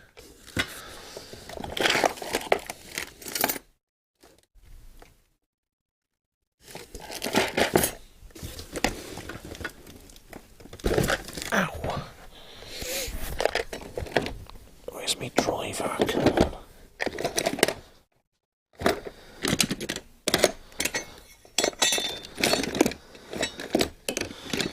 I'm in my bedroom toolkit now. I've got tools in the bedroom. I believe I haven't got a bar for it. That's not the bar. No, that's a screwdriver. That's strange.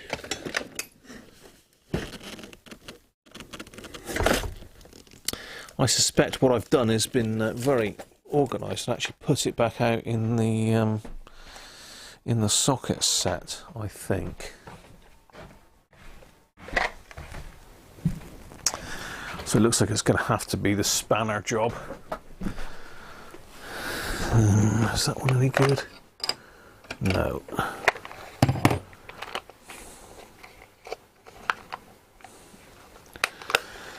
I think these are all, yeah, they're all metric anyway. Oh well, it was nice to try and use the right tool, but I haven't got any long reach Imperial stuff, so it's going to have to be the old spanner in the works jobby.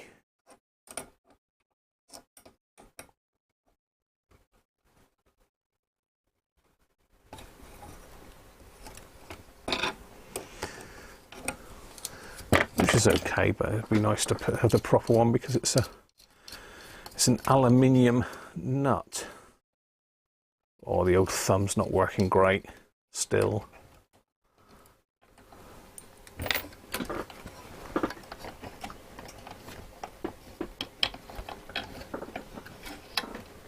Oh, we've still got a wire. Oh, it's got a ground wire on that one. Interesting. I wonder if that one's got a grounding lug. I don't think it has. Oh, yes, it has. Oh, crafty. Didn't see that one in there. Oh.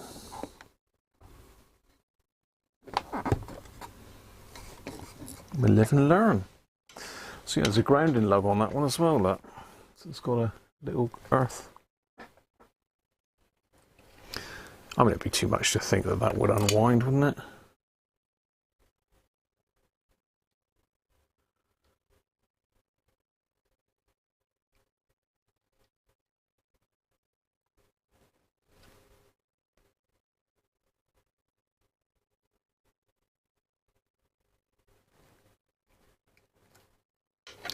This is a DAC90 now, Ben. Or 90A. It's not going to come undone. I've just got to snip it out. Sort the wires out first, I think. Hopefully the spindle's the right length. This one officially doesn't work now because it's got no volume pot. Let me just put that back out in the landing because I've got no room in here as it is. Got too many sets on the floor here.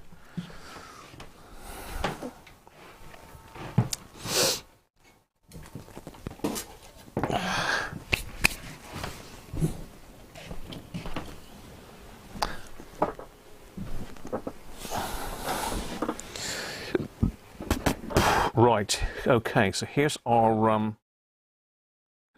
donor. It's a Morganite.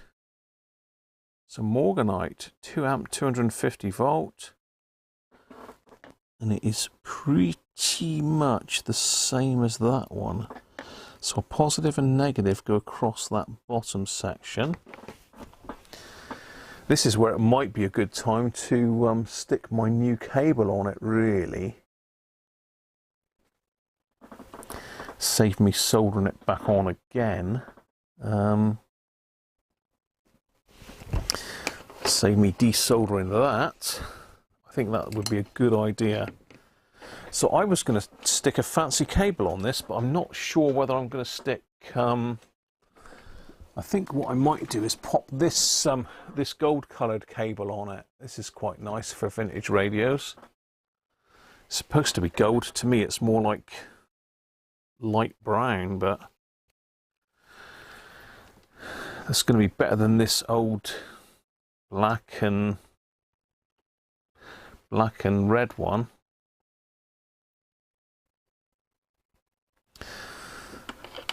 So yeah, I think I might do that. Or I could put, because I've got some cloth covered brown here, but that's fresh in from China. some cloth covered.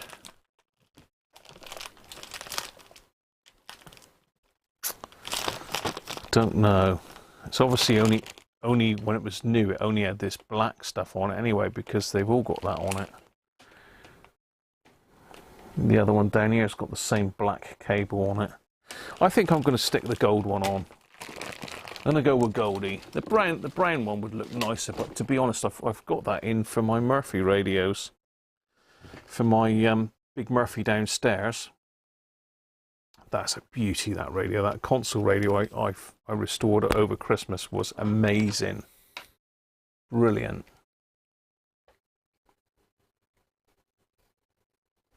Yeah, we can have a look inside, Ben.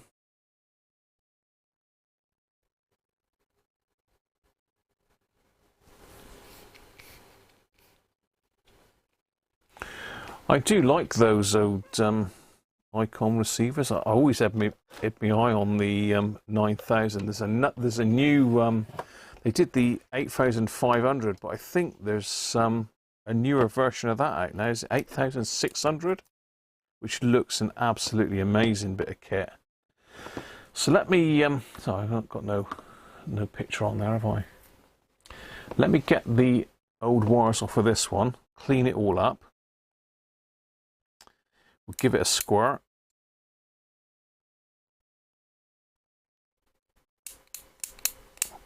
I didn't check the switches in this one actually. Let's do that first.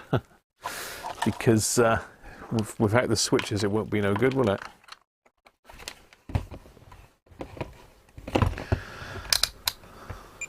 Just stick that on continuity mode for quickness. So we've got one there. I think it's there to there. Open.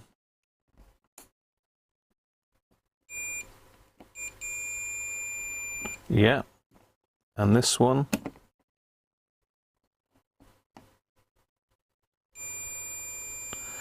Yeah. Closed. Yeah, all good. Yeah, brilliant. We have a worker.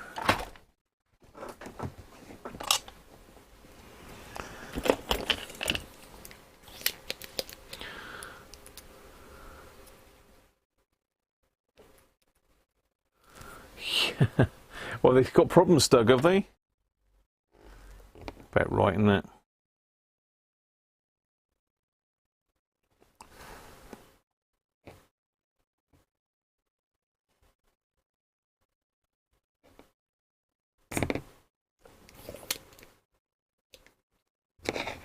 The spring in this thing is so aggressive. Scares me.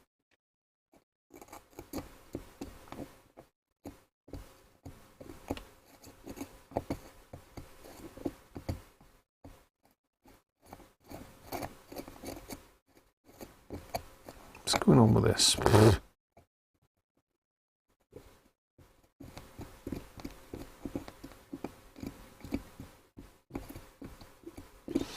Yeah, it will be interesting to pull the other one apart, Ben. I think, I mean, I can probably get Bloor Edwards to make me a pot, or whether they're commercially available, I don't know.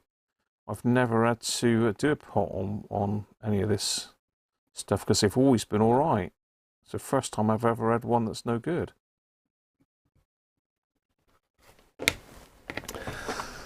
Let's get me eyes on. Where's my eyes gone? Yeah, definitely, Doug.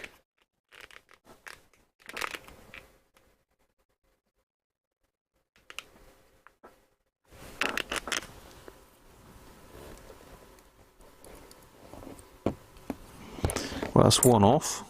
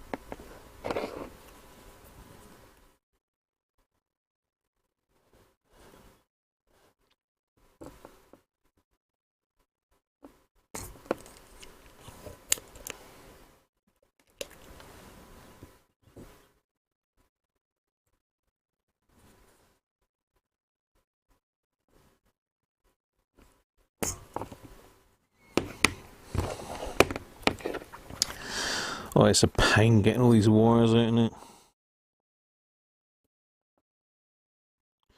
Gotta be done though. It just looks so rough if you leave the old wires on. Much rather take them off for the time it takes. Ow. Oh, that's hot, Graham. No touchy. Don't touch it. No touchy. Hot, hot, burn, burn.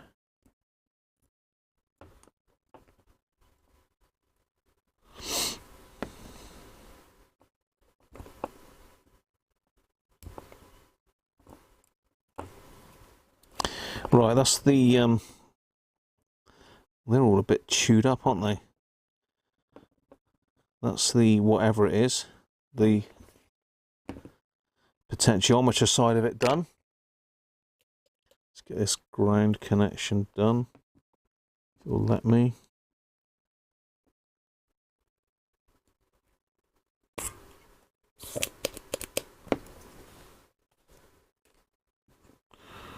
It's just literally wound around. I don't think there's a hole in that one.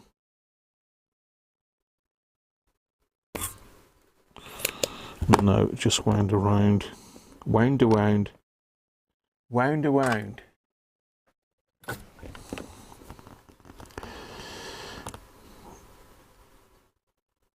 Come on. Oh, cool, careful. Flipping heck.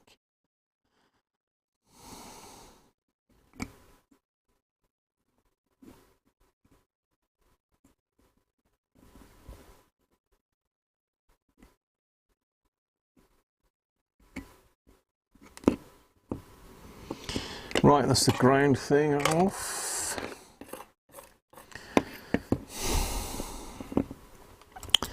Now we've got to get the other bits off. I'm just dreading putting all this back on this one because I know some of the wires are really tight on this. So I'm going to have to unsolder some of those, I think. It's difficult enough with it on the bench here, let alone...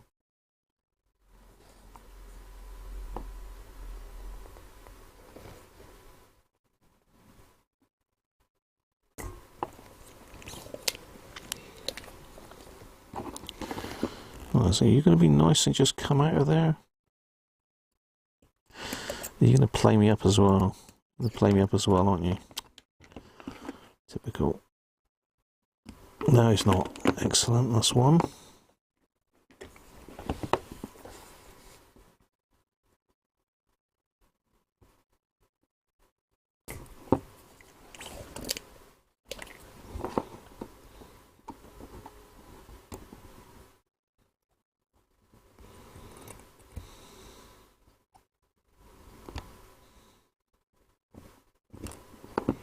Two. Getting on well.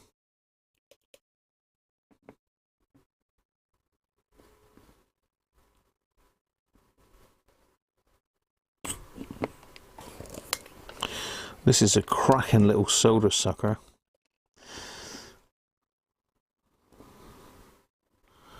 That's not going to go well, is it? No, let's pry that up.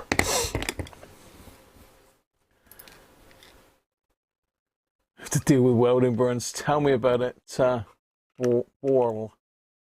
Welcome, mate, anyway. Hope you're doing all right.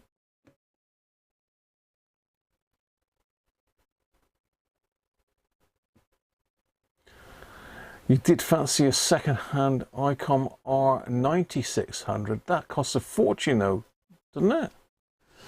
Is that the mental one, Theo, that nobody on the planet can buy except the government? Because it's so expensive.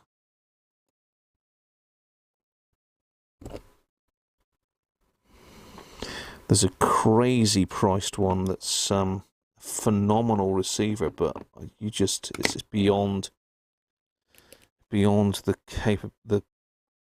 affordability of a normal person, I'm sure. I'd need to have won a fairly hefty amount on the lottery to go for that, or be a professional listener.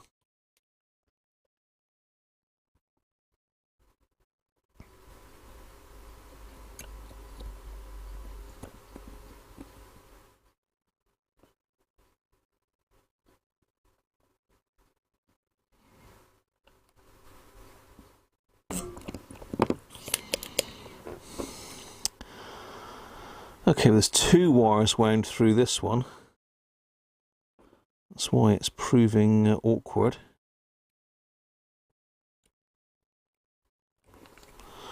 Careful I don't burn myself here.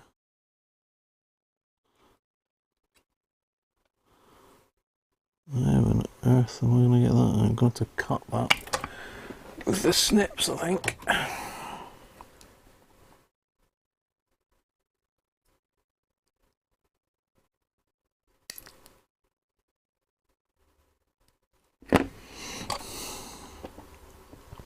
Well, this one's on the bench, so you can imagine what it's going to be like to get the one out in the set itself. Not going to be a whole lot of fun. Right, let's just clean those up with a bit of braid now, if I can find my braid. I seem to have I've got a braid shortage at the moment. Not a brain shortage. Well, I've got a brain shortage, but where's my decent bit of braid?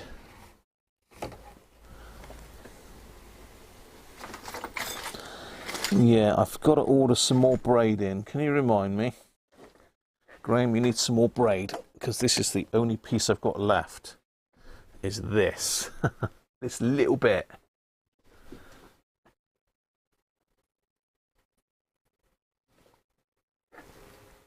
Right,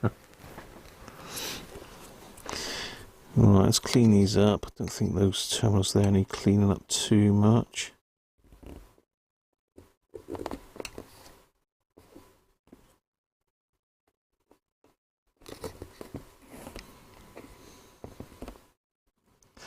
That one does.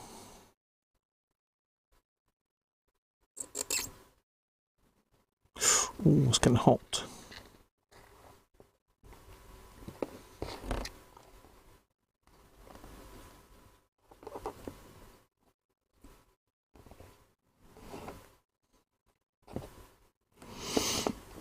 Poor old DAC10, he's got his guts robbed, hasn't he? He's stolen his voice. I've stolen the voice out of the DAC10A. Right, okay. Let's give this a bit of a clean up then first. So let's give it a bit of a clean with the universal cleaning solution.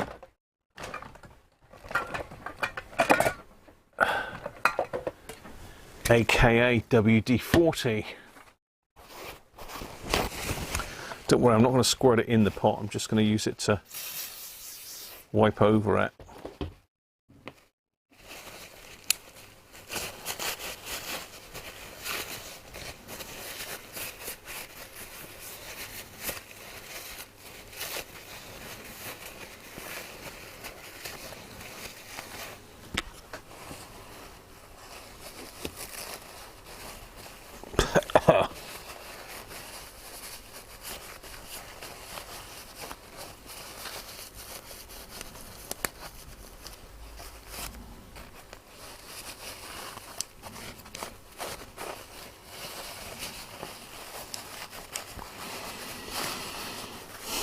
Just cleaning up my hands nicely.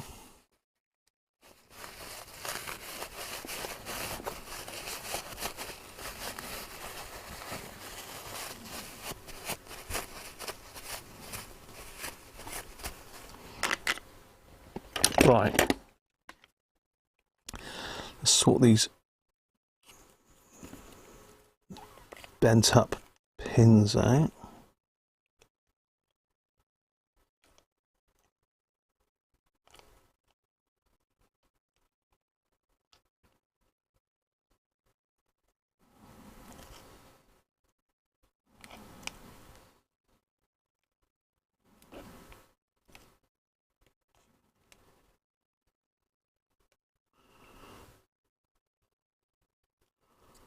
Okay, looking good. Let's give them a proper clean off.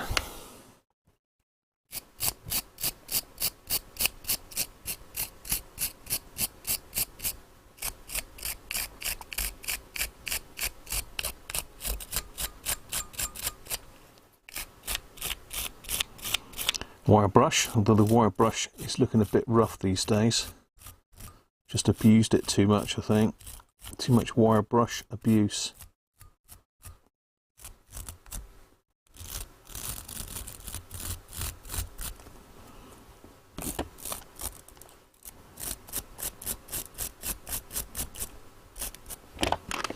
Right, there we go.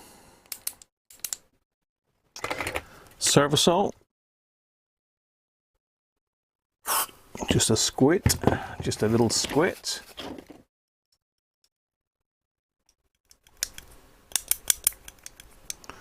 There's also a little hole there that I could hopefully use to just squirt a bit down into the actual switch in the bottom, yes.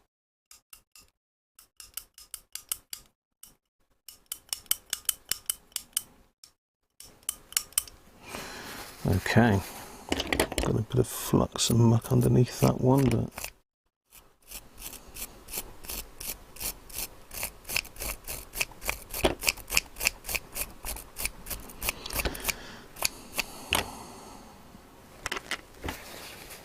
good to go. You have lots of 500k linear only. Yeah, somebody might better help me out, you never know. 15k, oh wow.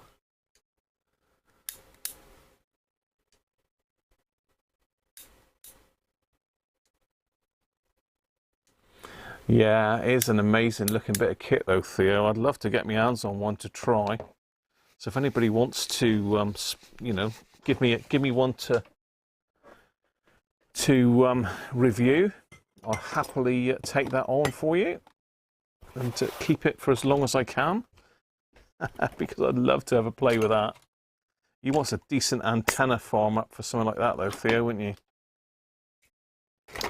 Okay, we've got this one now looking really good, all serviced.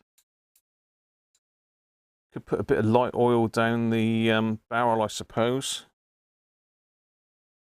Don't like putting stuff down there though in case it gets onto the track.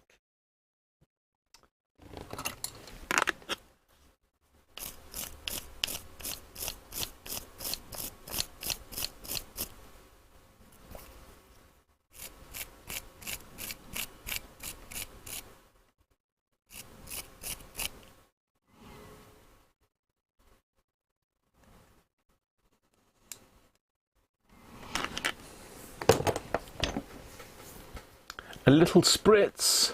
What's that? A little tiny pokey with this one, I think, maybe. Little tiny bit off the end of the poker, just there. Oh, it's not even going to go in. Okay. A little tiny bit.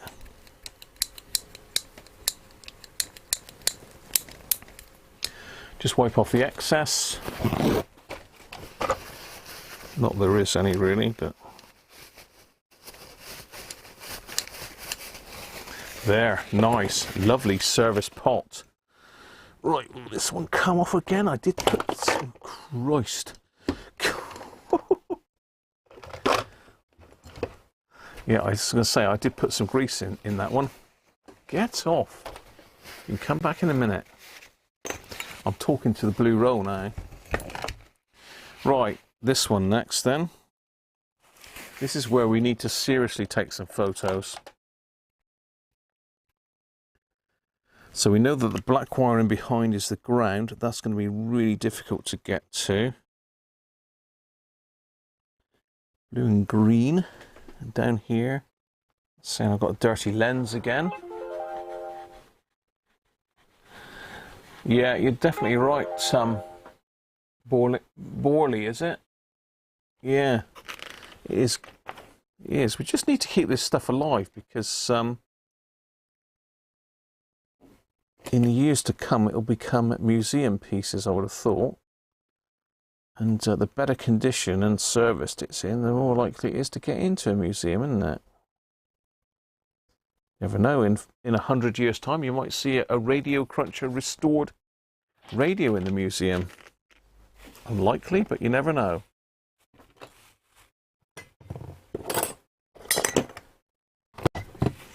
Right. Operation Have It Out. So I can undo that one there, which will do that. We know that our positive and negative are there, so they can be snipped off because we're not going to be reusing those. So I'm not worried about the length on those. These are really tight, so I've got to try and unwind those because this is this wire here. You can't quite see it, can you? Let's get you in a bit closer.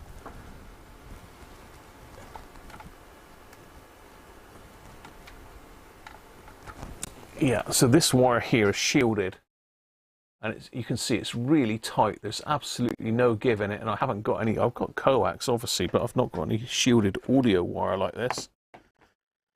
So it needs to come off and go back onto the new pot. So good luck with that, Graham.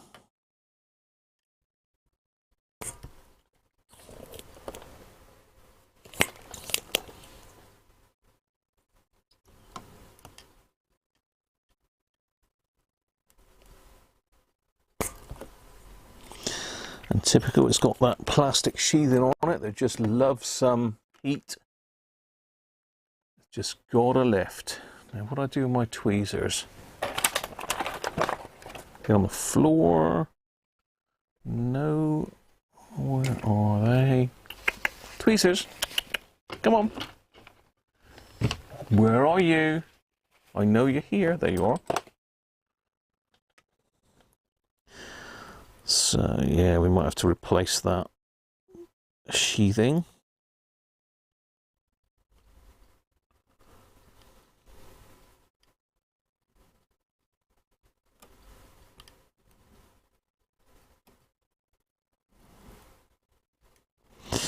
Bit of yellow heat shrink or something. Like I say, I've got to try and unwind this, but I'm not confident. Yeah, this is just this old rubber sheathing. Look, I mean, it's absolutely doesn't take any heat whatsoever.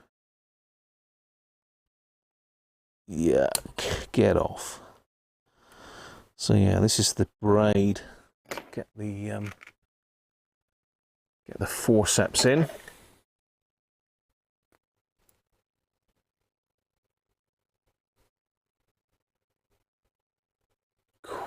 Flipping heck. Mind you, I did pay a lot for my 7800, but that was a present to myself after being made redundant.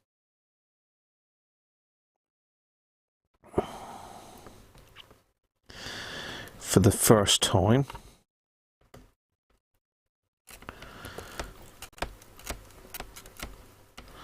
Actually got made redundant twice.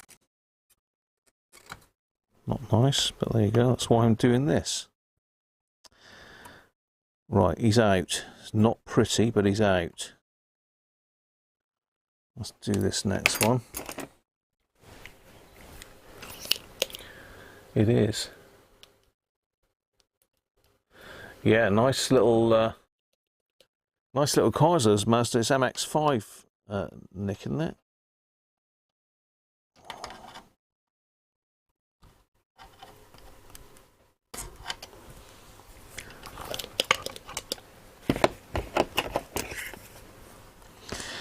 Well, that one looks like he might come out.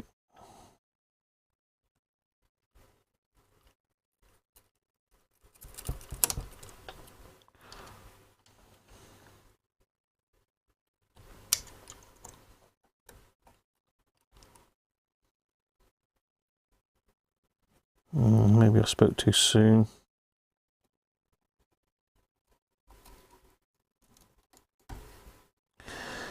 They've wrapped it in there, haven't they?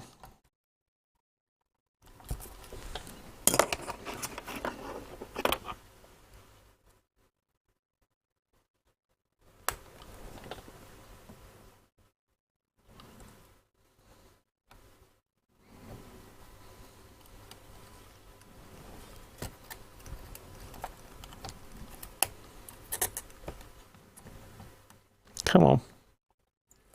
Yes, okay. Not pretty, but it's out. So we know that's the wiper, we know that's the ground, and that's the input. This one here, I'm just going to undo that because that's going to make that a damn sight easier to get off in a minute.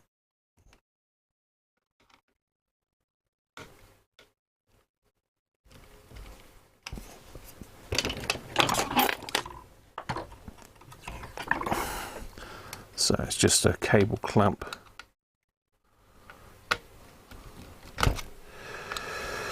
It's holding all this in.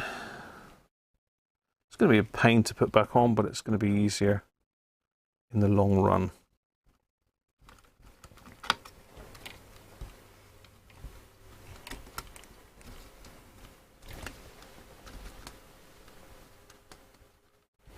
Michael, where have I worked? Well, I did 31 years for British Gas, Michael. And I got made redundant in 2012. I got made redundant from there. And I went and run a pasty shop with Mrs. Cruncher.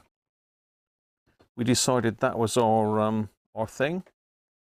So we got a pasty shop together and ran that for a couple of years, but it was very much a summer business because it was in Weston-super-Mare.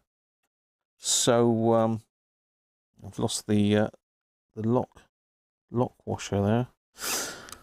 Yeah, very much a summer business. So I had to go and find some work in the winter. So I went to work for Calagas. Nice company to work for, I must admit. Did enjoy my time with them, and I was I started off as a heating surveyor. I can't remember what they used to call it, but basically that was it, heating surveyor. And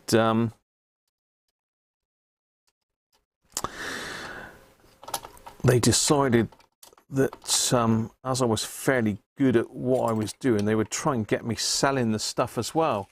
So I got involved then in heating sales, and then from heating sales, I started getting involved in the bulk gas business as well.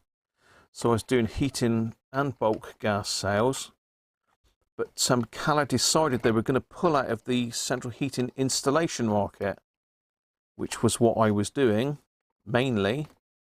So that was the end of that, basically. Just trying to see if I can wangle this this control out before I take these wires off to make it a damn sight easier, but I don't think it's going to be quite that nice to me. Is it? No. And what's holding it there? That's that red wire, which is this one. There's a bit of slack on that, I think.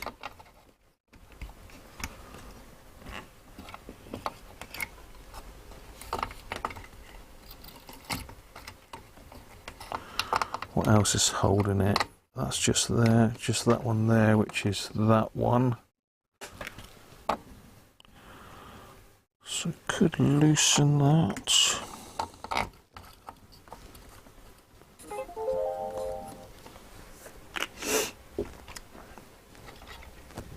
Sounds like something's happening on eBay, so let's just get a picture of that. It's right up like there. Right like that. Right like how that is there, look.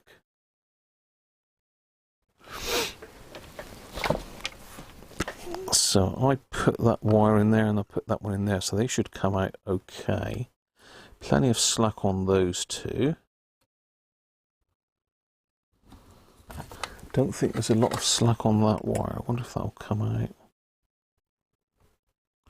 Did I do a crazy wraparound job on it myself? Am I going to be cursing myself now? Has my iron turned off?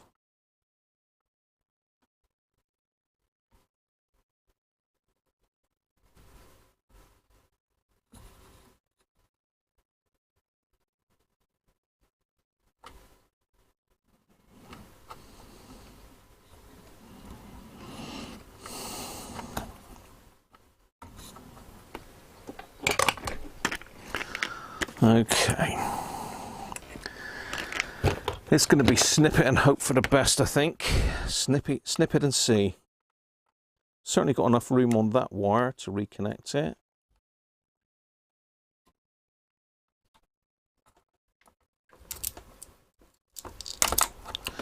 And that one, let's hope we've got enough room on that one, and we've got enough on that to play with.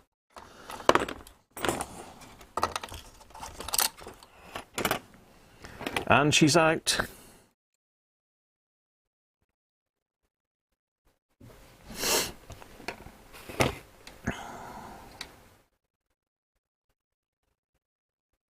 She's out. I've got her.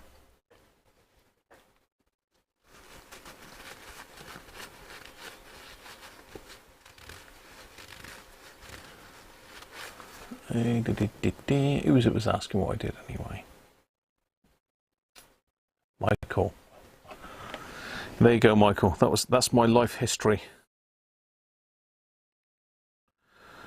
I was originally a gas service engineer at British Gas.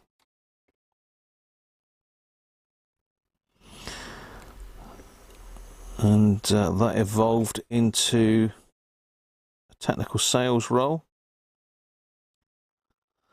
which then evolved into sort of,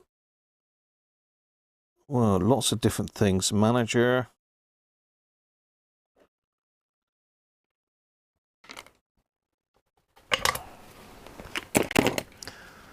and then finally a technical trainer was how I finished up. Yeah, that was on that one, wasn't it? So technical training officer was my last role for British Gas. So that was basically teaching teaching sales guys and teaching engineers.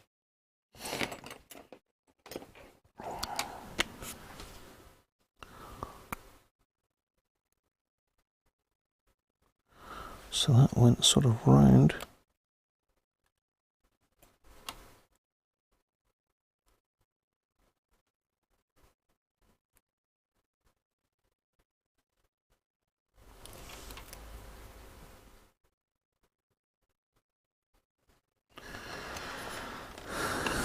Okay, right, that's that. So I need to take this off. Let's get you down on the bench here so you can see what I'm doing. I don't know what I'm doing myself. This is now operation swapping it over. Is there a difference between British and Russian gas? Yeah, we use very little gas from Russia, to be fair. Poorly. We use very, very little of our gas from Russia. So unfortunately, I think it's I think Germany was the most dependent on Russia for gas.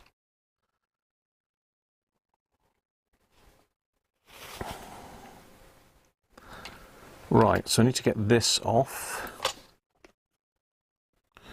Is this going to be nice to me, do you think? Unlikely.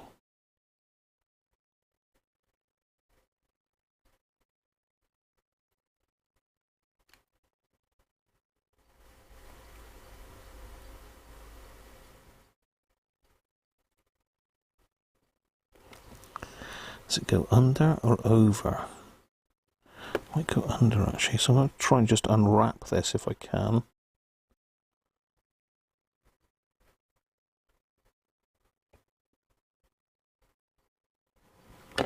Because it's the body of the potentiometer, it's very difficult to get any heat into it. There we go, let's get in there. And then I don't want to burn myself in the process, really. Oh.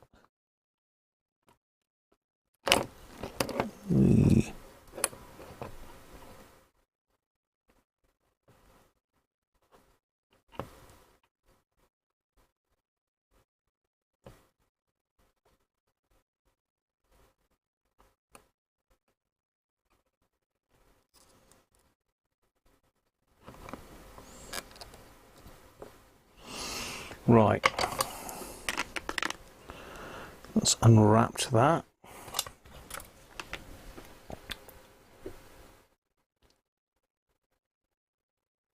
So you Bledded the gas. I'm not sure what you mean there, Wally. We won't get involved in politics here, I can tell you. But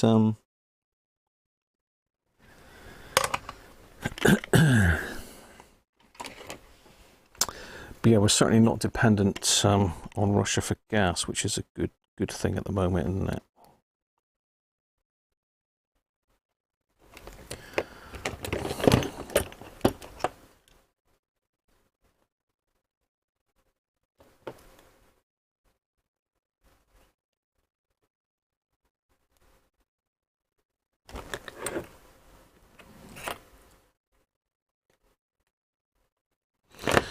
Right, let's see if I can solder that on. Hopefully I can.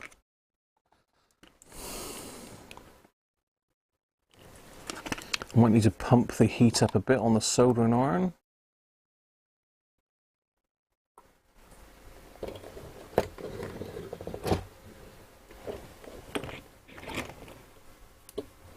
What's Theo saying? Oh, blended the gas. I've now run the R7000 squelch off, so the audio size running full while it draws an extra 30 milliamps with squelch off and still running lovely and cool. Very good. Well done.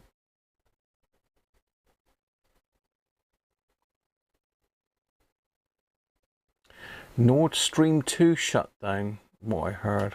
What's that Danish? I'm pretty sure we get a lot of our gas from the North Sea, don't we? I'm trying to think where else we get it from now. I don't know. It's a long time since I was involved in the gas side of it. I'm not sure where Caller get theirs from, because there's a lot of theirs. They got big stores of it. This is what bugs me really, because all these companies have got massive, great stores of all this gas and oil and all the rest of it. But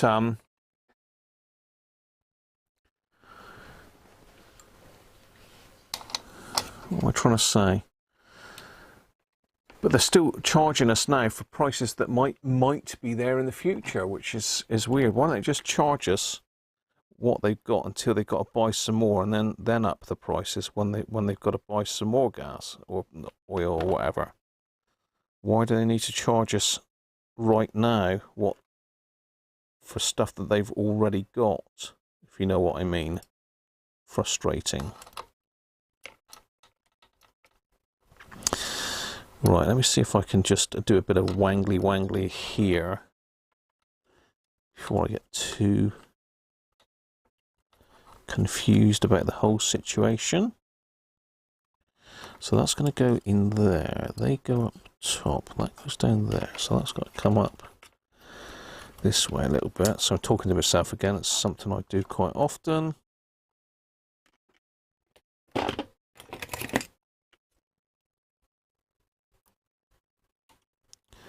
So that's got to go in with that one there. And this just isn't man enough to turn it, is it?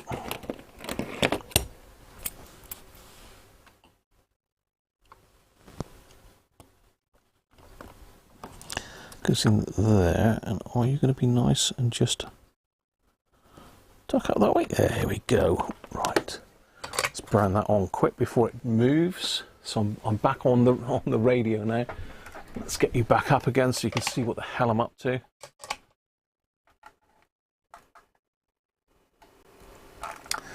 So we're trying to get this put back in now.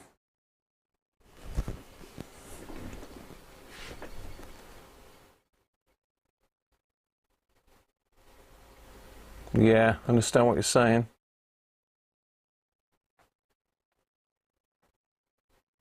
Freeze for freedom. Russian pipe into Germany. Yeah, I think Germans are on a very sticky wicket with the gas, aren't they? But again, we're getting into politics, so you know, we just hope Ukraine get through it all okay. I hope they do anyway.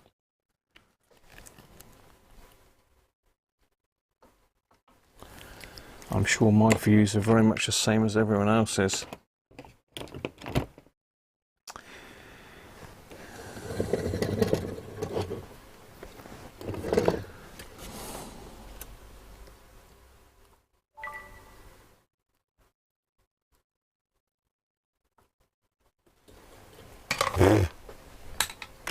Right, we're getting there. So that basically goes around there. Get off. Goes from there, so that's got to come up there. So the pot sits around in that orientation there.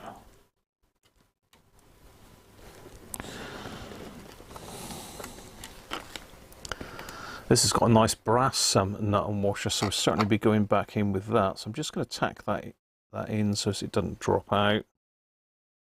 Being that we're on a bit of a roll at the moment. Should be able to now solder that up in position. I'll get the switch done first and then move on to the rest of it. So we've got our positive and our negative. We go through there and there. So that's got to come out.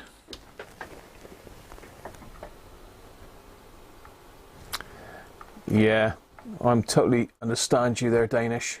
I think we're all in the same boat, and it's going to get worse before it gets better, isn't it, really? But it's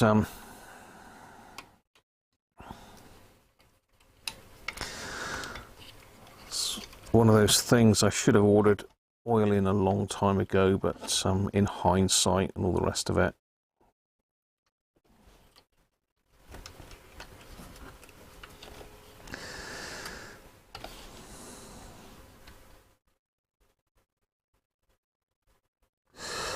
So is that going to fit back in there? Yeah, it should do. Okay. Right, let me think. I've got to do this one at the back here first because that's going to be the hardest to get to.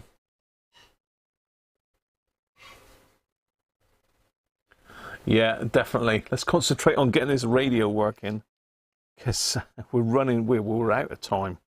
We are actually out of time by quite a long way. I didn't realise it was that late.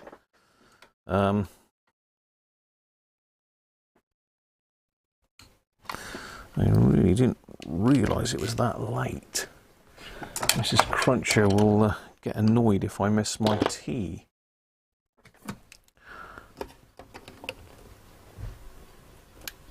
Cool. Flipping out. What they've done that up with. Cool. I can't get in there because of that resistor to undo that. No, there we go. So that's the cable clamp for the mains cable. Just going to whip that out of the way. I'm not going to bother putting it back through the cable and the hole for the minute. And it's not going to go through there, is it? No, of course it's not.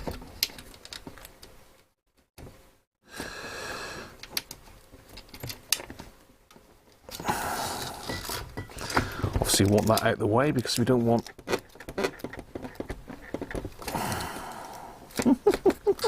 It won't come out. It won't come out. Let's cut that off. Chop it off. Right.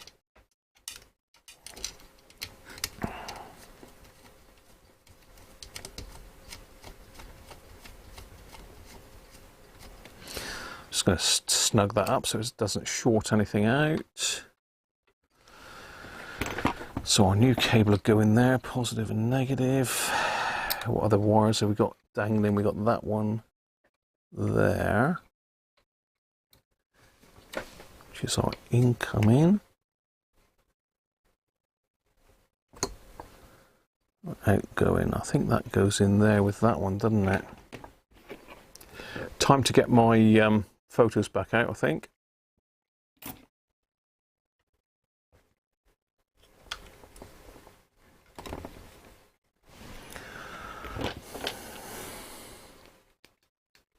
Danish, thank you very much, mate. Jay, how you doing, Jay? Good to see you, mate. Well, I'm pretty sure these two go in together.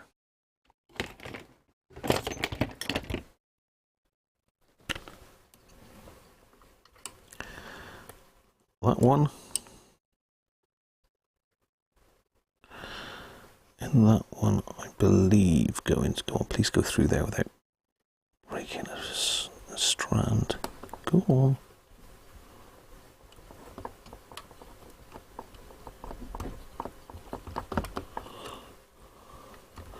Got any strands off?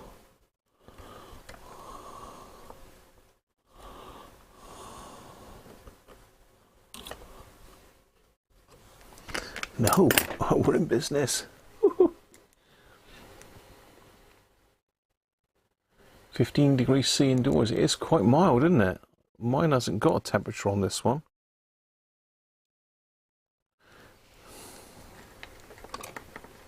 My nice talking clock that Derek gave me.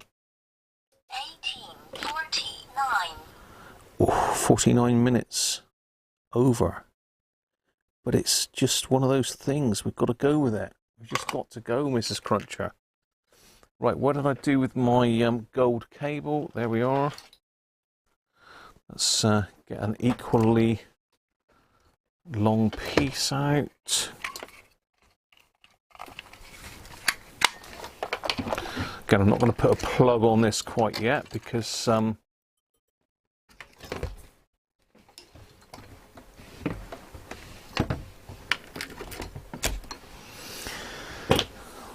quite a bit more to do. Just make sure they've got enough cable. So let's go a little bit longer.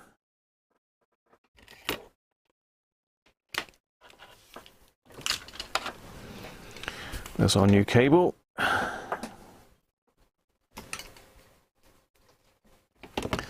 pretty sure they went in there. I ought to check, didn't I, really? Because I know that's got to go across the positive and the negative. I can stay up there out of the way for now without getting clamped back on. So I'm pretty sure everything bar the wiper, etc., is reconnected. So let's get that one up through there. It's got to come back out. And then we've got those two to reconnect. I'm just going to tack it on for now. I'm not going to do anything too fancy. Because we've got the Grand Prix to watch, and we're also watching a series called Our House. Is anybody following that? And also Peaky Blinders tonight, so plenty on the box to watch tonight for Mr. and Mrs. Cruncher.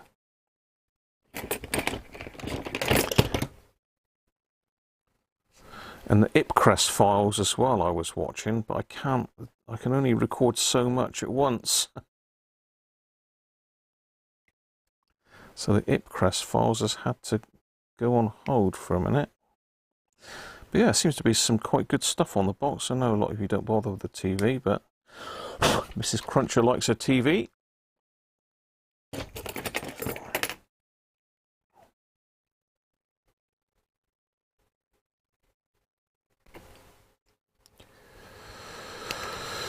Right.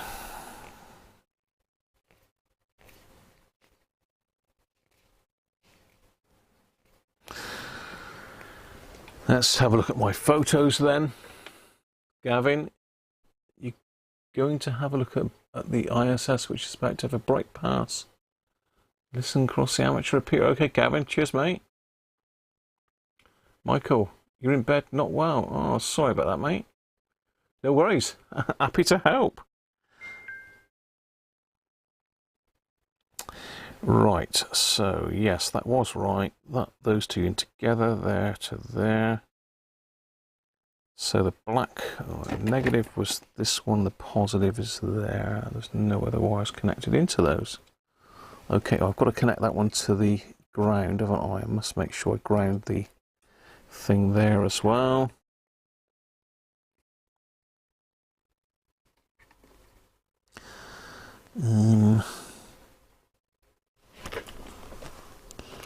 Just trying to snake that one up through there.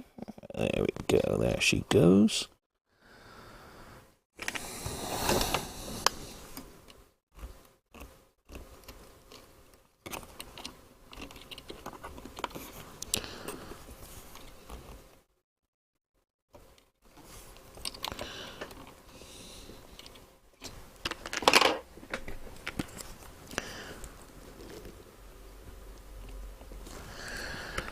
Right, let's get some fire and wire on that one.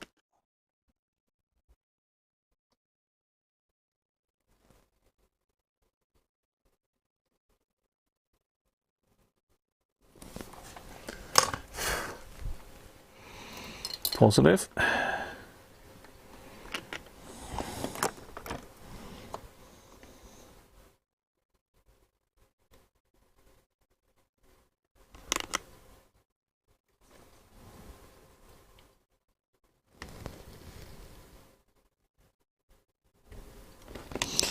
I'll tell you what it's like. Can you remember the thing that used to go have in the fair where you had to get the little loop over the wire without it touching? It's like it is threading this really and not getting any strands hanging out. Don't like strands hanging out.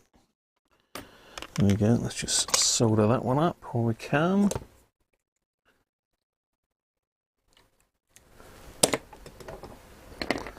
Put that bit of wire down yet again.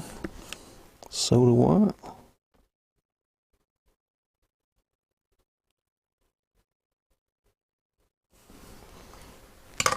There she blows.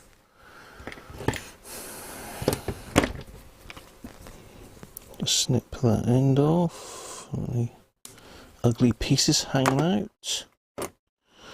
Right, just the potentiometer to wire back up.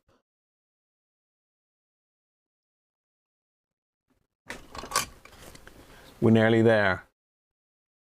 This is your kind of TV. Yeah.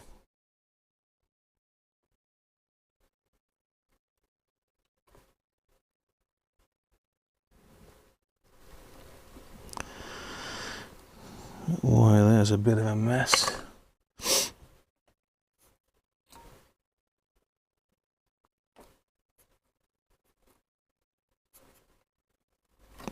So we need a new bit of sheathing on there.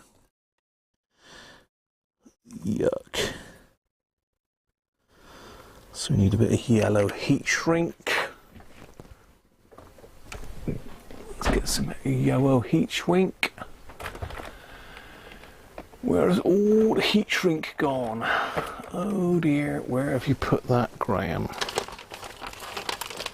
It's not up there where it should be. What have I done with that then? What have I done with that?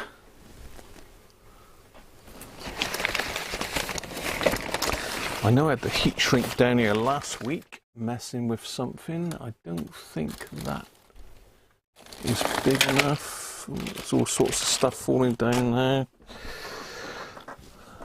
Where's my heat shrink gone? There it is. There he is.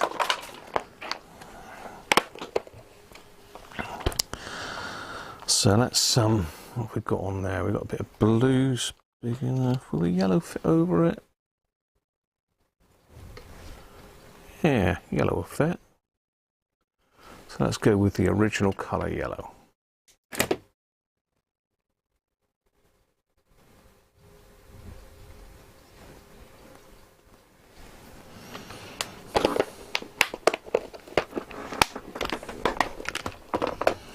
Right, let's see if this green will now reach. It's a bit of a stretch, this. It's really...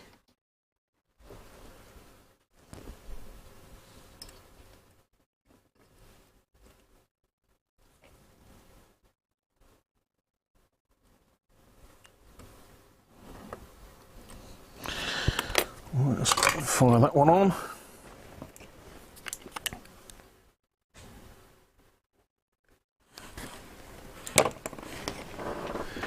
I'm nearly there. I'm nearly there, car. No hurry.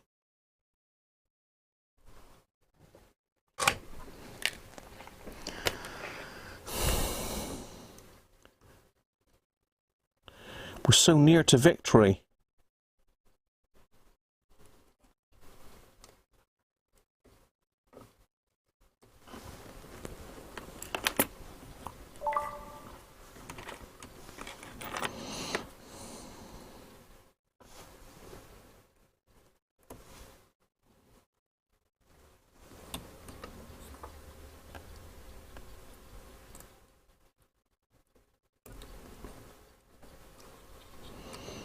on, go in there.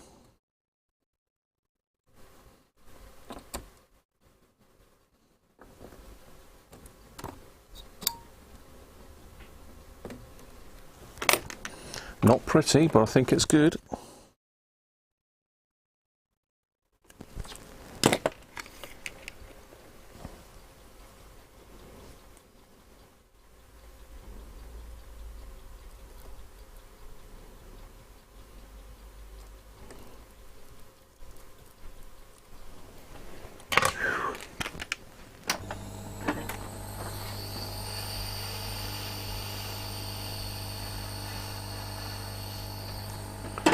I couldn't resist it. I couldn't resist heat shrinking that on. You know me. I was sort of saying I'm doing a quick job, but I'm not really, am I? I like to do stuff properly if I can.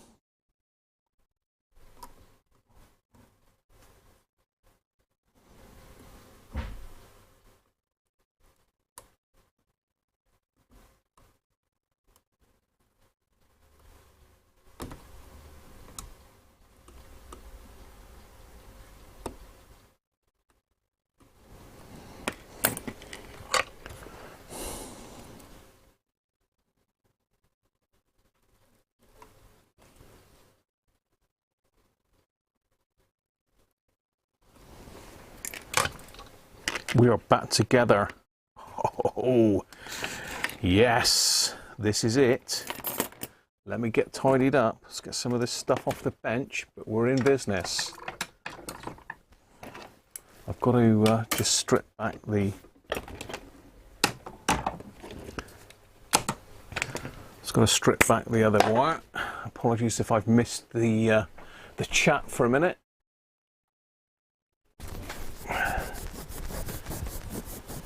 Shouldn't that be on the wiper? You think the wires are swapped? What wires?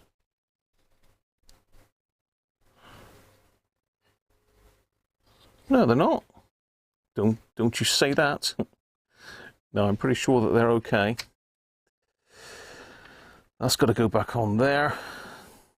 So we need that piece.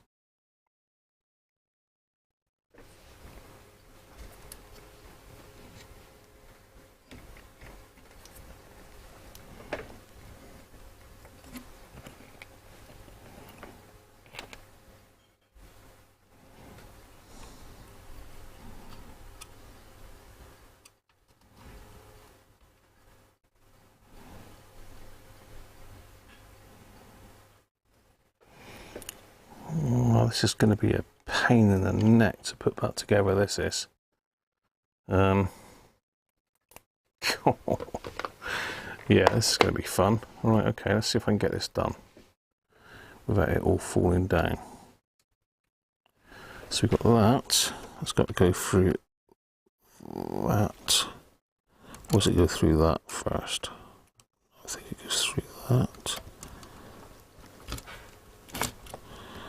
Then that.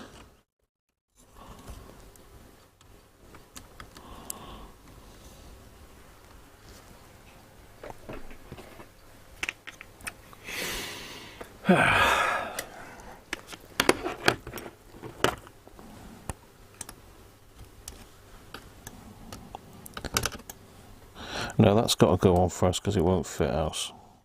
Okay, that makes it a little bit easier. That, and somewhere I've mislaid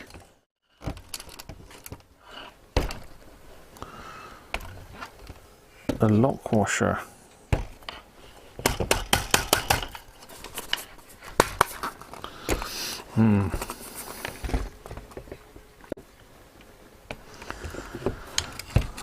Hopefully that's not lying across a couple contacts somewhere.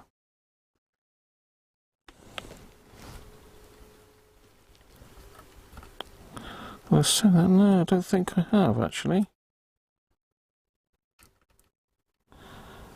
How the hell am I going to get that in there? How did I do that in the first place?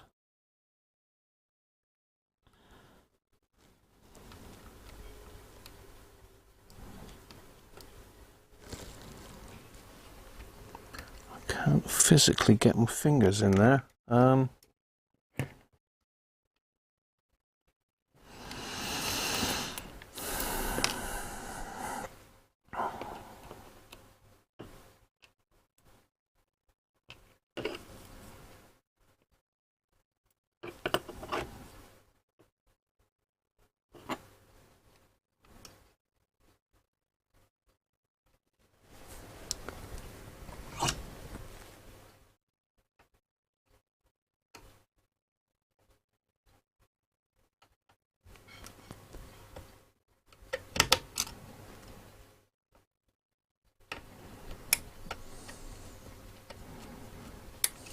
Got it.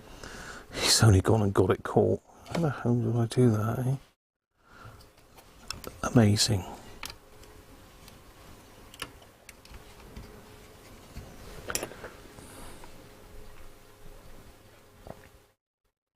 Nothing heard.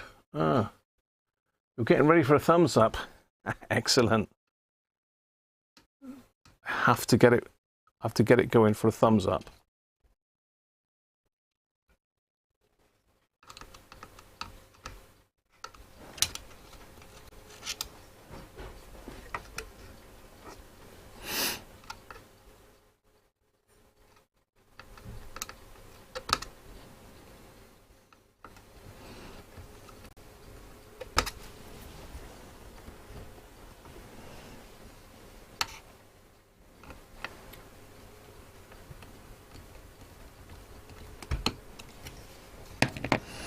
What's that? That's that. Let's get that away from that wire. I don't like that touching there.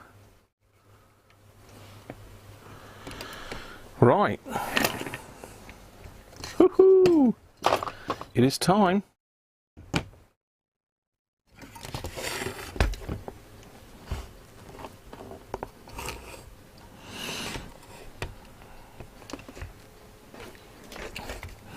I'm going to have to stick that wire through there because it's not going to sneeze. Excuse me. Bless me. It won't sit flush else.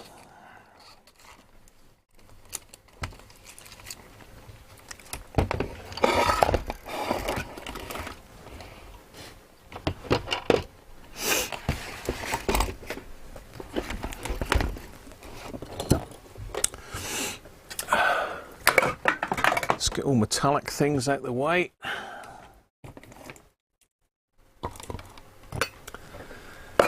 I hope we're in business. This will be a big celebration, I think, if we are. Shame I can't have a nice whiskey as a celebration, but I can't.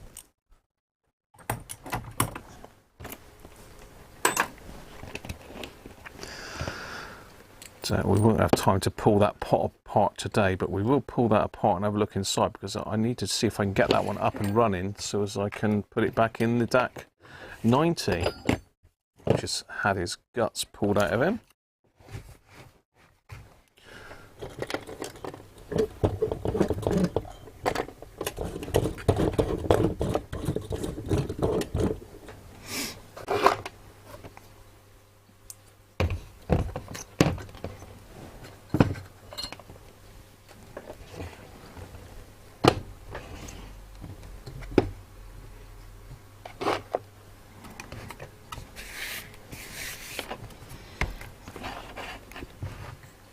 Right, let's just spare the ends of this one.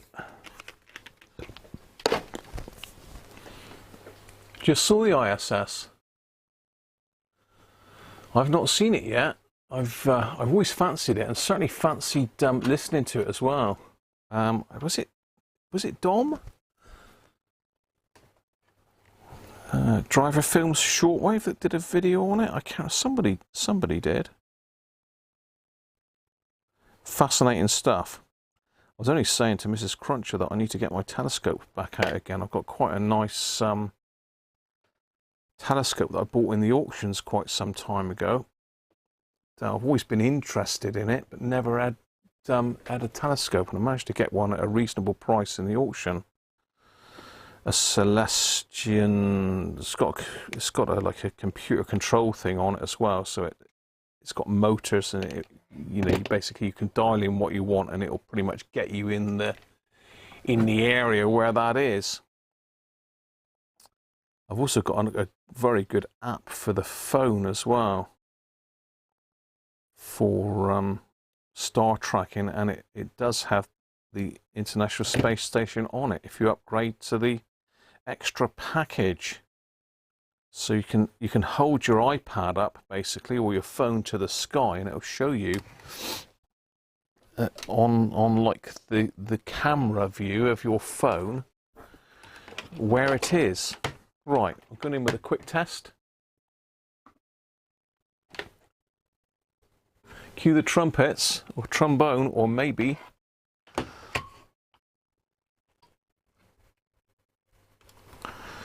the fire extinguisher. Don't say that, Graham. Come on, think positive. It's going to work. She's going to work. Right, this is it. Let's get the old lampy lamp limiter up again. Lampy the lamp.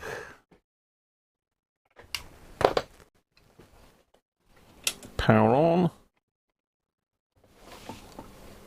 Let's turn that down. We'll bring it up gradually on the Variac again, as usual.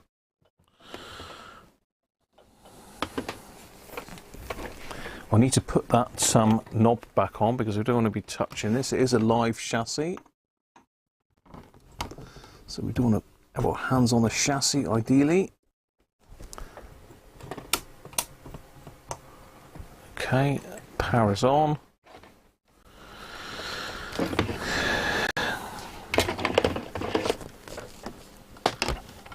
I can sit down on the floor there anyway.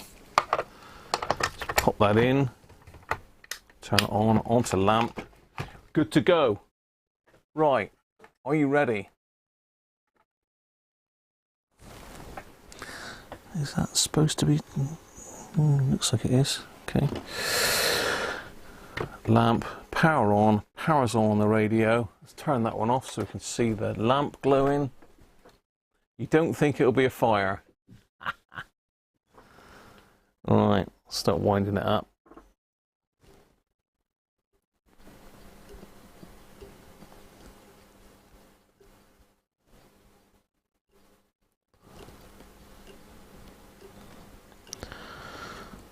Okay, nothing major happening so far. Let's get him up to 200 volts then and let him sit there for a minute. Let's let him sit at 200 for a minute.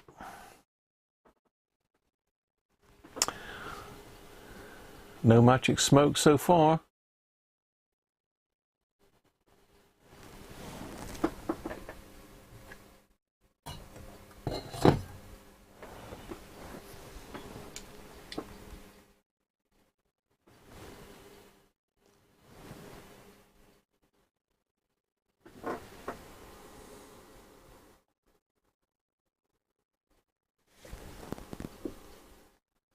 Got any glowing? We got any lamps lit anywhere?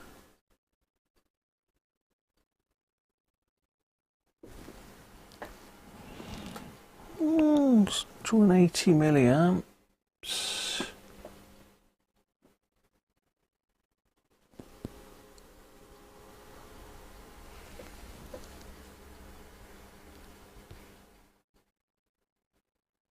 Oh.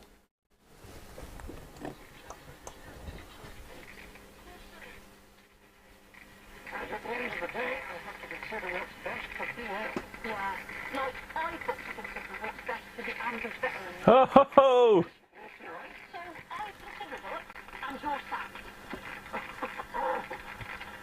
Well, okay. I mean, I thought you wanted to win, but not at any cost. That's the difference between you and me, Justin. I actually give a damn about other human beings. I picked Tony over you. Ho ho! She works. Okay. Well, good luck. Yeah, go on. Do one.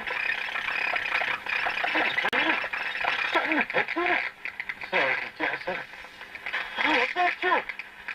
What am I going to do?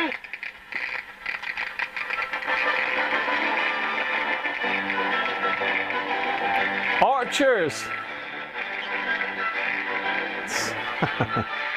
Excellent. Thank you, Anonymous.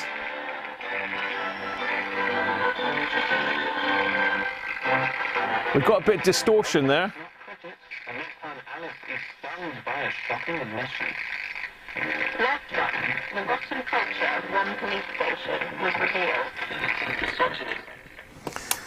Just going to quickly swap back to that because I did notice that that when I swapped that valve, there was a bit more distortion. So I'm just going to pop the other UL41 in here.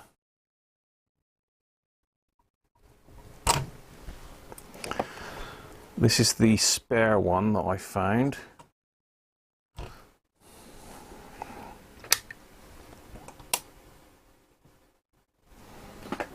See if that distortion was coming from that valve. But we're in business. First time you've ever been pleased to hear the Archers. That was you, Simon, was it? Thank you very much, mate.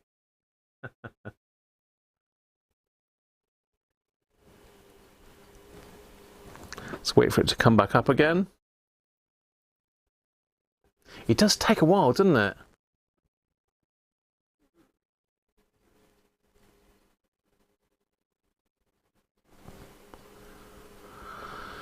Yeah, it does take a while to get going, but then the DAC10 did. Mind you, I might have killed that valve, don't forget. We don't know. Thanks, Rich.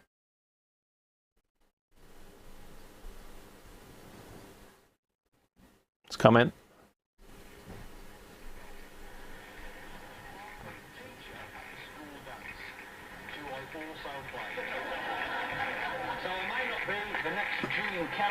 But I am patently George 4 acres and I am posh.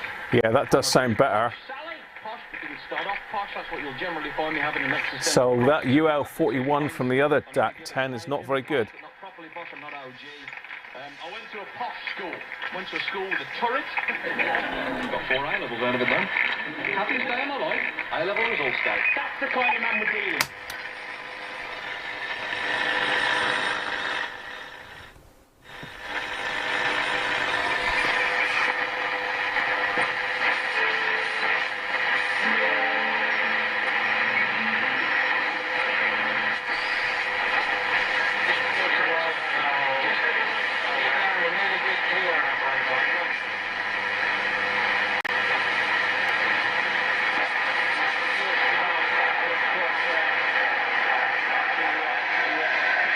Oh, we're in business.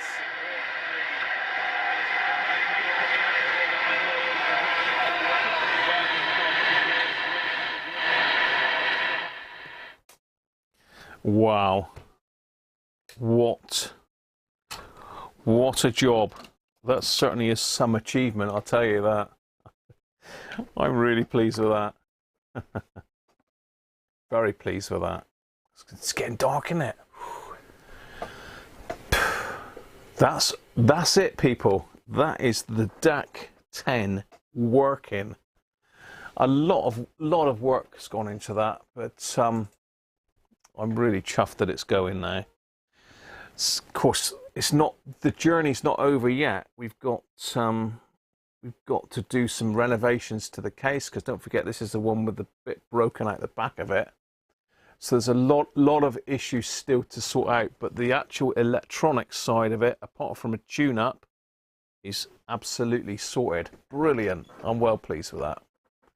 Go and spend some time with Mrs. Cruncher. Mike Cass. Afternoon, Mike. Yeah, really pleased with that, people. Glad you've enjoyed it. Thank you, Rich A. Thank you very much for the tips, people, and the super chats. Most appreciated. Doug is saying, I wonder if the faulty volume pot is a known issue or common fault. I don't know, Doug. That the problem with this radio is it's been sat in a shed for years, and it could well be that there's just a hell of a lot of corrosion on it. But what we'll do next week, I'll make a point. We'll pull that apart, and we'll have a look at the inside, and just to see if it's disconnected or whether it's just really bad corrosion on it. It could just be really bad corrosion, but as I say, there's no continuity across the pot at all. so it should sort itself out. If I can pull it apart, it might just be, it could be it's a broken track, isn't it? Basically, it's going to be a broken track.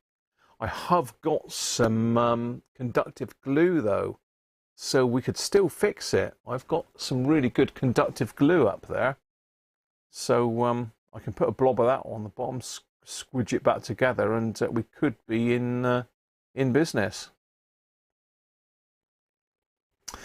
Thank you, Borley.